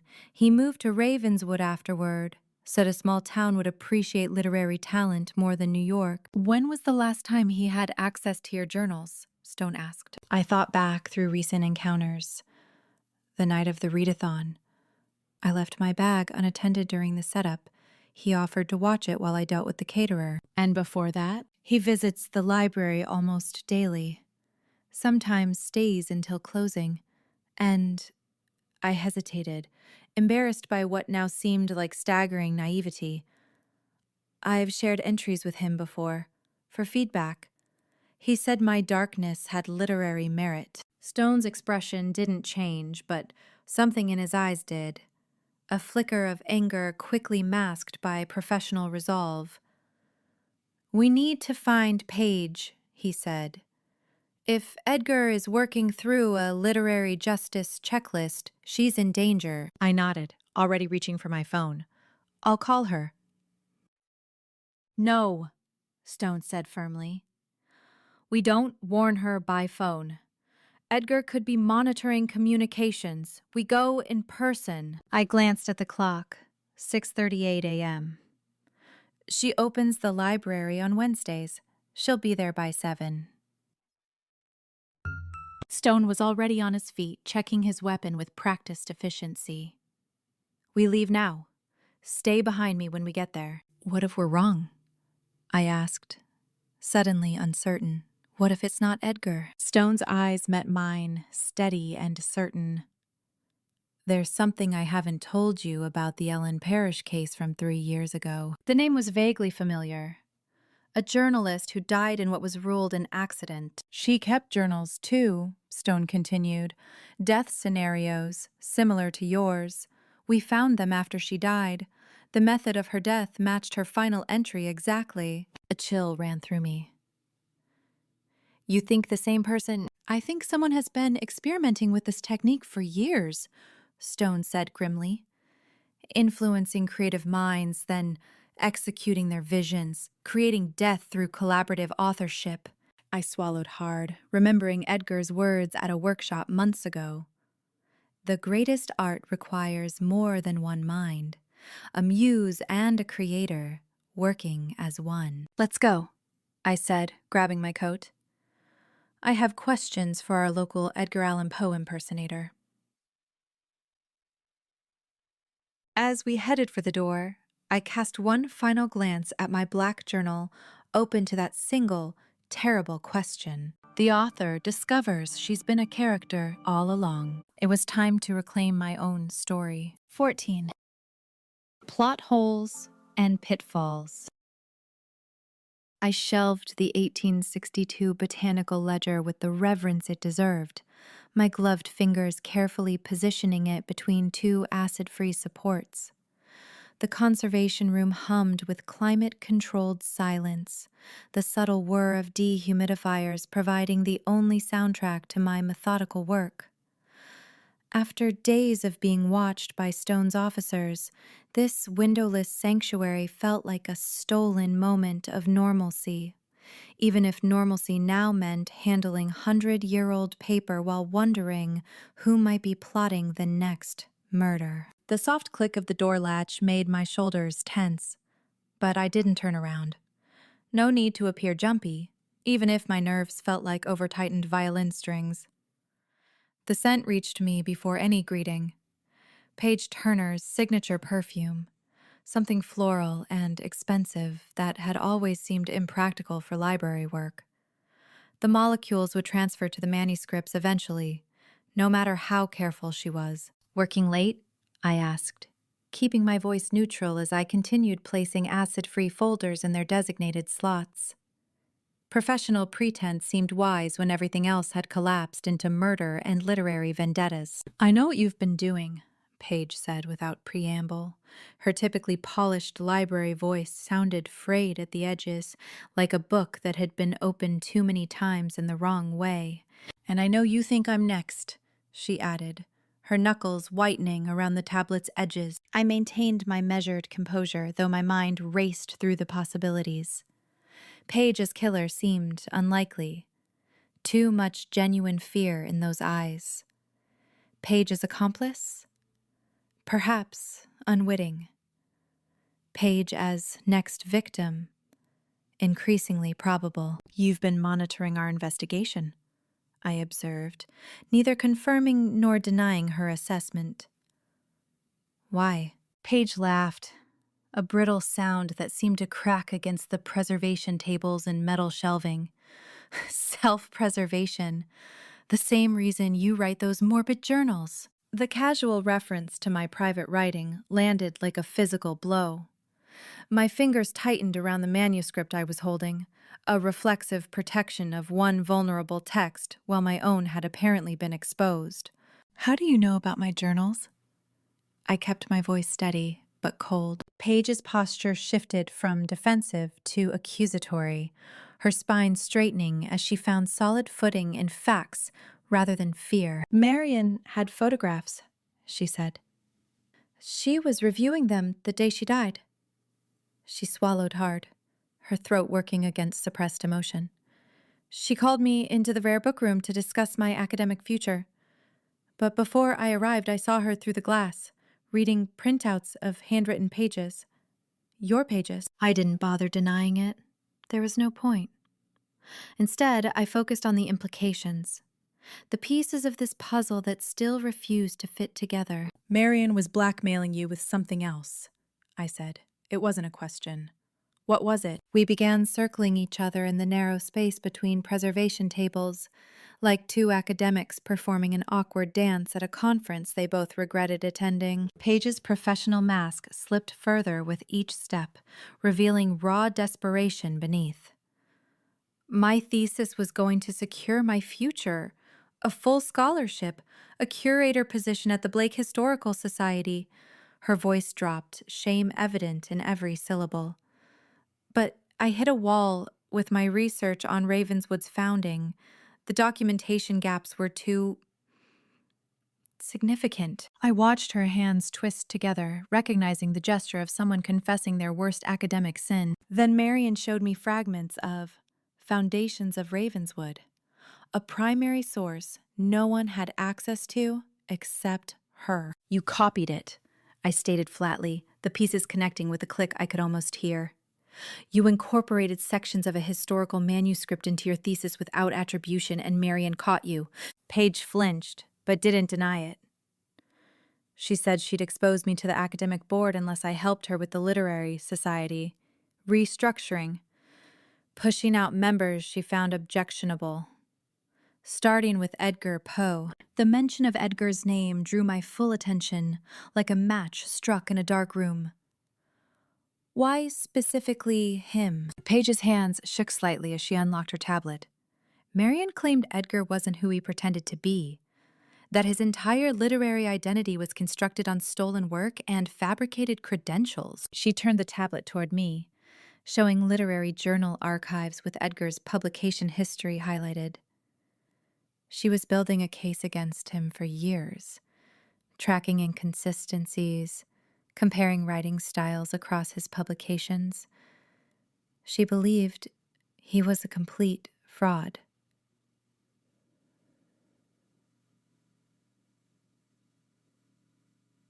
The conservation room felt suddenly airless as I processed this revelation.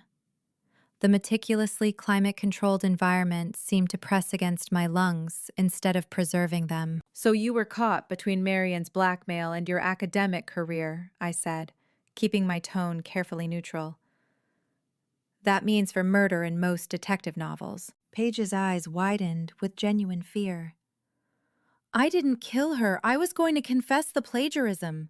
Take the academic penalty. Her voice cracked, the sound echoing off preservation-grade steel shelving. But now I'm afraid someone knows what I did, and if the murders follow literary justice— Stealing words, punished by words, I finished grimly, thinking of my journal entry about paper cuts and ink poisoning.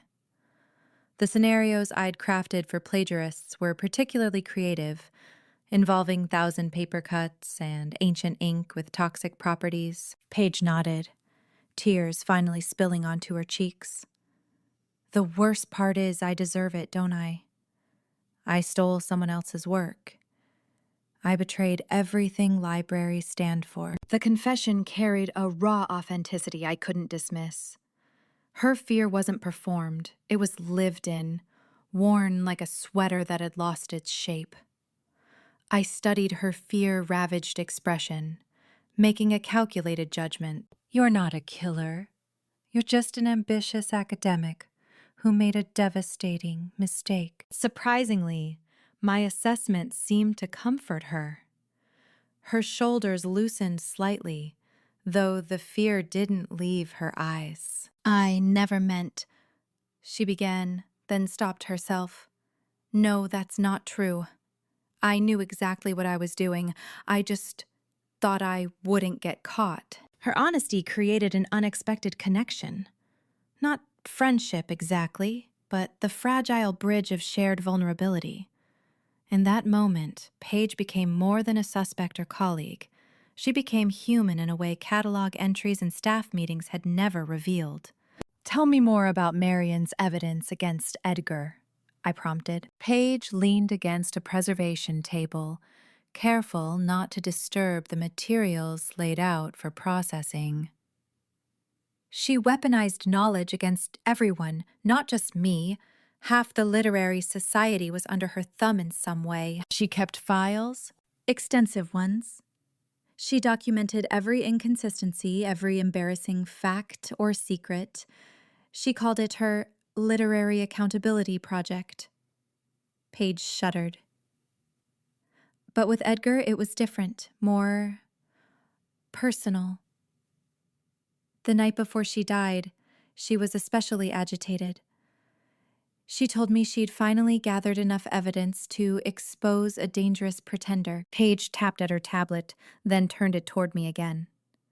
I found this in her drafts folder. I still had administrative access to the Literary Society accounts. I took the tablet, reading with increasing disquiet, to the Literary Society board. After extensive textual analysis, I can confirm that Edgar Nathaniel Poe's complete works contain passages directly lifted from unpublished manuscripts in our archive. More disturbing, his claimed identity appears entirely fabricated. The attached documentation will prove that our resident Poe is perpetrating the most elaborate literary fraud Ravenswood has ever. The email remained unfinished, drafted the morning of Marian's death. I looked up, my mind racing through implications. Edgar, who had encouraged my death journaling. Edgar, who had praised my morbid imagination and suggested I keep regular entries. She was killed before she could send this, I said. Paige nodded. And now I think I'm next. If someone's enacting literary justice, then plagiarism would deserve a particularly fitting punishment, I finished.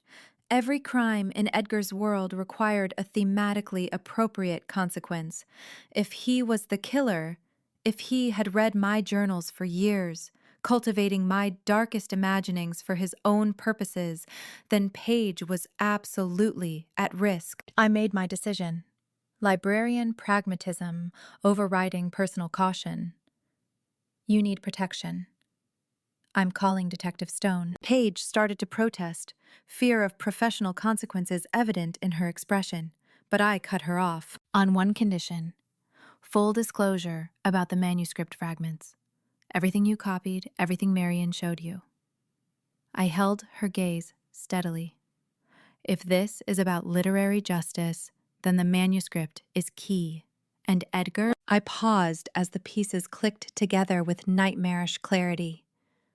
All those writing workshops where he'd praised my authentic voice, the way he'd encouraged me to explore literary death scenes for the catharsis, how he'd casually asked to read my journals over the years, to provide feedback. Edgar isn't just avenging himself against critics, I realized aloud.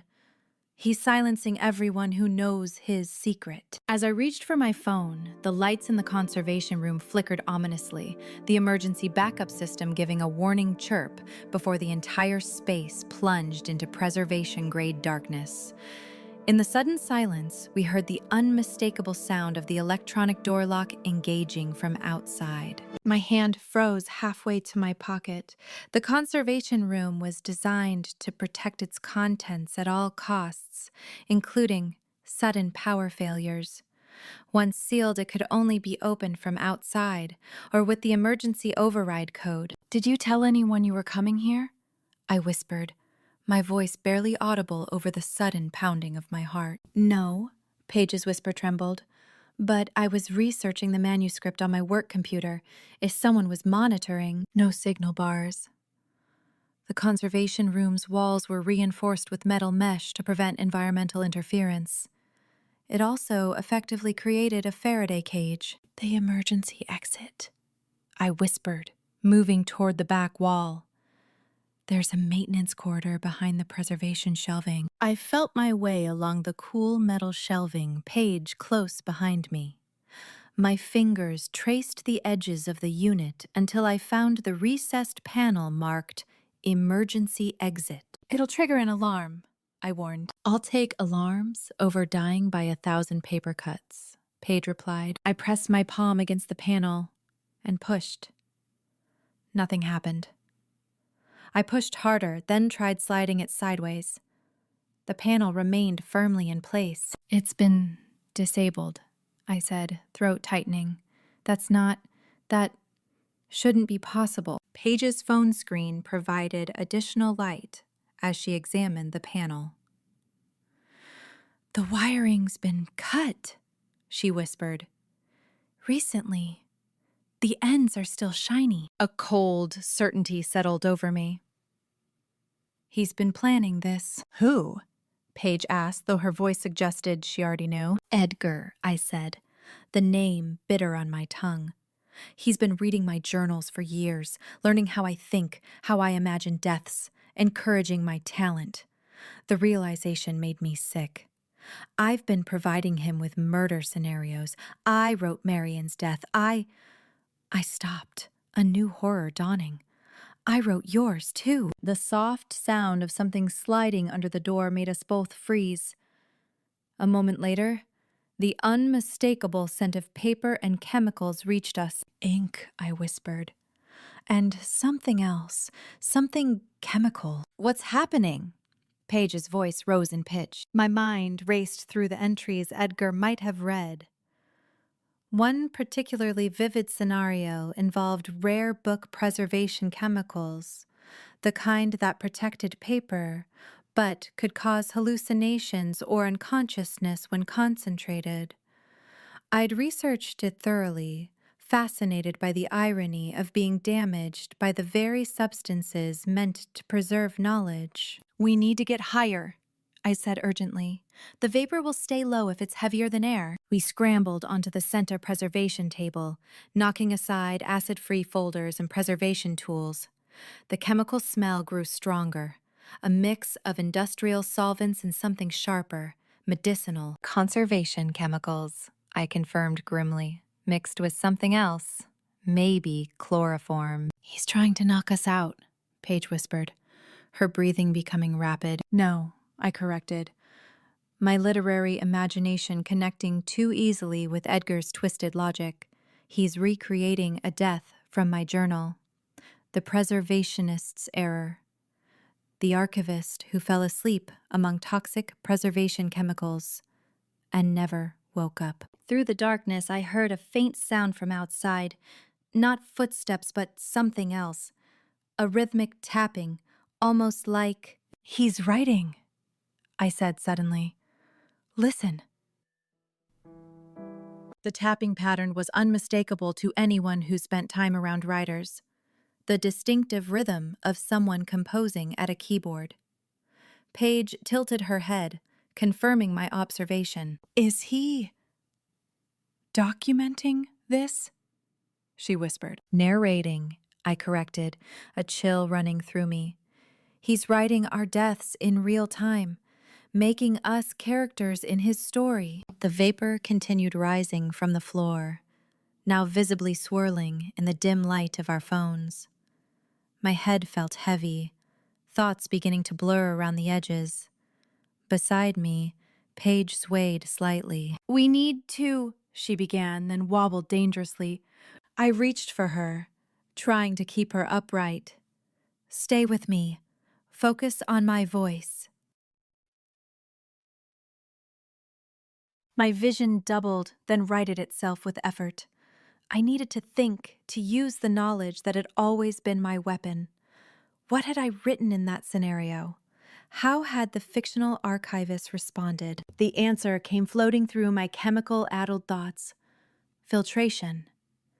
In my story, the preservationist had tried to filter the air through wet fabric. "Your cardigan," I ordered Paige, whose eyes were beginning to close. "And my scarf. Quickly." With fumbling movements, we removed the garments.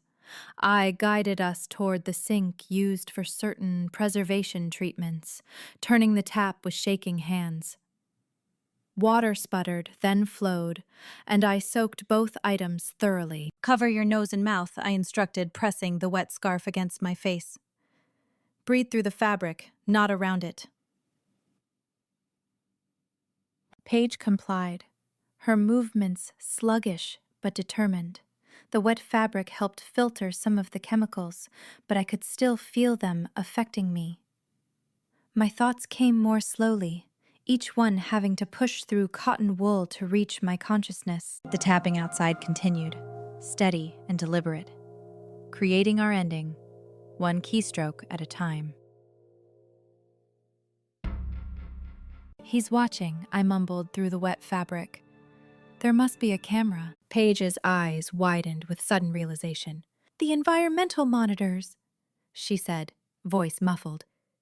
"They have video capability for remotely checking preservation conditions." My gaze tracked to the small black dome in the ceiling corner. Of course. Edgar wasn't just imagining our deaths. He was observing them, recording them, turning them into his twisted art. Through the chemical haze, a new determination formed. I might be his unwilling muse, but I wouldn't be his passive character. "We need to change the story," I slurred, fighting to stay lucid. "Break his narrative." Paige nodded, though her eyes were struggling to focus. "How?" I looked around at our limited options, mind desperately cataloging potential tools despite the encroaching fog. Preservation knives, acid-free boxes, archival tape.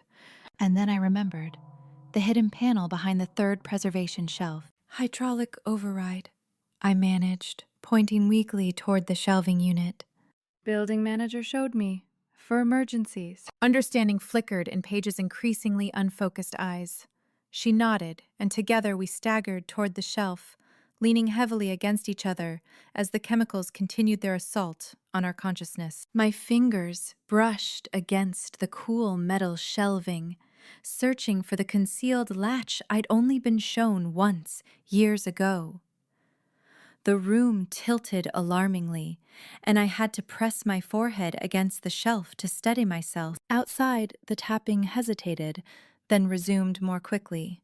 Edgar, realizing something was wrong, trying to finish his masterpiece before we ruined it. "Find it," Paige whispered urgently. "Please find it." My fingers felt numb, disconnected from my body. The wet scarf was helping, but not enough. The chemicals had reached the height of the preservation table now, surrounding us in a deadly fog. Just as my vision began to tunnel, my fingers caught on a slight irregularity in the metal, a seam where there shouldn't be one. "Here," I breathed, pressing against it with the last of my strength. The panel clicked open, revealing a small red handle. I grasped it with both hands and pulled downward, using my body weight when my muscles threatened to fail. For one terrible moment, nothing happened. Then the conservation room filled with a mechanical groan as the emergency ventilation system engaged. Powerful fans drawing the chemical-laden air upward through ceiling vents. Simultaneously, the door lock disengaged with a decisive click. The tapping outside stopped abruptly. Despite the clearing air, my consciousness continued to fade, darkness creeping in from the edges of my vision. The last thing I heard before collapsing was the conservation room door swinging open, and Detective Stone's voice calling my name with an urgency I'd never heard before. 15. The final chapter begins. I froze in the sudden darkness, preservation-grade blackout that eliminated even the faintest glow of emergency lights. My phone screen illuminated my face as I thumbed the emergency contact for Detective Stone. No service. Of course not. The entire conservation room was essentially a Faraday cage, designed to protect delicate materials from electromagnetic interference. "Fudgesicles," I breathed, fingers instinctively tightening around the acid-free folder I'd been handling. "Paige, I'm here." Her voice came from a few feet away, pitched higher with panic. "What's happening?" My mind raced through possibilities, all of them unpleasant. The conservation room was designed to be isolated. Separate climate controls, specialized ventilation, security protocols that would make a bank vault jealous. Once sealed, it was nearly impenetrable, which meant we were effectively trapped. "Someone's locked us in," I said, keeping my voice level despite the adrenaline flooding my system. The electronic locks are on a separate circuit from the main power. They shouldn't have engaged when the lights went out. Can we override them? Paige asked, her breathing audible in the darkness. Not from inside. That's the point. To protect the collections from unauthorized access. I heard a faint sound from outside the door, the soft, rhythmic click of keyboard keys. Someone was working at the digital access panel. I moved carefully toward the sound, using my phone's flashlight to navigate around the large preservation table. The conservation room was small, perhaps 15 by 20 feet, but crowded with specialized equipment. My thigh bumped against the corner of a work table, and I bit back a particularly vivid dessert euphemism. When I reached the door, I pressed my ear against it. The typing continued, deliberate and unhurried. "Edgar," I called through the door. "I know it's you." The typing paused briefly, then resumed at the same steady pace. Paige appeared at my side, her face ghostly in the phone light. "He can't get in, right? The security—" "He's not trying to get in," I said, the realization hitting me with sickening clarity. "He's changing the environmental controls." The conservation room was designed to maintain precise temperature, humidity, and air quality for archival preservation. Those systems were controlled digitally and could be manually overridden from the external panel. As if confirming my fears, I heard a soft, mechanical hum as the ventilation system adjusted. A familiar chemical scent began to permeate the air. The sharp, astringent smell of document preservation chemicals. "Oh God," Paige whispered, recognizing it too. "The deacidification solution." My stomach dropped. The chemicals used in document preservation were safe in small, controlled amounts.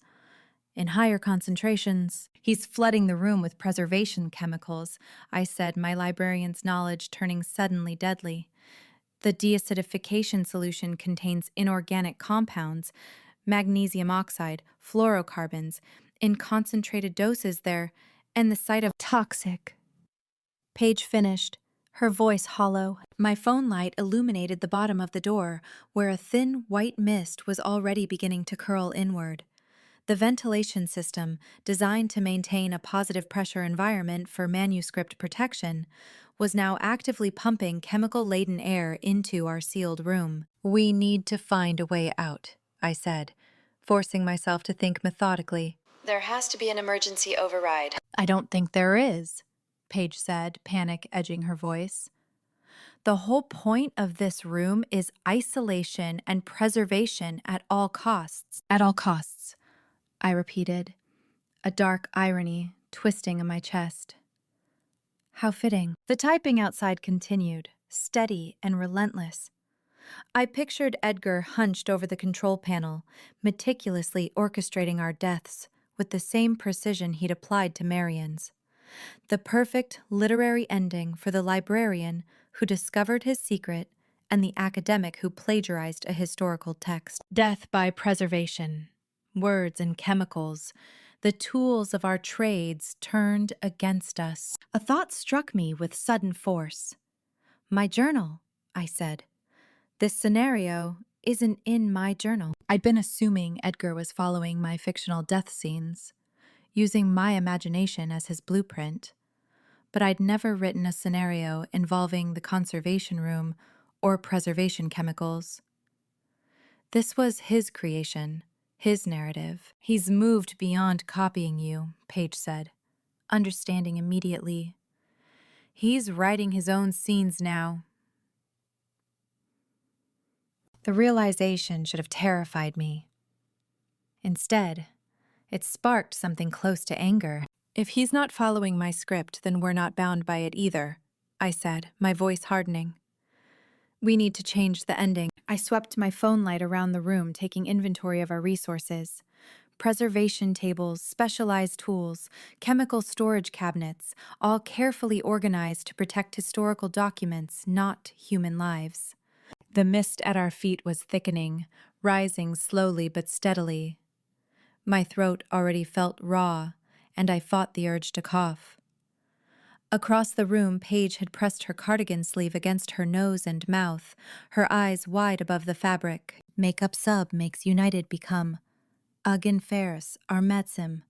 Paramally clears that the course. Clicks on.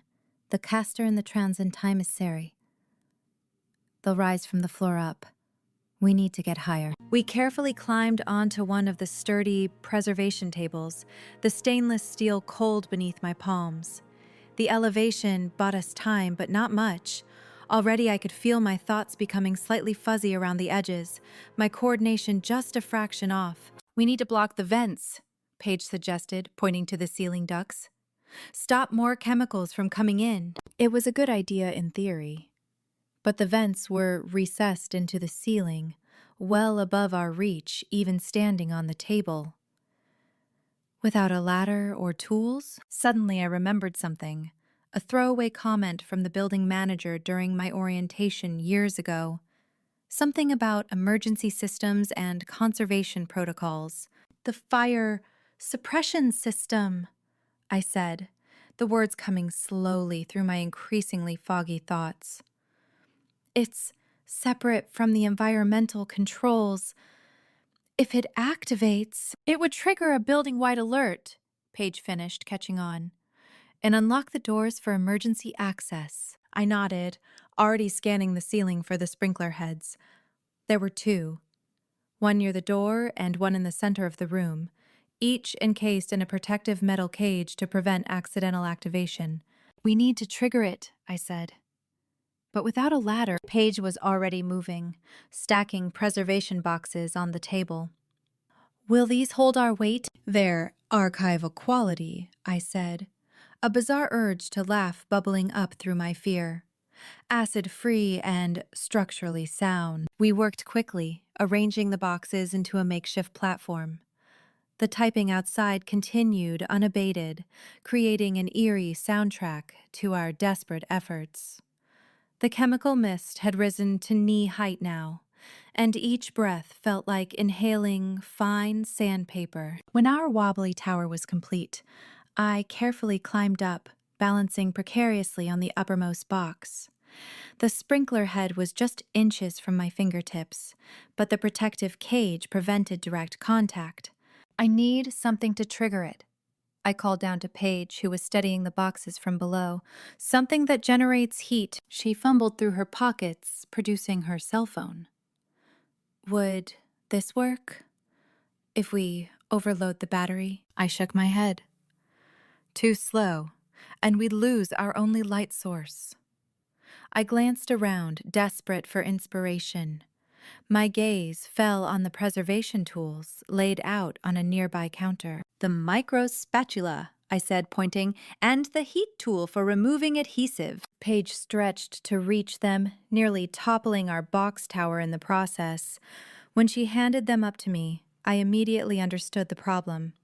The heat tool required electricity, which we no longer had. Jam jars, I muttered, frustration mounting as the chemical mist continued to rise. It was nearly at table height now, and my exposed skin had begun to tingle unpleasantly. The typing outside paused. Through the door, I heard Edgar's voice, soft, almost gentle. "I'm sorry it had to be you, Virginia," he said, the words muffled through the heavy door. "But you understand the narrative necessity, don't you?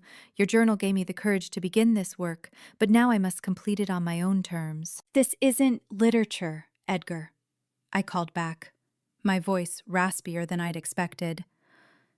"It's murder." "No, it's justice," he corrected. "Literary justice. The plagiarist suffocated by her own dishonesty, and you," he paused, "you, who saw through facades but refused to act, the observer who becomes unwillingly complicit." The typing resumed, faster now. Whatever program he was using to control the room's environment was being adjusted, accelerating our fate. I felt myself sway slightly on the boxes, my coordination deteriorating as the chemicals affected my system. Below me, Paige had begun to cough, the sound alarmingly liquid. A new determination crystallized through my hazy thoughts.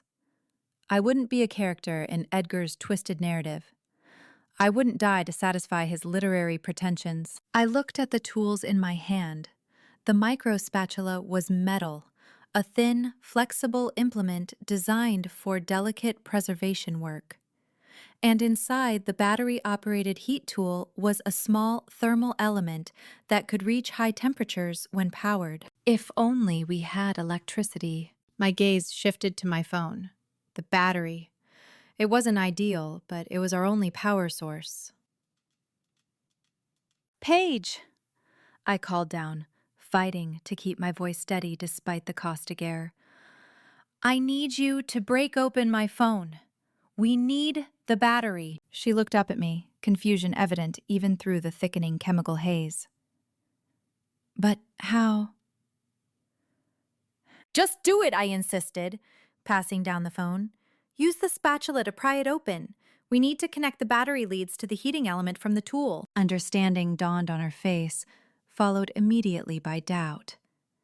"That could cause the battery to explode?" "Yes," I finished grimly. "That's the point." As Paige worked on dismantling my phone, I maintained my precarious perch atop our tower, fighting against growing dizziness. The chemical mist had reached the tabletop now, swirling around Paige's waist as she hunched over her task. I could feel my exposed skin beginning to burn, my lungs protesting each breath. Outside, the typing had stopped. Edgar was either finished with his programming or simply waiting for the inevitable. I imagined him sitting there, watching some monitoring system, documenting our deaths with the same methodical precision he'd applied to his fraudulent literary career. "Got it!" Paige finally gasped, holding up the extracted battery.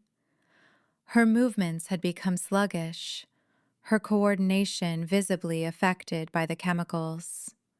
"Now what?" "Strip the covering from the wire on the heat tool," I instructed, my own words slurring slightly. "Connect the positive and negative leads from the battery directly to the heating element." With trembling fingers she complied, stripping back the insulation to expose copper wire. The battery was small but powerful, a lithium-ion cell designed to keep a smartphone running for hours. When she passed up the makeshift device, I could already feel it warming in my palm. The battery, connected directly to the heating element without any regulating circuitry, was dumping its charge in a dangerous, uncontrolled flow. "Get down," I warned Paige, who didn't need to be told twice. She slipped from the table to crouch as low as possible, seeking the cleaner air near the floor. I stood on tiptoe, stretching toward the sprinkler head. The improvised device was growing painfully hot in my hand, the battery swelling slightly as its internal temperature skyrocketed. Just as my vision began to blur alarmingly, I managed to wedge the overheating contraption into the protective cage surrounding the sprinkler. Then I half climbed, half fell from our box tower, landing painfully beside Paige. "Cover your head," I gasped, pulling my cardigan over my face. Seconds ticked by, each one stretching impossibly long as the chemicals continued to fill the room. Had I failed? Was the battery charge insufficient? My thoughts scattered and reformed sluggishly as oxygen deprivation set in. Then, a sharp pop followed by a hissing sound from above. The sprinkler head had activated. Water cascaded down, cutting through the chemical mist. Immediately, alarm bells began to shrill throughout the building, the piercing sound almost welcome after the suffocating silence. The water drenched us, plastering hair to our faces and soaking through our clothes, but carrying with it the sweetest gift: dilution of the toxic chemicals. More importantly, I heard the electronic door lock disengage with an authoritative click as the emergency protocols overrode all other systems. Paige and I half crawled toward the door, pushing it open with the last of our strength. We tumbled into the hallway, gasping for clean air. The building's emergency systems had activated fully now, lights flashing, alarms blaring, sprinklers running in a controlled cascade throughout the preservation wing. Of Edgar Poe there was no sign. only an abandoned chair before the control panel, the screen still glowing with environmental settings pushed far beyond safe parameters. "He's gone," Paige managed between ragged breaths. "We ruined his perfect ending." I nodded, unable to speak yet, my lungs still burning from the chemical exposure. We'd survived his carefully constructed death scene, but he was still out there, his literary revenge incomplete. The sound of running footsteps echoed down the hallway. Moments later, Detective Stone appeared, weapon drawn, water from the sprinklers immediately beginning to darken his gray suit. His expression shifted from alert tension to visible relief when he saw me huddled against the wall. "V," he said, holstering his gun and crouching beside me. "What happened? Are you hurt?" I struggled to find my voice, my throat raw from chemical exposure. "Edgar Poe," I finally managed. "Kill you with preservation chemicals," Stone finished grimly, taking in our soaked appearance and the still billowing mist from the conservation room. "We need to get you both checked out. The paramedics are on their way." As he helped me stand, I caught something in his expression, a flash of suspicion that went beyond our current situation. "What is it?" I asked. Stone hesitated. "The security override. It required knowledge most civilians wouldn't have. And the gas composition matches a case from before Edgar arrived in Ravenswood." He helped me to my feet, his hand lingering supportively at my elbow. I tried not to lean into his steady presence, but my body betrayed me, swaying slightly. "How did you know to come?" I asked, voice barely above a whisper. "The library's alarm system triggered an alert at the station," he explained, "and I was already nearby, keeping an eye on you. When the fire alarm went off..." He stopped, his expression darkening. "This is my fault. I should have had someone inside, not just watching the perimeter." I shook my head, wincing as the movement aggravated my chemical headache. "You wouldn't have known. Edgar had administrative access to the building systems. He's been planning this." Stone's jaw tightened. "We'll find him. I've already put out an APB." Paige had managed to stand as well, though she leaned heavily against the wall. "I need to tell you everything," she said, looking between us. "About the manuscript, about what Marion discovered. It's all connected." Stone nodded, his expression grim but attentive. "As soon as the paramedics clear you..." As if summoned by his words, emergency personnel began flooding the hallway, bringing with them equipment, stretchers, and an air of organized chaos. Someone draped a blanket over my shoulders, someone else fitted an oxygen mask over my face. The world narrowed to simplified sensory input: the cool plastic of the mask, the blessed relief of untainted air, the distant sound of Stone directing the search for Edgar. Through it all, one thought kept circling in my mind. Edgar had abandoned my journal schema and created his own. He was no longer a copycat, but an author. And I was just another character in his story, marked for death, not because of any imagined scenario I'd written, but because I'd seen through his carefully constructed literary disguise. As the paramedics guided me toward the exit, I caught sight of Stone conferring intently with the police tactical team. He looked up, caught my eye, and gave me a single, resolute nod. A promise. We were no longer playing defense. The hunt for Edgar Poe had begun. 16. Night at the library. I arranged the reference materials on my desk with practiced precision, straightening the stack of early American poetry anthologies into a perfect column. To any observer, security cameras included, I was simply finishing my routine work as closing time approached. "Last call for book returns," I announced to the empty main floor, my voice echoing off the vaulted ceiling. Library policy required the verbal reminder even when no patrons remained to hear it. Only the subtle reinforcements betrayed my true purpose. Sensible running shoes replacing my usual loafers. Phone fully charged with a direct line to Stone. Pepper spray disguised as a decorative keychain clipped to my belt loop.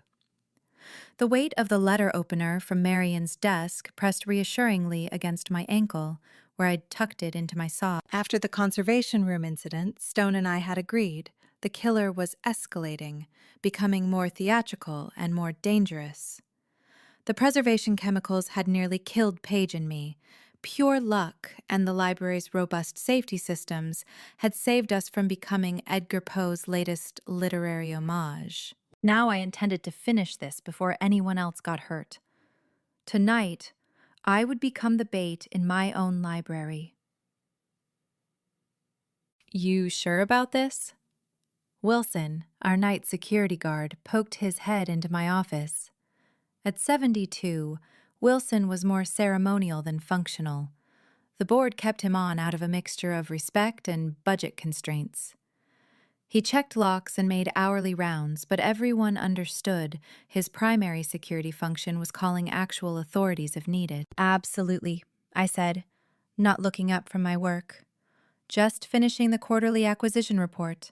You know how Director Finch gets if it's late. Wilson nodded, knowingly. Man's wound tighter than my ex-wife's curlers. Don't stay too late now. That report ain't worth losing sleep over. I won't, I lied smoothly. Half an hour, tops. He hesitated. You heard about that trouble at the Gable Museum? Vandalism last night. Town's getting strange lately. I met his eyes then, wondering if Stone had informed him of our plan. His expression revealed nothing beyond general concern. Lock up behind me? He asked. Always do, I assured him. As his footsteps faded, I moved to my office window, watching Wilson make his final exterior check. Right on schedule, Stone's unmarked sedan rolled silently into position across the street. Close enough for emergency response, far enough to avoid alerting our target. In the passenger seat, I could just make out Officer Martinez's profile. Her hair pulled back in a tight bun. Our plan hinged on appearing vulnerable while maintaining control. I would accidentally remain in the building after lockup, making myself the perfect target in the killer's literary game. Edgar Poe had proven himself intimately familiar with library protocols. He would know Wilson never checked the interior offices before leaving, trusting staff to secure their own spaces. He would know about the security system's blind spots. Most importantly, he would know that on Thursday nights, I often worked late finalizing the weekend program schedules. Wilson's departure cued the familiar sequence of metallic thuds as automatic locks engaged throughout the building. The exterior lights dimmed to their energy-saving nighttime settings. I stared into the darkness beyond the window, imagining Edgar Poe watching from some hidden vantage point, waiting for his moment. My phone vibrated with an incoming text from Stone. Wilson clear, position secured, check-in every 30. I typed back. Lights out, beginning vigil. A flicker of movement caught my attention, and my heart stuttered until I recognized the sleek black shape slinking across my desk. Morticia fixed me with her luminous green gaze, tail twitching with what I chose to interpret as approval. Technically, you're violating at least 3 library policies by being here, I informed her, scratching behind her ears. But I'm willing to overlook it if you help me catch a killer. Morticia blinked slowly, which I took as agreement. Good. Now let's secure the perimeter. The ancient building creaked and settled around me as I moved through familiar spaces, now transformed by darkness and purpose. Emergency lights cast eerie green glows at strategic intervals, creating islands of visibility in a sea of shadow. Morticia prowled ahead, her presence both comfort and early warning system. I checked the security panel first, confirming all zones were functioning normally. The maintenance access door, locked. Staff entrance, secured. Primary exits, alarmed. I mentally mapped my escape routes from various points in the building, calculating response times if things went sideways. The Ravenswood Library had been built in 1879, its architecture more attentive to grandeur than security. Stone had been furious when I'd outlined all the ways someone could bypass the modern security layered over the building's Victorian bones, but those same vulnerabilities made it the perfect hunting ground, both for Edgar and for us. I moved into the rare book room, scene of Marian's murder, and felt the familiar prickle along my spine. The room had been thoroughly processed, the crime scene tape removed, the blood stains professionally cleaned. Yet some residue of violence lingered in the air, perceptible only to those who knew what to look for. My sweep complete, I established my command center in the second-floor staff lounge. The location offered sight lines to the main staircase, proximity to both the rare book room and conservation storage, and multiple exit routes. I positioned my laptop to monitor the security camera feed Stone had arranged access to, then dimmed the screen to preserve my night vision. 7:30 p.m. All clear. 8 p.m. All clear. Morticia investigating something on first floor. Returned. Probably mice. 8:30 p.m. All clear. Building temperature dropping with night cooling cycle. 9 p.m. All clear. Strange noise from periodicals. Investigation revealed fallen newspaper-bound volume. 9:30 p.m. All clear. Beginning to reconsider life choices. 3 hours passed in vigilant silence. Midnight, then 1. My back ached from maintaining high alert, and fatigue pressed against my temples. I fought it by mentally cataloging literary murder scenes set in libraries. From Christie to Borges to modern thrillers, my mind a defense against the very imagination that had put me in danger. This is how he's corrupted the space, I told Morticia, who had taken up a watchful position on the windowsill, taking something meant for knowledge and preservation and turning it into a stage for violence. She blinked slowly, ears pivoting towards some sound beyond my perception. The library at night had its own language, the soft groans of old wood adjusting to temperature changes, the whisper of air through ventilation ducts, the distant gurgle of pipes. I had learned its vocabulary over years of late evenings and early mornings, which is why at precisely 2:17 a.m., I instantly registered the anomaly. A momentary fluctuation in the security feed, almost imperceptible.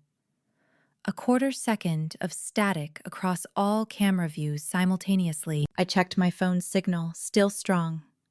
Stone's last check-in, all clear, received 20 minutes ago. The building's ancient electrical system often hiccuped, but instinct raised the hair on my neck. I texted Stone, possible electrical interference, standing by. Morticia abandoned her watchful position at the window, dropping silently to the floor and moving with purpose toward the rear staircase.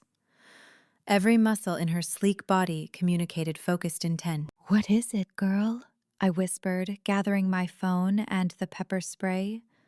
"Show me." I followed her lead, keeping to shadow pathways between emergency lights. The rear stairwell camera showed nothing unusual, empty concrete steps disappearing into basement darkness. But when I glanced at the service elevator status panel on my security app, the power indicator glowed active. Impossible! The service elevator automatically powered down during night shutdown protocols unless manually overridden by someone with administrative access.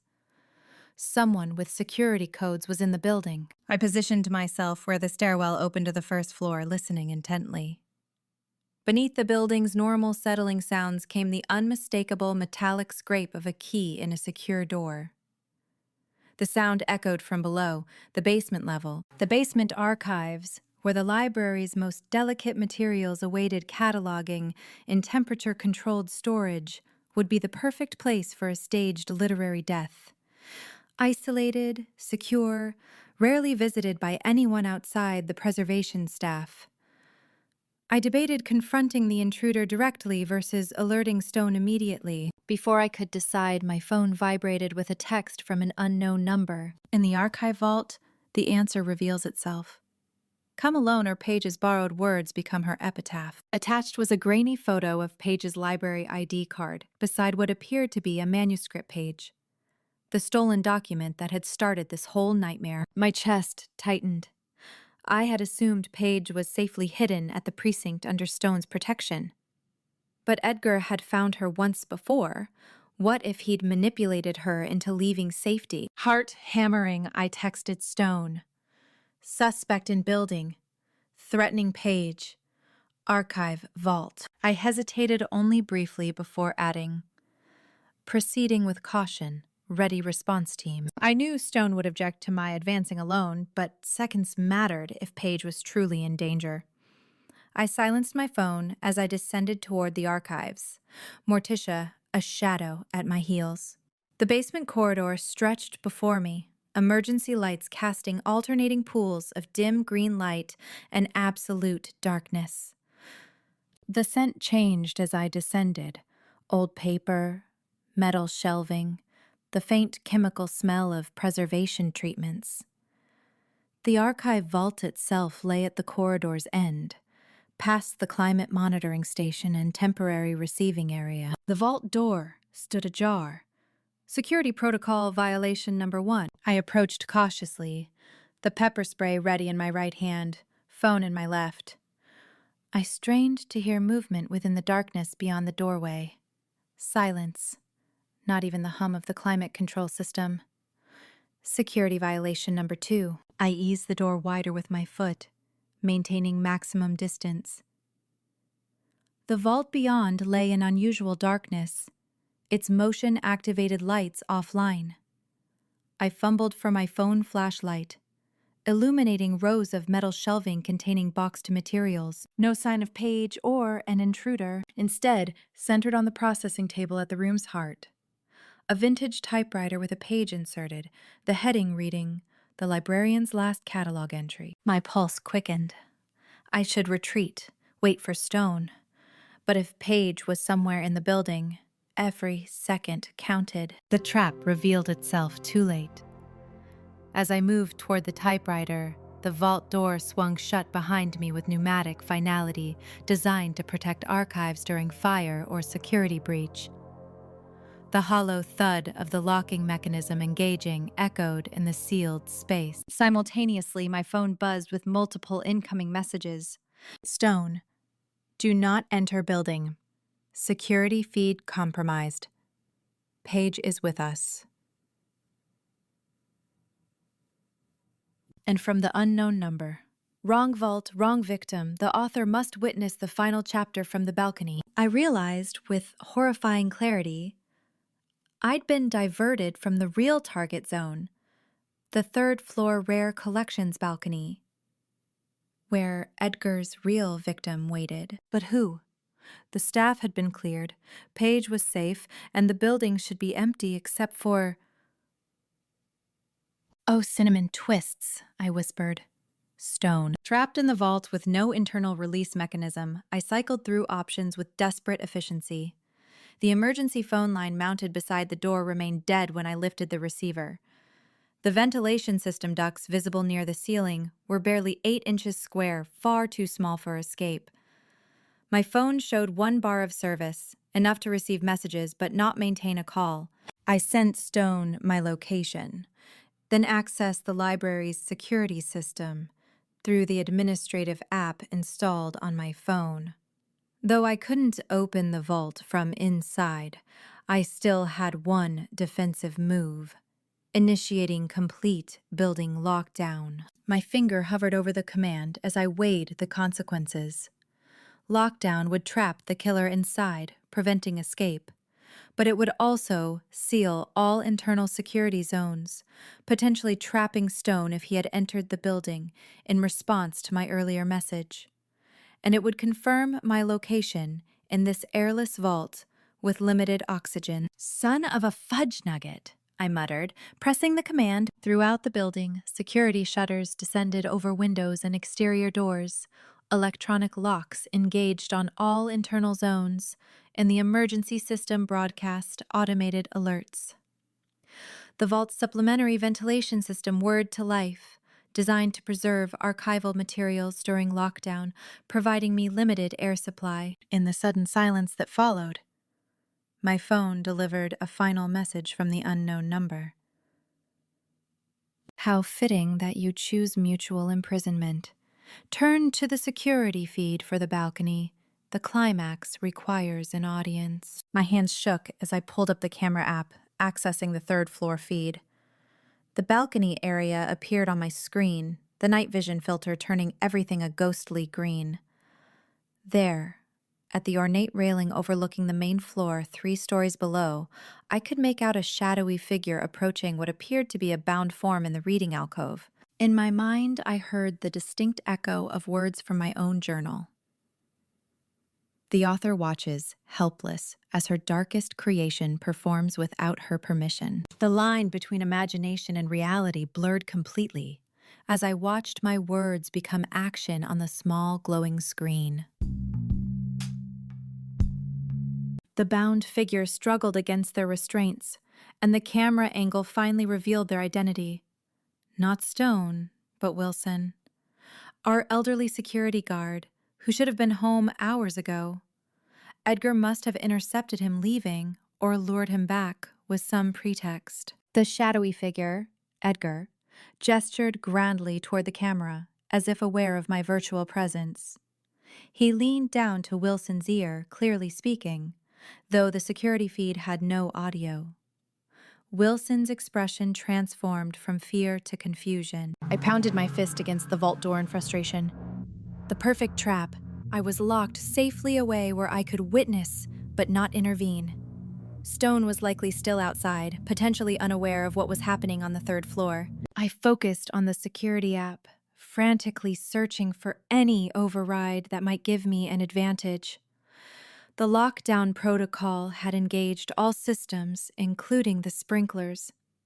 The fire suppression system remained on its own circuit, ready to activate at the first sign of smoke or excessive heat. An idea formed. A desperate, potentially destructive idea. The archive vault was fireproof by design, with its own dedicated suppression system. If I could trigger the main building sprinklers without affecting the vault, I looked around the room, searching for anything flammable that wouldn't destroy irreplaceable archives. My gaze landed on the typewriter and its ominous message. Perfect. I tore the paper from the carriage and set it on the metal floor away from any shelving. From my pocket, I extracted the vintage silver lighter I'd borrowed from Cleo. For ambiance, she'd insisted, when packing my vigilante kit. Sorry about the water damage, Director Finch, I murmured, flicking the lighter to life and touching the flame to the paper's corner. The document caught quickly, curling in on itself as flames consumed Edgar's message.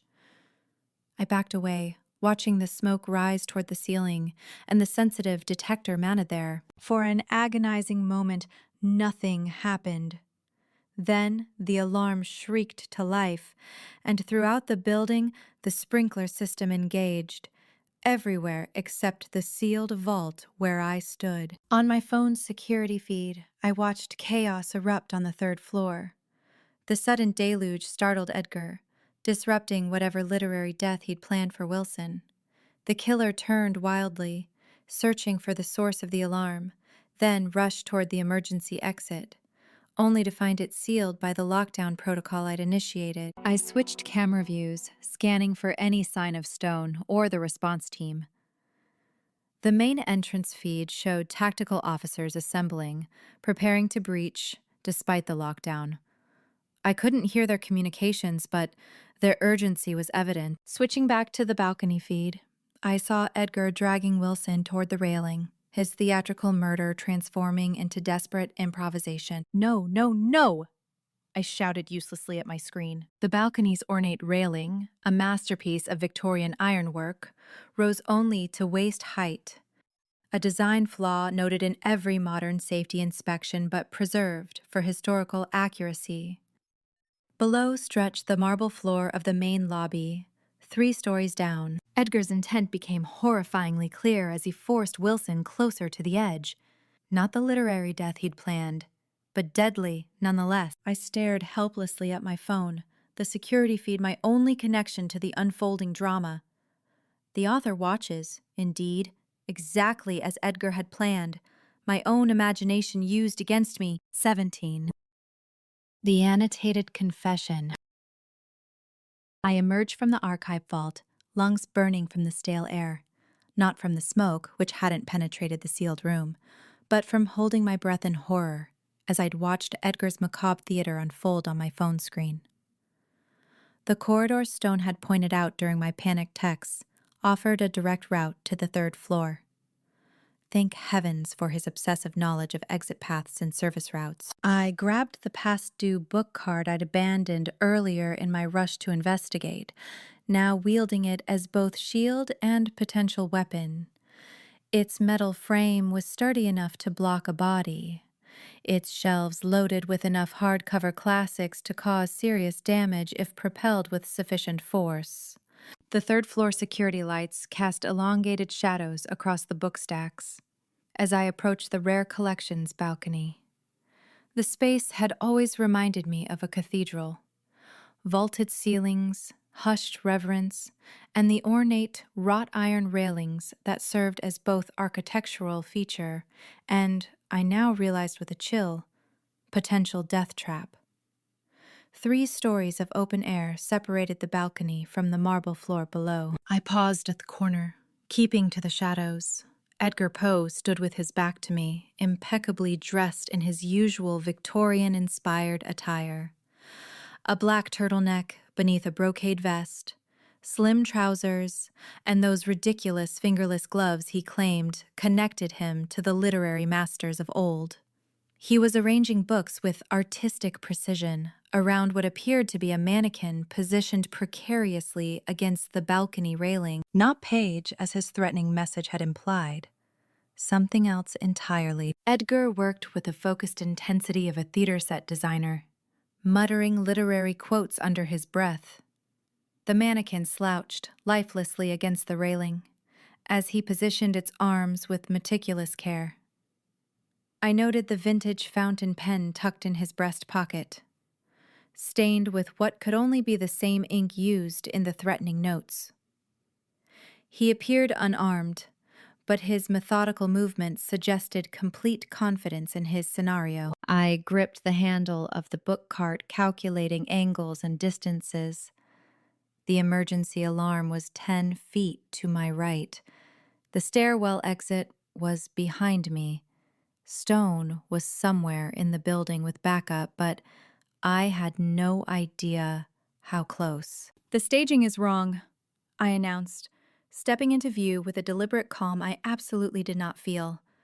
My heart hammered against my ribs, but my voice emerged steady and critical, like I was evaluating a poorly arranged window display. Edgar turned without surprise, as if he'd been expecting my entrance at precisely this moment.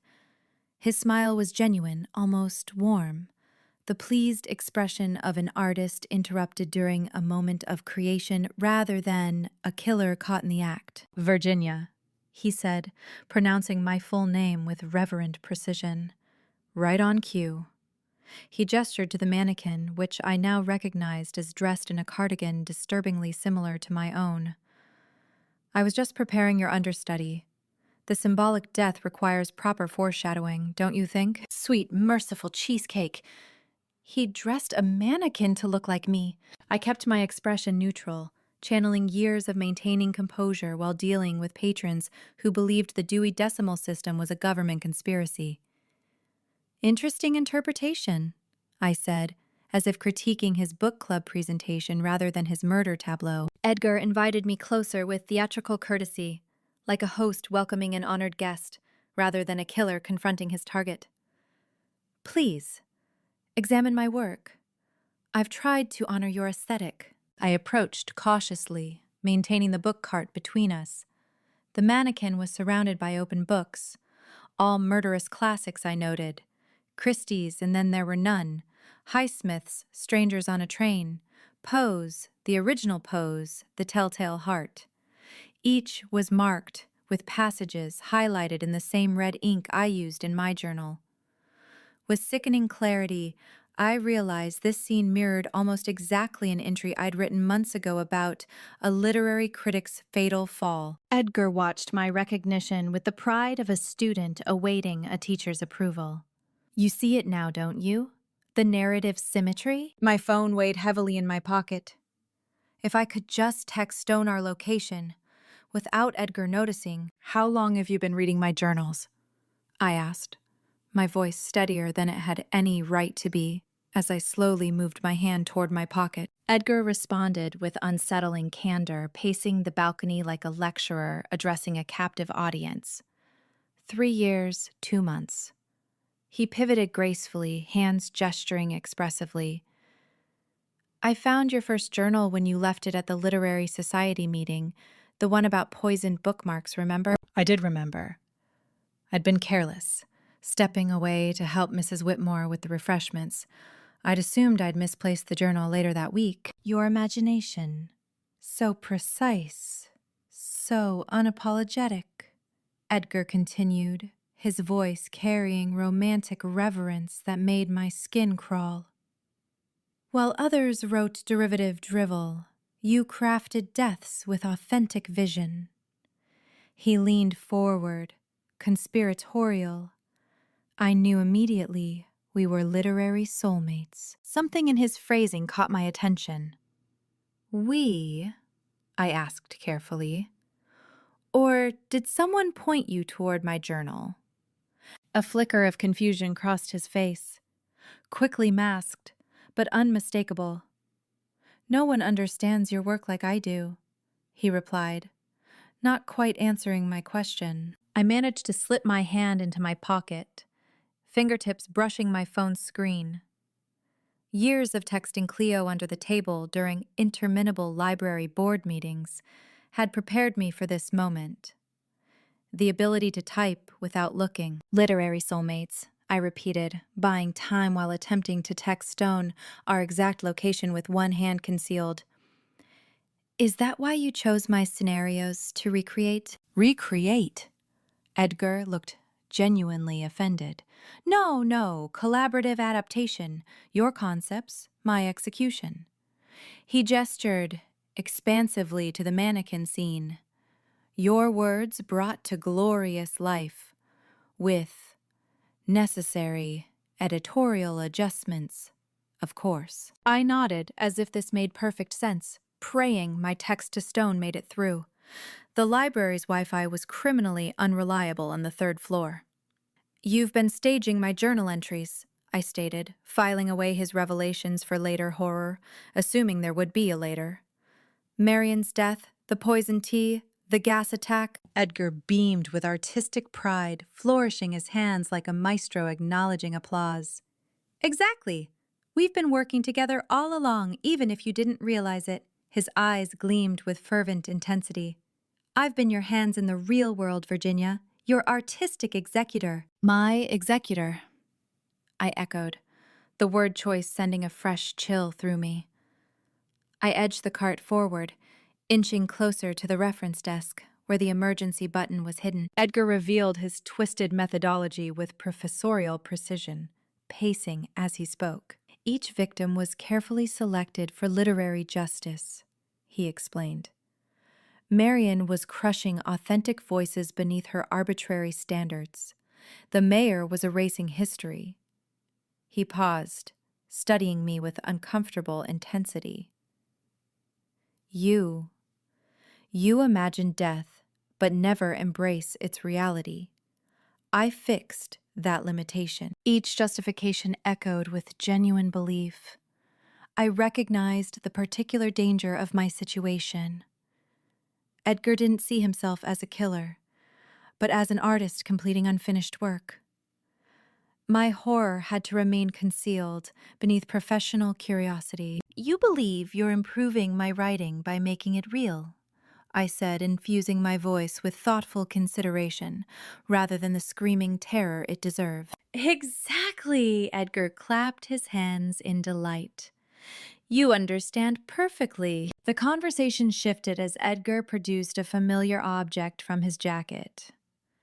My original, stolen journal, bookmarked with red ribbon. My fingers twitched with the instinct to grab it, to reclaim my private thoughts from this madman who had perverted them into murder scripts. I've made annotations, he explained, opening to a dog-eared page. Your technical details needed refinement. The angle of falling books that killed Marion, for instance. Your physics was imprecise. The casual critique of my murder scenarios, murders he had actually committed, sent ice through my veins. I forced myself to nod thoughtfully, edging closer to both the journal and the emergency button concealed beneath the reference desk. So you decided to correct my technical errors? I prompted, redirecting his attention to my imagined failings rather than my strategic repositioning. Someone had to, Edgar said with the weary patience of an editor dealing with a promising but flawed manuscript. Your concepts were brilliant, but the execution lacked... He waved his hand, searching for the word. Commitment. What about Paige? I asked, redirecting from his growing suspicion of my movements. Her literary crime was plagiarism. Edgar's expression darkened with genuine distaste. A thief of words, the lowest form of literary criminal. She stole fragments of authentic history to advance her career. His voice dropped to a reverent whisper. Just as Marion discovered I had done, the confession emerged with strange pride. My entire identity, crafted from scattered pieces of greater works, the perfect literary collage. I seized this revelation, intuiting the emotional trigger point. That's why Marion had to die first, I said slowly. She discovered your true identity. Edgar's theatrical composure fractured slightly, revealing the wounded ego beneath. She called me derivative. His voice tightened with remembered humiliation. Said I'd never written an original word in my life. Genuine anguish crossed his features, transforming him momentarily from calculated killer to rejected artist. She couldn't recognize literary transformation. I don't steal words, I elevate them. His voice rose, control slipping. Just as I elevated your death scenarios from mere imagination to art. I was close enough now to the reference desk that my fingers brushed its polished surface. The emergency button was hidden beneath. Installed after the library board finally acknowledged that literary sanctuary didn't provide actual protection from unstable patrons. Recognizing my opening as Edgar's emotional state deteriorated, I employed his own twisted logic against him. But Edgar, I began, infusing my voice with deliberate disappointment. This ending lacks originality. He stiffened, the criticism landing like a physical blow. The author confronting her dark mirror? The balcony fall, I continued, gesturing dismissively at his elaborate setup. These are cliches. If we're truly collaborators, this finale dishonors both our literary standards. Edgar's expression shifted through confusion, offense, then determination to prove his creative worth. He moved away from the mannequin toward me. The journal clutched protectively to his chest. You're right, he conceded after a moment. Literary pride overriding murder logic. We need something more poetic for our conclusion. He offered the journal as a peace offering, collaborative, artist to artist. As I reached for the journal with calculated hesitation, my fingers grazing its familiar leather binding, Stone's voice cut through from the stairwell entrance. Police, don't move. Edgar's expression transformed. Betrayal, then incandescent rage, as he lunged toward me. The journal fell forgotten between us as his hands reached for my throat. Time compressed into frantic motion, Edgar's fingers grazing my collarbone, my arm swinging up to block, catching his wrist. Stone advancing with weapon drawn, shouting commands that seemed to come from underwater. the book cart rolling sideways from the impact of our bodies. Edgar grasped my cardigan, dragging me toward the railing. I twisted, leveraging my weight against his momentum. The heavy journal slid across the floor, and I dove for it, using it as a shield as Edgar made another lunge. The Gothic railing gave way under Edgar's momentum as he overextended, reaching for me. Metal groaned, ornamental filigree snapping like dry twigs. His expression wasn't fear, but literary appreciation as he pitched backward toward the marble floor below, his voice carrying up to me with bizarre serenity. Now that's a proper third act twist. The sound that followed would haunt my journals for months to come. A terrible, final thud that echoed through the cathedral-like space of the library's main floor. I stood frozen at the broken railing, the journal clutched against my chest like armor, staring down at the crumpled form 3 stories below. Stone reached me in 3 quick strides, pulling me back from the edge with firm hands. "V," he said urgently, turning me to face him, his eyes searching mine. "Are you hurt?" I shook my head mutely, unable to form words.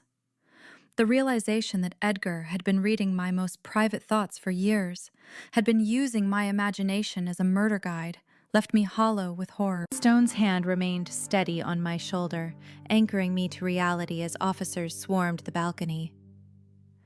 "He had my journals," I finally managed. "For years.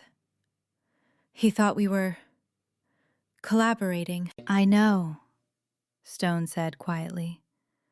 "We found his apartment after your text. The walls..."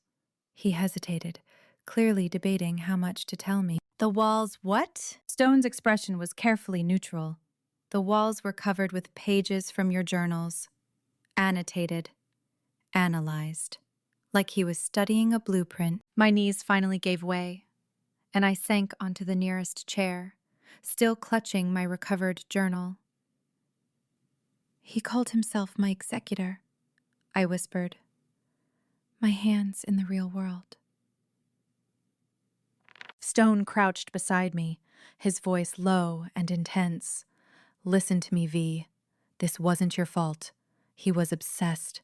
He would have found another outlet, another target." But I couldn't stop seeing the highlighted passages, the careful staging, the mannequin dressed in my clothes.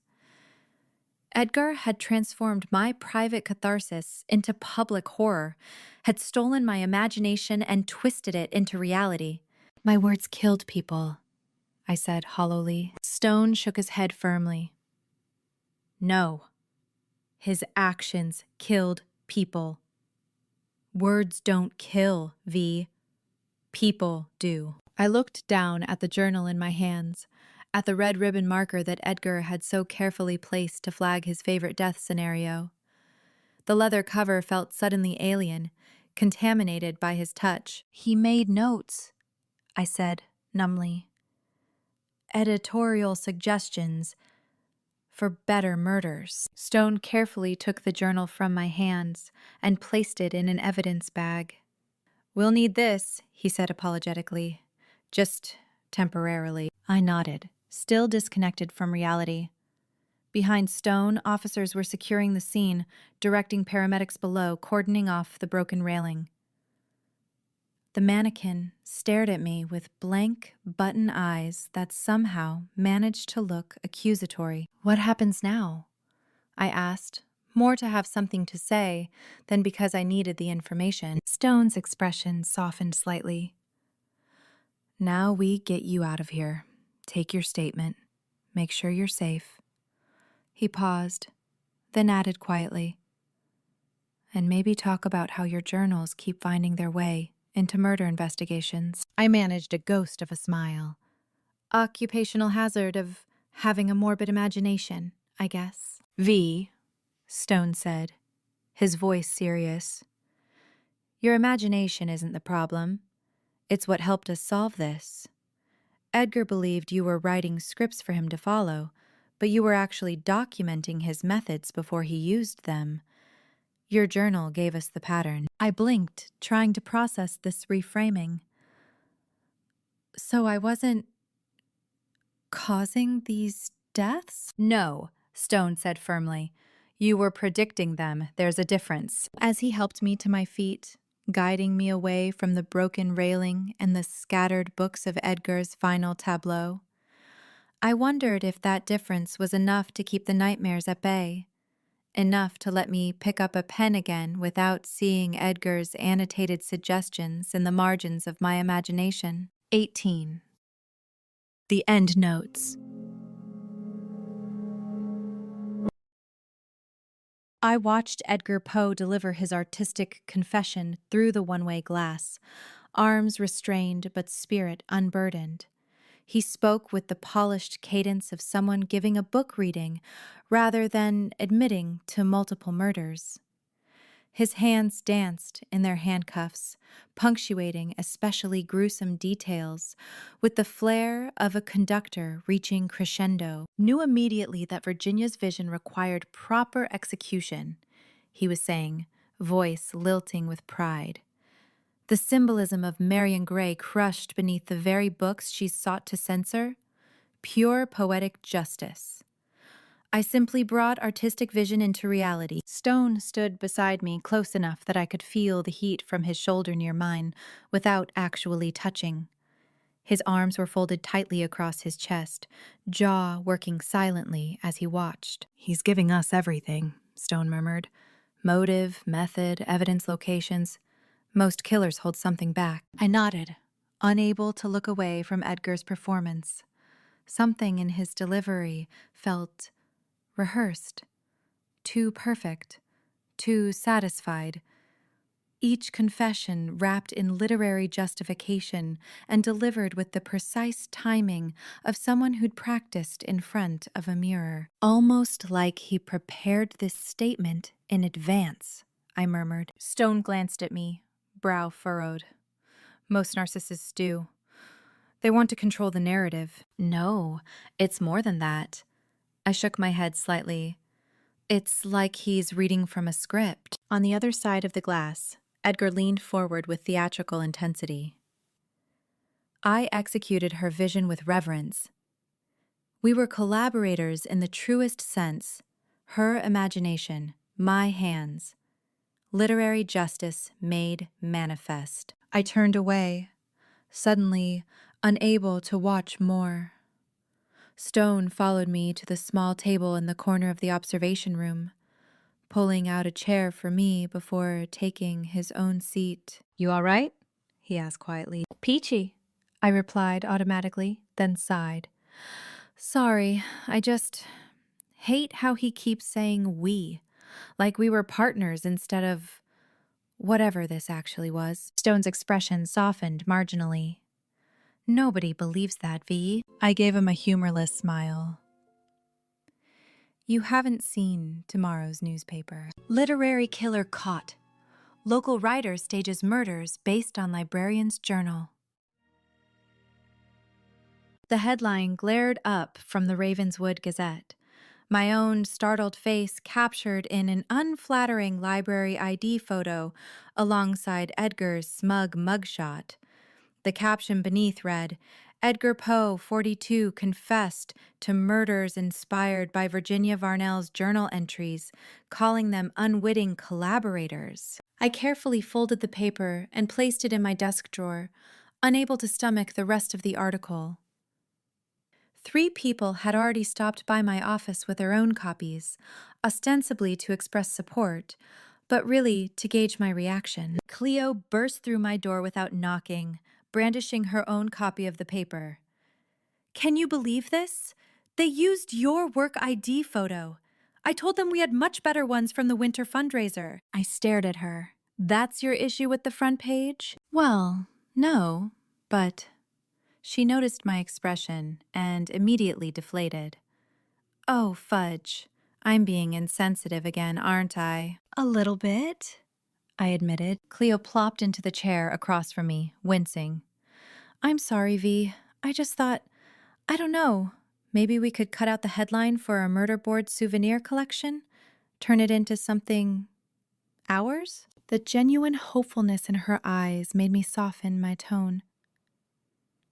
I don't think I want a souvenir of this one, Cleo. She nodded, abashed. Too soon, got it after she left. I sat alone at my temporarily repaired desk, staring at the wall. My email inbox overflowed with messages from colleagues around the country, some offering sympathy, others requesting interviews or inside details for their true crime podcasts. The library had reopened yesterday, and I'd felt the shift immediately. The regular patrons watched me with new eyes, some fearful, others morbidly curious. I was no longer just the head librarian with a sarcastic streak. I was the woman whose imagination inspired murder. Mrs. Harrington, our Tuesday morning regular who normally asked for romance recommendations, had nervously requested something cheerful, not, anything with violence. Mr. Perkins, who'd been researching local history for 15 years, suddenly found reasons to have Cleo help him instead. I stared at the blood-red roses for a long moment before dropping the entire arrangement, card and all, into the trash bin. Mayor Vexley's small ceremony, recognizing those who helped solve the case, filled the town hall's main meeting room. Local officials, reporters, and curious citizens packed the space, all eager to participate in Ravenswood's first brush with national news coverage. I stood slightly apart from the others, uncomfortably aware of the whispers that followed me. Detective Stone accepted his commendation with professional detachment, shaking hands with the mayor and stepping back without adding unnecessary words. Cleo bubbled with excited gratitude, thanking everyone from her parents to her third-grade teacher for instilling her with the curiosity that made crime-solving possible. Agatha Christie Larson had cornered the Channel 4 reporter, dramatically recounting how she'd recognized the literary symbolism immediately and guided us to the proper conclusion. The reporter looked simultaneously amused and alarmed. When it was my turn to receive recognition, Mayor Vexley's hand lingered on mine a fraction too long. "My niece," he announced to the crowd, "has always had an unusual imagination. Today, we celebrate how that unique perspective helped bring justice to our community." The microphone was thrust toward me. The assembled crowd waited, expressions ranging from admiration to barely concealed discomfort. I considered Cleo's earlier coaching on appropriate acceptance speeches and discarded it completely. I did what anyone would do when faced with the perversion of their work, I said simply. The assembled crowd shifted uncomfortably, unsure whether to applaud. Mayor Vexley quickly stepped in with a jovial, "Always so modest," before moving on to recognize the officers who'd assisted in the case. Later, as people mingled over punch and cookies, Stone appeared at my elbow with a small plate. "You look like you could use this," he said, offering what turned out to be 3 chocolate cookies. "My hero," I murmured, accepting them gratefully. His mouth quirked slightly, not your usual style of public speaking. "I'm not feeling particularly usual these days." He nodded, understanding without needing elaboration. For what it's worth, I thought it was honest. "High praise from a detective," I replied, attempting a smile that didn't quite reach my eyes. Stone hesitated, then added quietly, "Your place is ready whenever you want to go back. I had the department's cleaning crew take care of everything." The unexpected thoughtfulness caught me off guard.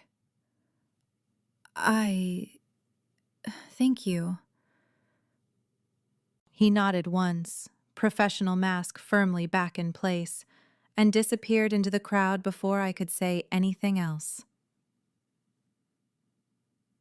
The apartment looked perfectly normal, which somehow made it worse. The furniture had been rearranged to its original positions, the bookshelves restored to alphabetical order, the floorboards scrubbed clean of fingerprint powder. No visible trace remained of Edgar's violations.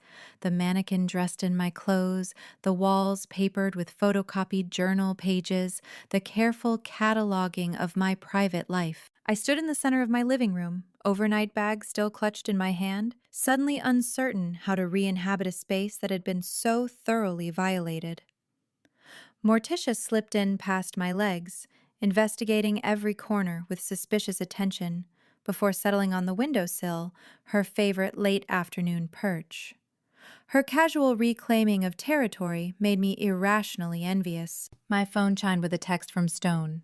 All good? I typed, "Getting there," before turning the device off completely. The silence felt like a luxury after weeks of constant updates, questions, and intrusions. I moved from room to room, touching familiar objects, books, teacups, the antique letter opener my father had given me, as if re-establishing ownership. In the bedroom, I discovered my journals neatly stacked on the nightstand, a silver ribbon marking the most recent entry. I opened to the marked page, half expecting to find Edgar's annotations in the margins.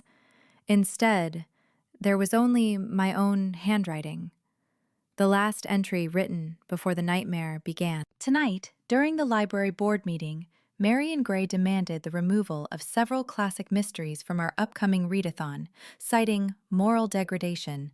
If I strangled her with her own pearls right there, would anyone really blame me? Probably. Better to imagine something more fitting. I closed the journal gently and placed it in my desk drawer. The words carried a different weight now. Not just private venting, but a blueprint someone else had followed. I wasn't sure I could ever write like that again. Life attempted normalcy with the stubborn persistence of a garden growing back after frost. I processed new acquisitions, conducted research consultations, approved Paige's request for extended leave with academic probation. The library board discussed security upgrades in hushed tones, carefully avoiding direct mentions of my involvement in the case. The reporters eventually stopped calling for interviews about my death journal. I developed a sixth sense for when someone was about to ask me about Edgar and learned to redirect conversations with brutal efficiency. Stone checked in periodically, professional distance restored, but something unspoken lingering beneath our interactions. We'd maintained careful boundaries since our dinner at the Italian restaurant, where he'd walked me to my car after, hand hovering near the small of my back without actually touching. I still feel watched, I'd admitted that night, the confession easier in the restaurant's dim lighting. Like someone studying my reactions, waiting for something. Stone hadn't dismissed my concern with platitudes about time healing all wounds. Instead, he'd shared his own experience. Trauma leaves echoes. Sometimes the case ends, but you're still listening for footsteps. Our hands had nearly touched across the table, retreated, advanced again, a dance of shared understanding and unacknowledged possibility. Now, 2 weeks after Edgar's arraignment, I was reviewing the evidence inventory Stone had provided when I noticed the first discrepancy. Journal entry number 47, dated January 15th, described a hypothetical poisoning at a literary fundraiser, in my handwriting, my style, but completely unfamiliar. I had no memory of writing it. When Stone stopped by the library later that day, a routine follow-up that had become suspiciously regular, I mentioned the unfamiliar entry. Trauma can do strange things to memory, he explained, concern evident beneath his professional tone. The brain protects itself, blocks things that are too difficult to process. I nodded agreement, but that evening I retrieved my hidden backup journals, confirming the entry existed in my own hand, dated months before Edgar's confession. How could I write something and have no memory of it? The question haunted me as I began privately cataloging other inconsistencies. Edgar claimed to discover my journal at a literary society meeting 3 years ago, but I only began attending 2 years back. The handwriting analysis confirmed Edgar wrote the threatening notes, but his pretentious style differed subtly from the economical phrasing in the messages. The typewriter found in the archive vault matched evidence in Edgar's apartment, but the ribbon showed minimal use for someone supposedly writing manifestos. Each discrepancy was tiny, explainable, yet collectively unsettling. Like books, reshelved just slightly out of order. 3 weeks after Edgar's confession, I assisted with the final restoration of the rare book room, methodically checking each returned volume against the catalog. Edgar's final confrontation had done significant damage to the collection, and we'd spent weeks cleaning, repairing, and reorganizing. I found myself in the Gothic horror section, appropriately housed in the room's shadowed northwest corner. A slim volume of Poe's lesser works sat misaligned on the shelf, though I hadn't processed any returns to this section. Routine librarian habit led me to pull the book for proper reshelving. A folded piece of paper fell from between the pages, crisp, modern printer paper, unlike the book's aged stock. I froze, staring at it as it settled on the polished floor. After a moment's hesitation, I reached for a pencil from my pocket, using the tip rather than my fingers to carefully unfold the page. Professional caution had become second nature. The page contained a typed quote in eerily familiar format. The librarian believed the case concluded, the villain captured, the story's end written. She returned the misplaced book to its proper shelf, never noticing the curator who watched from shadows, already planning the sequel. Below, in handwriting not Edgar's, a simple annotation from the Journal of Virginia Varnell, entry not yet written. My hands shook as I scanned the room, suddenly aware of how alone I was in the cavernous space. Security cameras monitored the main entrance, but this corner remained a blind spot. A realization that felt both coincidental and deliberate. I carefully placed the paper in an evidence bag from my desk drawer, habit from weeks of investigation. My first instinct? Call Stone immediately. My second, stronger instinct, keep this discovery to myself until I understood its implications. I slipped the evidence bag into my pocket and continued shelving, hyper aware of every sound in the library around me. That evening, I sat at my restored writing desk, journal open to a fresh page. Morticia watched from her usual perch as I wrote the date, then paused, pen hovering over blank paper. The quote from the misplaced book repeated in my mind, words I apparently would write but hadn't yet. I finally began.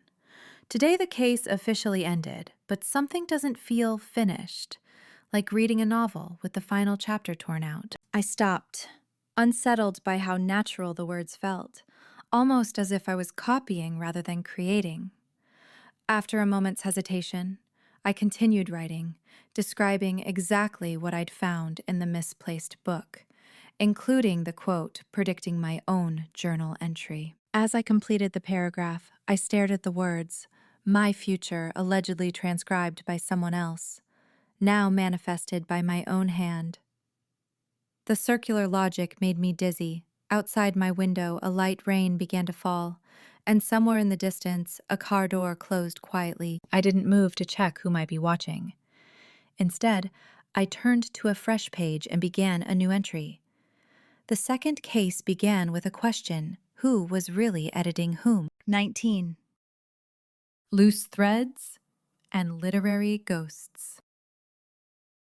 I studied the shelving cart's final stack with intensity I'd normally reserve for rare book acquisitions.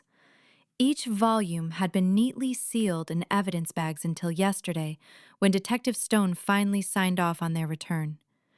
I slid cotton gloves over my hands, a practical precaution given the fingerprint powder residue that still clung to many covers. But the thin barrier between my skin and the pages provided something else I wasn't ready to acknowledge. Psychological distance. Are you sure you don't want me to handle the murder books? Cleo had asked this morning, hovering near my elbow with uncharacteristic restraint. I don't mind. They're just books, Cleo, I'd replied, more sharply than intended, and they're my responsibility. Now, alone in the stacks, I gently removed a volume of Austen from its evidence bag, brushing residual fingerprint powder from its spine before returning it to its rightful place. Books were innocent of their readers' intentions. I refused to let Edgar's twisted literary justice contaminate centuries of words that had existed long before him and would continue long after. The main floor had returned to its quiet rhythm. Patrons browsing shelves, students hunched over laptops, the soft beep of scanners at the checkout desk. Normalcy as performance art. I pushed the cart toward the fiction section, acutely aware of the gazes that followed me, quickly averted when I turned. Conversations paused when I approached the reference desk, then resumed with forced casualness once I'd passed. A freshman with rumpled hair and an oversized backpack approached, clutching a note card covered in his professor's handwritten suggestions. "Excuse me, I'm researching Greek mythology for my comp paper," he said. "Do you think certain deaths are like poetically appropriate? Like how the gods punished—" He stopped abruptly, his face flushing crimson as he realized what he was asking and to whom. "Dewey section 292, I replied evenly, pointing toward the reference area. "You'll find Hamilton's translations particularly accessible for undergrad work." "Right, thanks. Sorry," he stammered, backing away as if I might spontaneously manifest a death scene around him. I sighed, returning to my cart. This was my new normal, the morbid librarian made manifest. I'd always been the quiet, slightly intimidating one, but now there was a different quality to the whispers that followed me, half afraid, half admiring.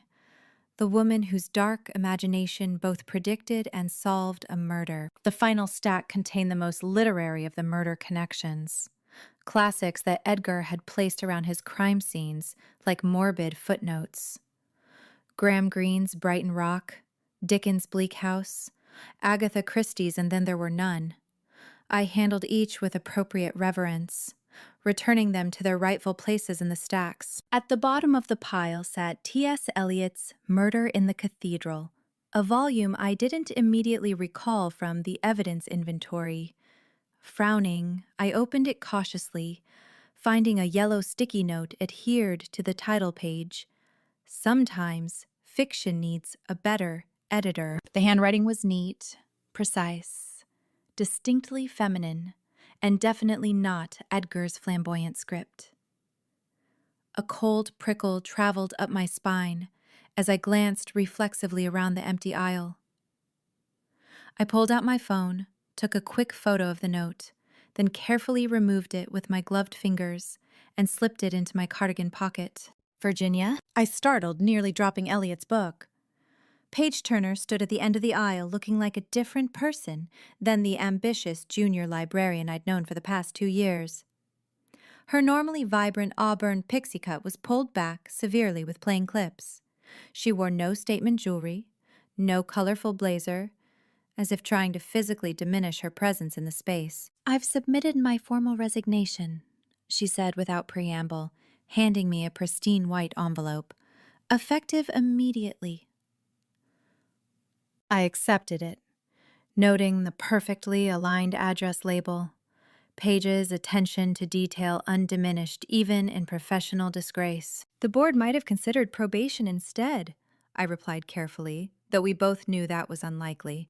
Plagiarism remained the cardinal sin of academia, regardless of circumstances. Page's smile didn't reach her eyes.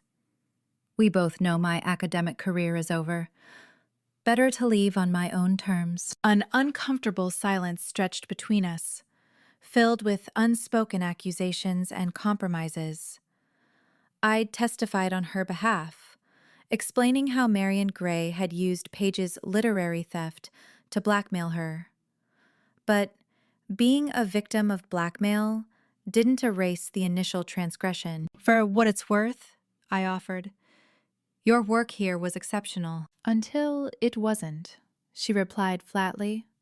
She adjusted the strap of her messenger bag. Another difference. Her usual tote with its literary quotes was nowhere to be seen. I'm cooperating with the Literary Review Committee. They're examining every piece Edgar published in the last decade. Her voice dropped to near whisper. They're finding extensive plagiarism. Passages lifted from unpublished works, historical documents, some from manuscripts that have mysteriously disappeared from archives across 3 states. I processed this, mentally comparing it to Edgar's confession. His literary fraudulence was admitted, but not its extent. You're helping build the case against him. It seemed appropriate. A flash of the old page surfaced in her bitter smile. Literary theft investigating literary theft. Besides, I recognize the patterns now. The signs were always there. I walked her to the staff exit, our professional relationship forever altered by shared proximity to violence. What will you do now? I asked, genuine curiosity breaking through professional distance. Paige straightened her shoulders with unexpected dignity. Start over. Somewhere, my name isn't associated with literary theft and murder. She hesitated at the door. For what it's worth, I never thought Edgar capable of this.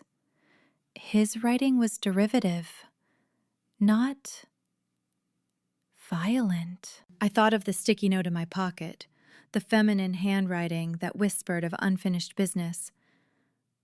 Perhaps we all contain unexpected chapters, I replied. After Paige left, I returned to the stacks, placing Murder in the Cathedral in its proper location.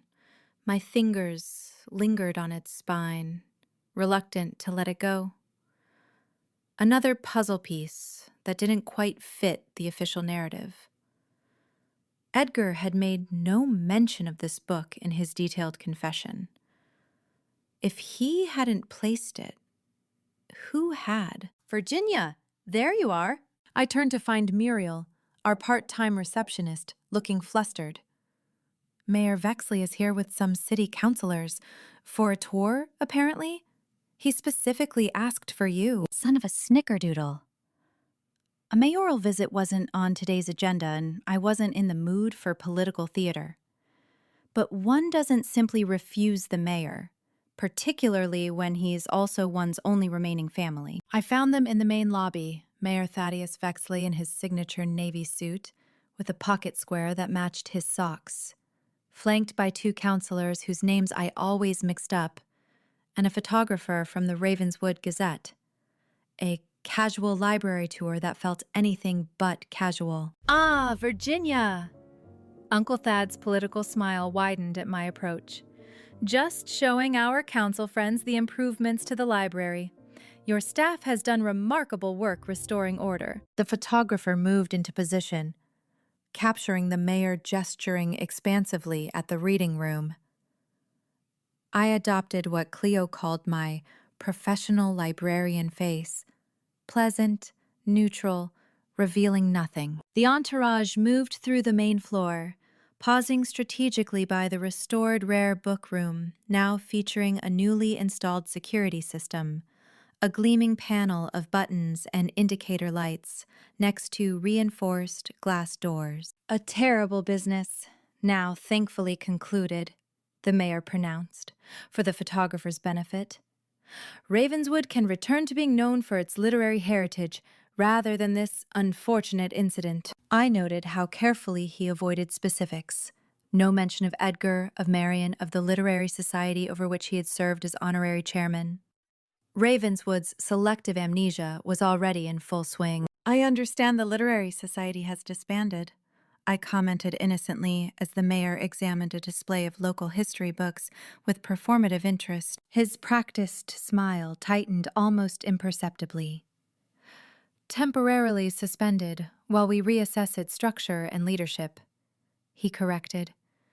These venerable institutions sometimes require Rebranding. He lowered his voice, suddenly less mayoral, more familial. Virginia, you might consider how this experience could enhance rather than detract from your career. The library board has mentioned potential advancement opportunities. Translation.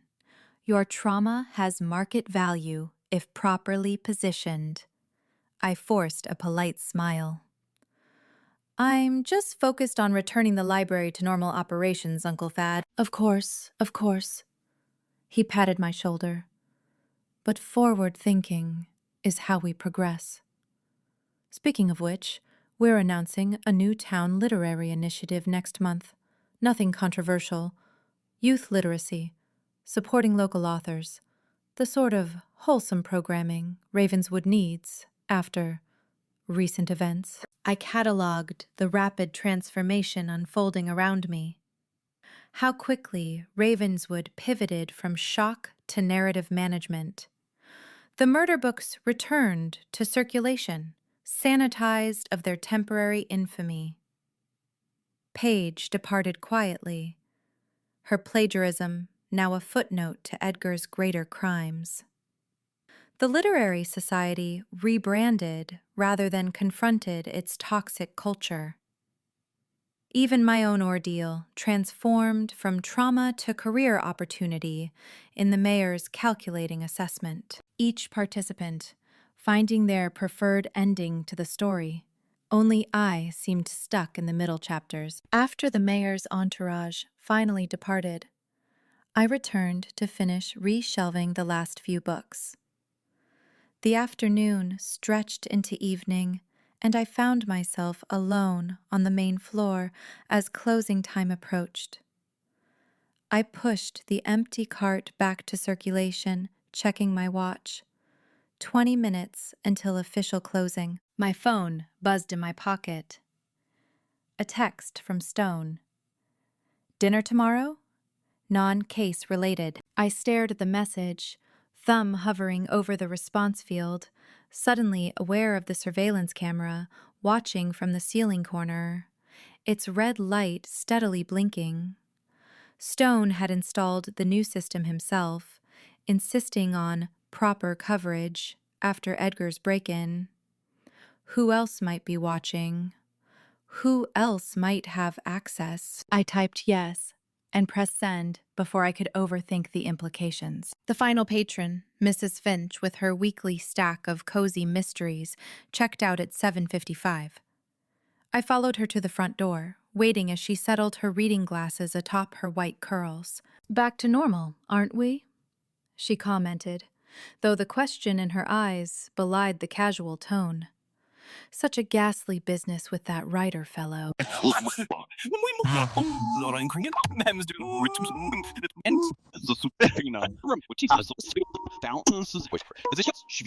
Funny thing, she continued, adjusting her purse strap.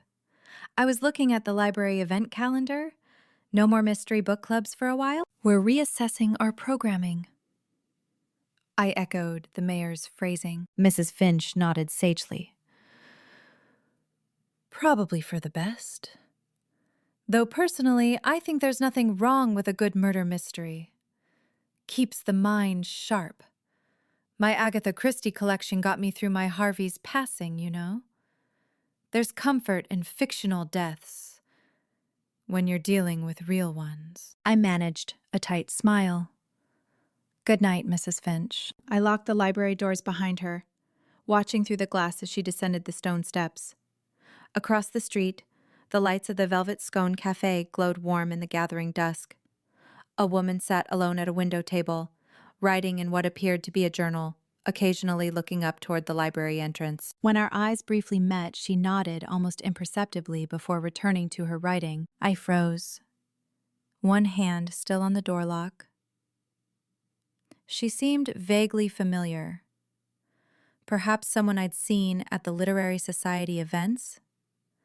I couldn't place her, but something about her deliberate gaze sent a chill through me. Was she simply a cafe patron or something else? After Edgar's confession, I'd begun seeing potential threats everywhere. a symptom of trauma, Stone had assured me. Yet the sticky note in my pocket suggested my paranoia might be justified. I walked to my car, hyper-aware of being both watcher and watched.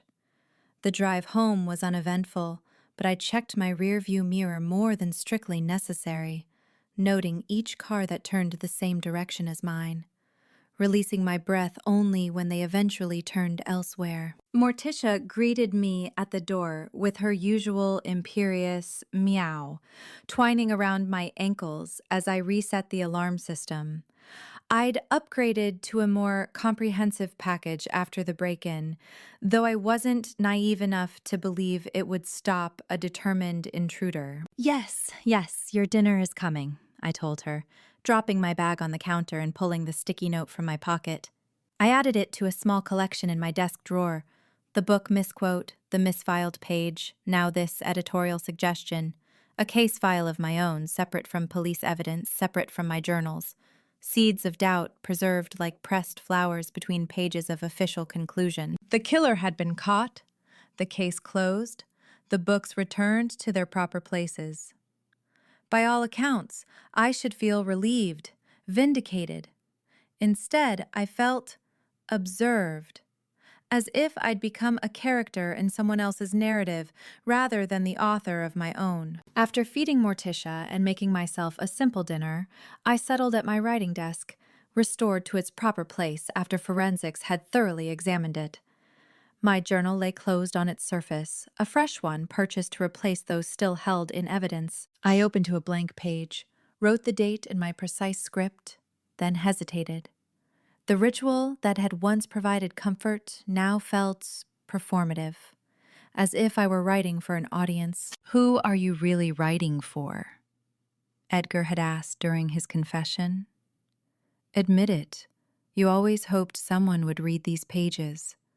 Someone who would understand." I forced his voice from my mind and began to write. The books have returned to their shelves, catalog order restored. But some stories resist proper classification. Today I found a message pressed between pages. Sometimes fiction needs a better editor. Not Edgar's handwriting, not his style. Who edits a story already concluded? I paused, pen hovering above the page. Outside my window, a car door closed quietly in the darkness. I resisted the urge to check who might be watching, focusing instead on completing my entry. The killer has been caught. The case is closed, yet I feel as if I am still being written. As I finished writing, I found myself glancing repeatedly toward the window, wondering who else might be writing about me even now. 20. Booked for murder. I sat at my writing desk, now positioned to face my apartment door instead of the window. The arrangement wasn't accidental. After what had happened, I'd deliberately reconfigured the entire room.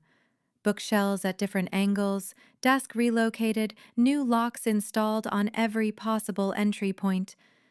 This wasn't just restoration after violation. It was reclamation. My nightly ritual began as it always had.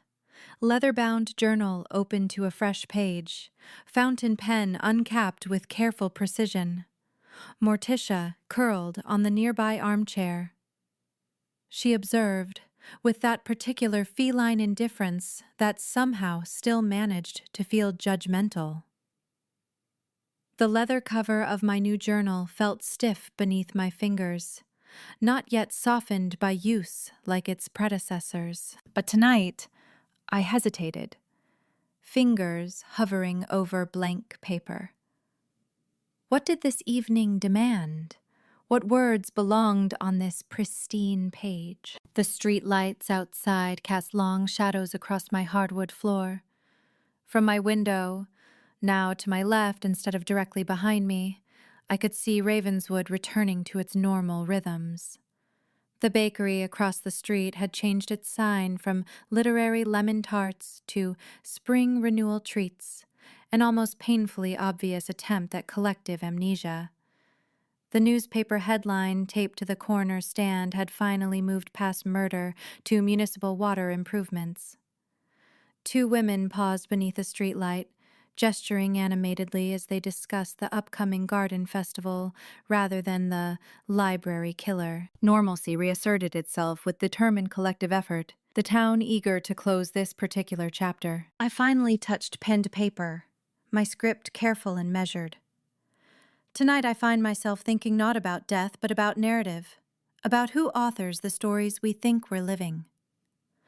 I paused, considering my next words with librarian precision. Edgar believed himself my co-author, editing reality to match imagination. But what if he was never the editor at all? What if he was just another character performing his assigned role? The question hung unresolved on the page as my pen continued its journey. The collected evidence indicates that Edgar Poe has been apprehended, tried, and convicted for the murder of Marion Gray. The case file is closed, statements cataloged, evidence correctly labeled and stored. By all measurable metrics, justice has been served. I paused again, tapping my pen against the edge of the journal. Yet certain inconsistencies remain, anomalies that resist proper categorization. I began a detailed inventory of the unexplained discrepancies.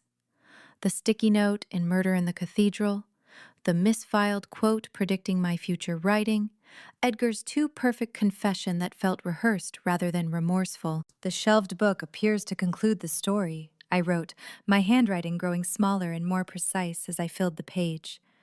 The satisfying resolution where the killer is caught, justice served, order restored. A perfectly structured narrative that misses the deeper truth. Every library contains countless overlooked stories hiding between more obvious volumes. Morticia suddenly abandoned her perch, leaping to the floor with purposeful intensity. I watched as she pawed beneath the bookcase, her sleek black body half disappearing beneath the lowest shelf. When she reemerged, something was delicately pinched between her teeth. What appeared to be an old piece of paper. Cats bringing gifts was hardly unusual, though Morticia typically preferred to present me with hair ties and the occasional unfortunate insect. But the deliberate way she carried her find to my desk and deposited it precisely beside the journal felt almost intentional. "What have you found?" I murmured, setting down my pen. It was a yellowed library checkout slip. The kind we'd phased out years ago when the library modernized its system.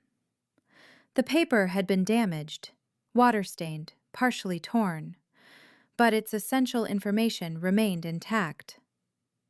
The book title field clearly read, A Study in Scarlet, Arthur Conan Doyle's first Sherlock Holmes mystery. The borrower's name had been deliberately scratched out with black marker, rendering it illegible. Most curious was the checkout date from 15 years ago, long before I worked at Ravenswood Library. I turned the slip over, finding nothing else except a small symbol drawn in the corner. What appeared to be a raven sketched in faded blue ink. "Where did you get this?" I asked Morticia, who had already lost interest and was now methodically cleaning her paw. I photographed the checkout slip with my phone, adding it to my growing digital archive of unexplained evidence. I considered immediately texting Stone, our relationship now hovering in that undefined space between professional collaboration and something more personal. We'd begun having coffee together once a week, ostensibly to debrief about the case. Though the case had been closed for nearly a month now, instead I set my phone aside. Tonight wasn't about investigation, but reflection. I tucked the slip into my journal, a bookmark for tomorrow's concerns. My writing continued, more personal now. I wonder if I've been asking the wrong questions all along. Not who killed Marion, or who stole my journal, but who assigned us these roles to begin with. Edgar saw himself as my collaborator, but perhaps we were both characters in someone else's manuscript, performing our assigned literary functions. The thought was uncomfortably meta, even for me. I stared at the words I'd just written, wondering if I was descending into the same literary paranoia that had consumed Edgar. He'd believed himself the hero of a story that required death to achieve artistic perfection.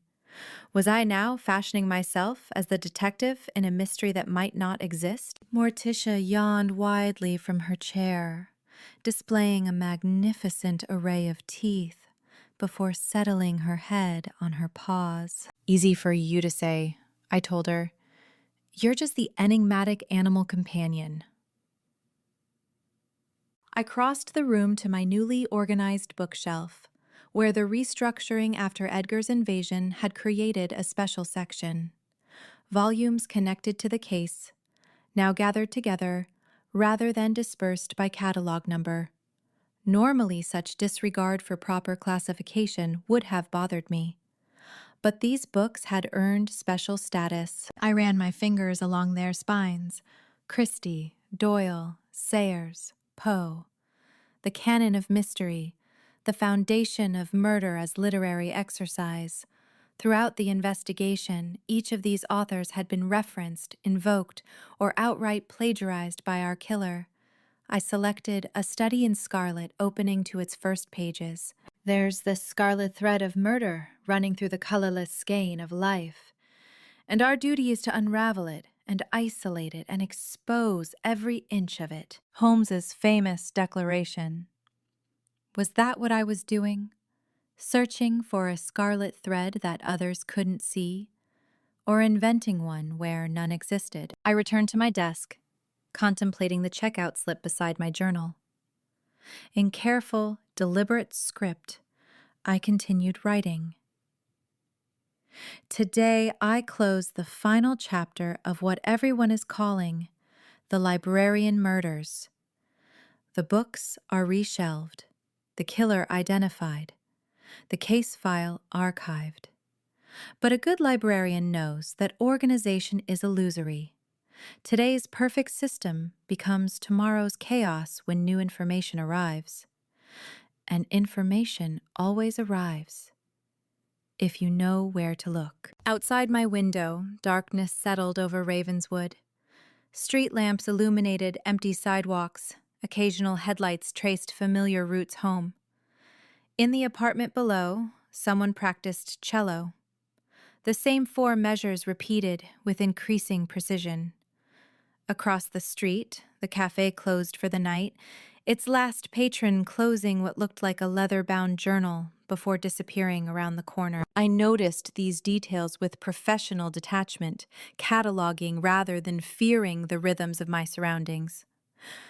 Before the murders, I'd rarely paid attention to my neighbors and their habits.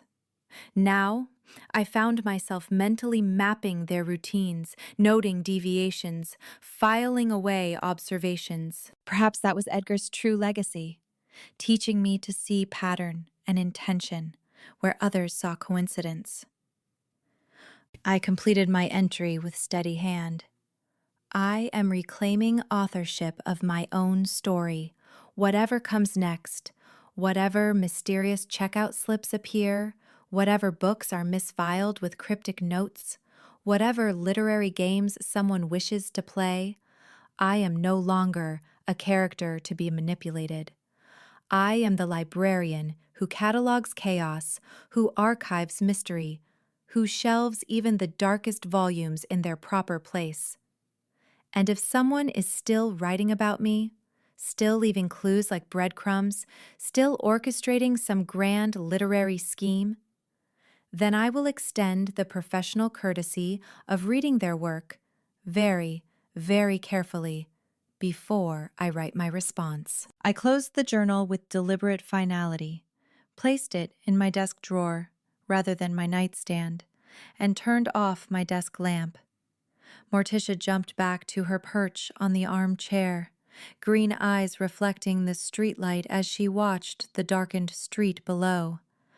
Vigilant, patient, preparing for whatever story tomorrow might bring. Morning arrived with aggressive cheerfulness, sunlight streaming through my newly installed curtains. They were dark green and heavily lined, practical rather than decorative. I'd chosen them specifically for their light-blocking properties, not because they complemented my existing decor.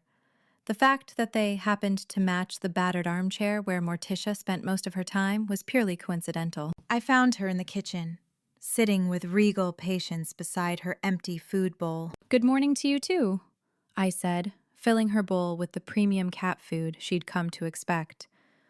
Morticia had developed expensive tastes since the murder case had brought us local fame. Mayor Vexley had personally thanked me for my civic contribution in solving the case, though we both knew his gratitude stemmed more from preventing a PR disaster than any genuine appreciation for justice. The checkout slip lay on my counter where I'd placed it the night before. In daylight, it looked even more weathered than I'd initially thought, yellowed at the edges with that particular patina that comes from being trapped between book pages for years. I studied it again, focusing on the raven symbol in the corner. It wasn't the library's stamp. Our logo had always been an open book with a quill. This was something else, something personal. My phone buzzed with a text from Cleo. "Breakfast at Velvet Scone? I have gossip." The last time Cleo had gossip, it involved the mayor's nephew being caught shoplifting romance novels from the corner store. Important community intelligence, but hardly worth abandoning my morning routine. Still, social reintegration was part of the healing process, according to the pamphlet Stone had awkwardly handed me after Edgar's trial. Returning to normal after trauma had been its painfully bland title, though the advice inside was surprisingly practical. 30 minutes, I replied, setting the checkout slip aside for later examination. I dressed with my usual efficiency. Charcoal cardigan over a navy blouse, dark jeans, sensible boots. My wardrobe had always skewed practical and subdued, but lately I'd found myself reaching for darker colors more consistently. Perhaps it was a subconscious attempt at camouflage, or maybe I was simply leaning into the morbid librarian persona everyone now expected. The walk to the Velvet Scone took exactly 7 minutes at my usual pace. I could have driven, but the morning was crisp, and the exercise helped clear my mind. As I passed the library, I noticed someone had replaced the closed for renovation sign with our regular hours. Another step toward normalcy. Cleo was already at our usual table by the window, 2 steaming mugs in front of her. Her hair was freshly purple this week, and she'd added a new tattoo to her forearm. What appeared to be a stylized quill pen. "You're 3 minutes early," I said by way of greeting, sliding into the chair opposite her. "And you're exactly on time, as always." She pushed a mug toward me. Earl Grey, splash of milk, no sugar. I accepted the tea with a nod of thanks. "So, what's this gossip that couldn't wait until we're both at work in—" I checked my watch. "Approximately 53 minutes." Cleo leaned forward conspiratorially. "They're reopening the Literary Society." I nearly choked on my tea. "What? When?" "Next month. New name, new leadership, same basic concept. They're calling it the Ravenswood Reading Circle now."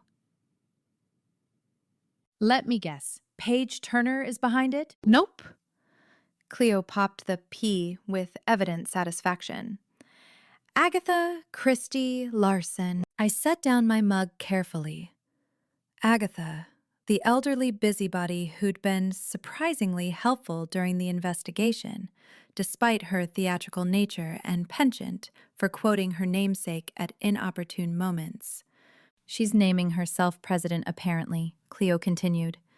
"And they're meeting at the community center instead of the library. First selection is, wait for it, Murder on the Orient Express." "You have got to be kidding me." "Nope. She dropped off flyers this morning while Penny was opening up.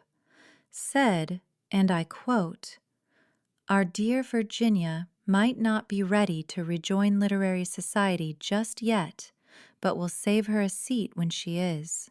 Cleo's impression of Agatha's affected aristocratic accent was surprisingly accurate. "How thoughtful," I said dryly. "Any other former literary society members joining this new incarnation?" "A few. Not Paige Turner, though. Word is she's left town altogether. San Francisco, maybe?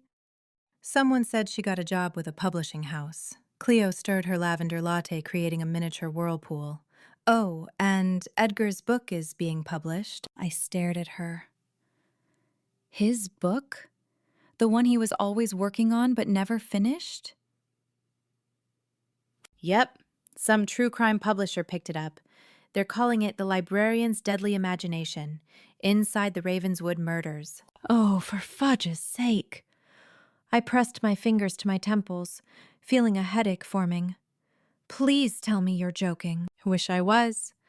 Stone found out yesterday. Thought you should know before it hits the papers. Cleo's expression softened slightly.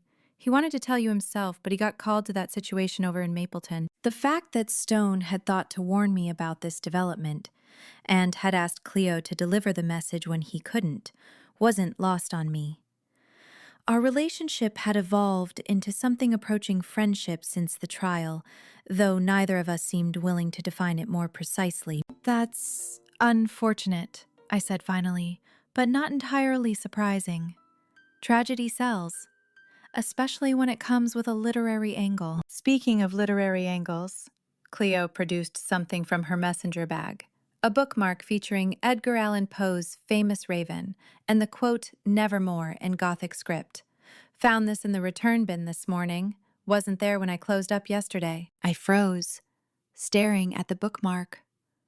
A raven, like the symbol on the checkout slip. Someone returned a book after hours? That's the thing. There wasn't a book with it. Just this sitting right on top of the bin. Cleo pushed it across the table. Thought you might want to add it to your weird stuff collection. I picked up the bookmark, turning it over carefully. The back was blank. The cardstock high quality and relatively new. Not a decades-old artifact like the checkout slip, but potentially connected nonetheless. Does anyone else know about this? I asked, trying to keep my voice casual. Cleo shook her head. Just me. Penny hadn't arrived yet, and I didn't mention it to her. She hesitated. Are we worried about this? Should I tell Stone? I slipped the bookmark into my pocket. Not yet. It's probably nothing, a coincidence, or someone's idea of a joke. But as we finished our breakfast and walked together toward the library, I couldn't shake the feeling that coincidences were becoming suspiciously common in Ravenswood. And I'd learned the hard way that in a town where fiction and reality blurred so easily, dismissing patterns could be dangerous. The raven symbol, Edgar's book being published, the revival of the literary society. Separately, they might mean nothing. Together, they formed the first paragraph of a story I wasn't sure I wanted to read. Thank you for listening. Please visit me at winvalentine.com to stay up to date. Please subscribe, leave a comment, and review.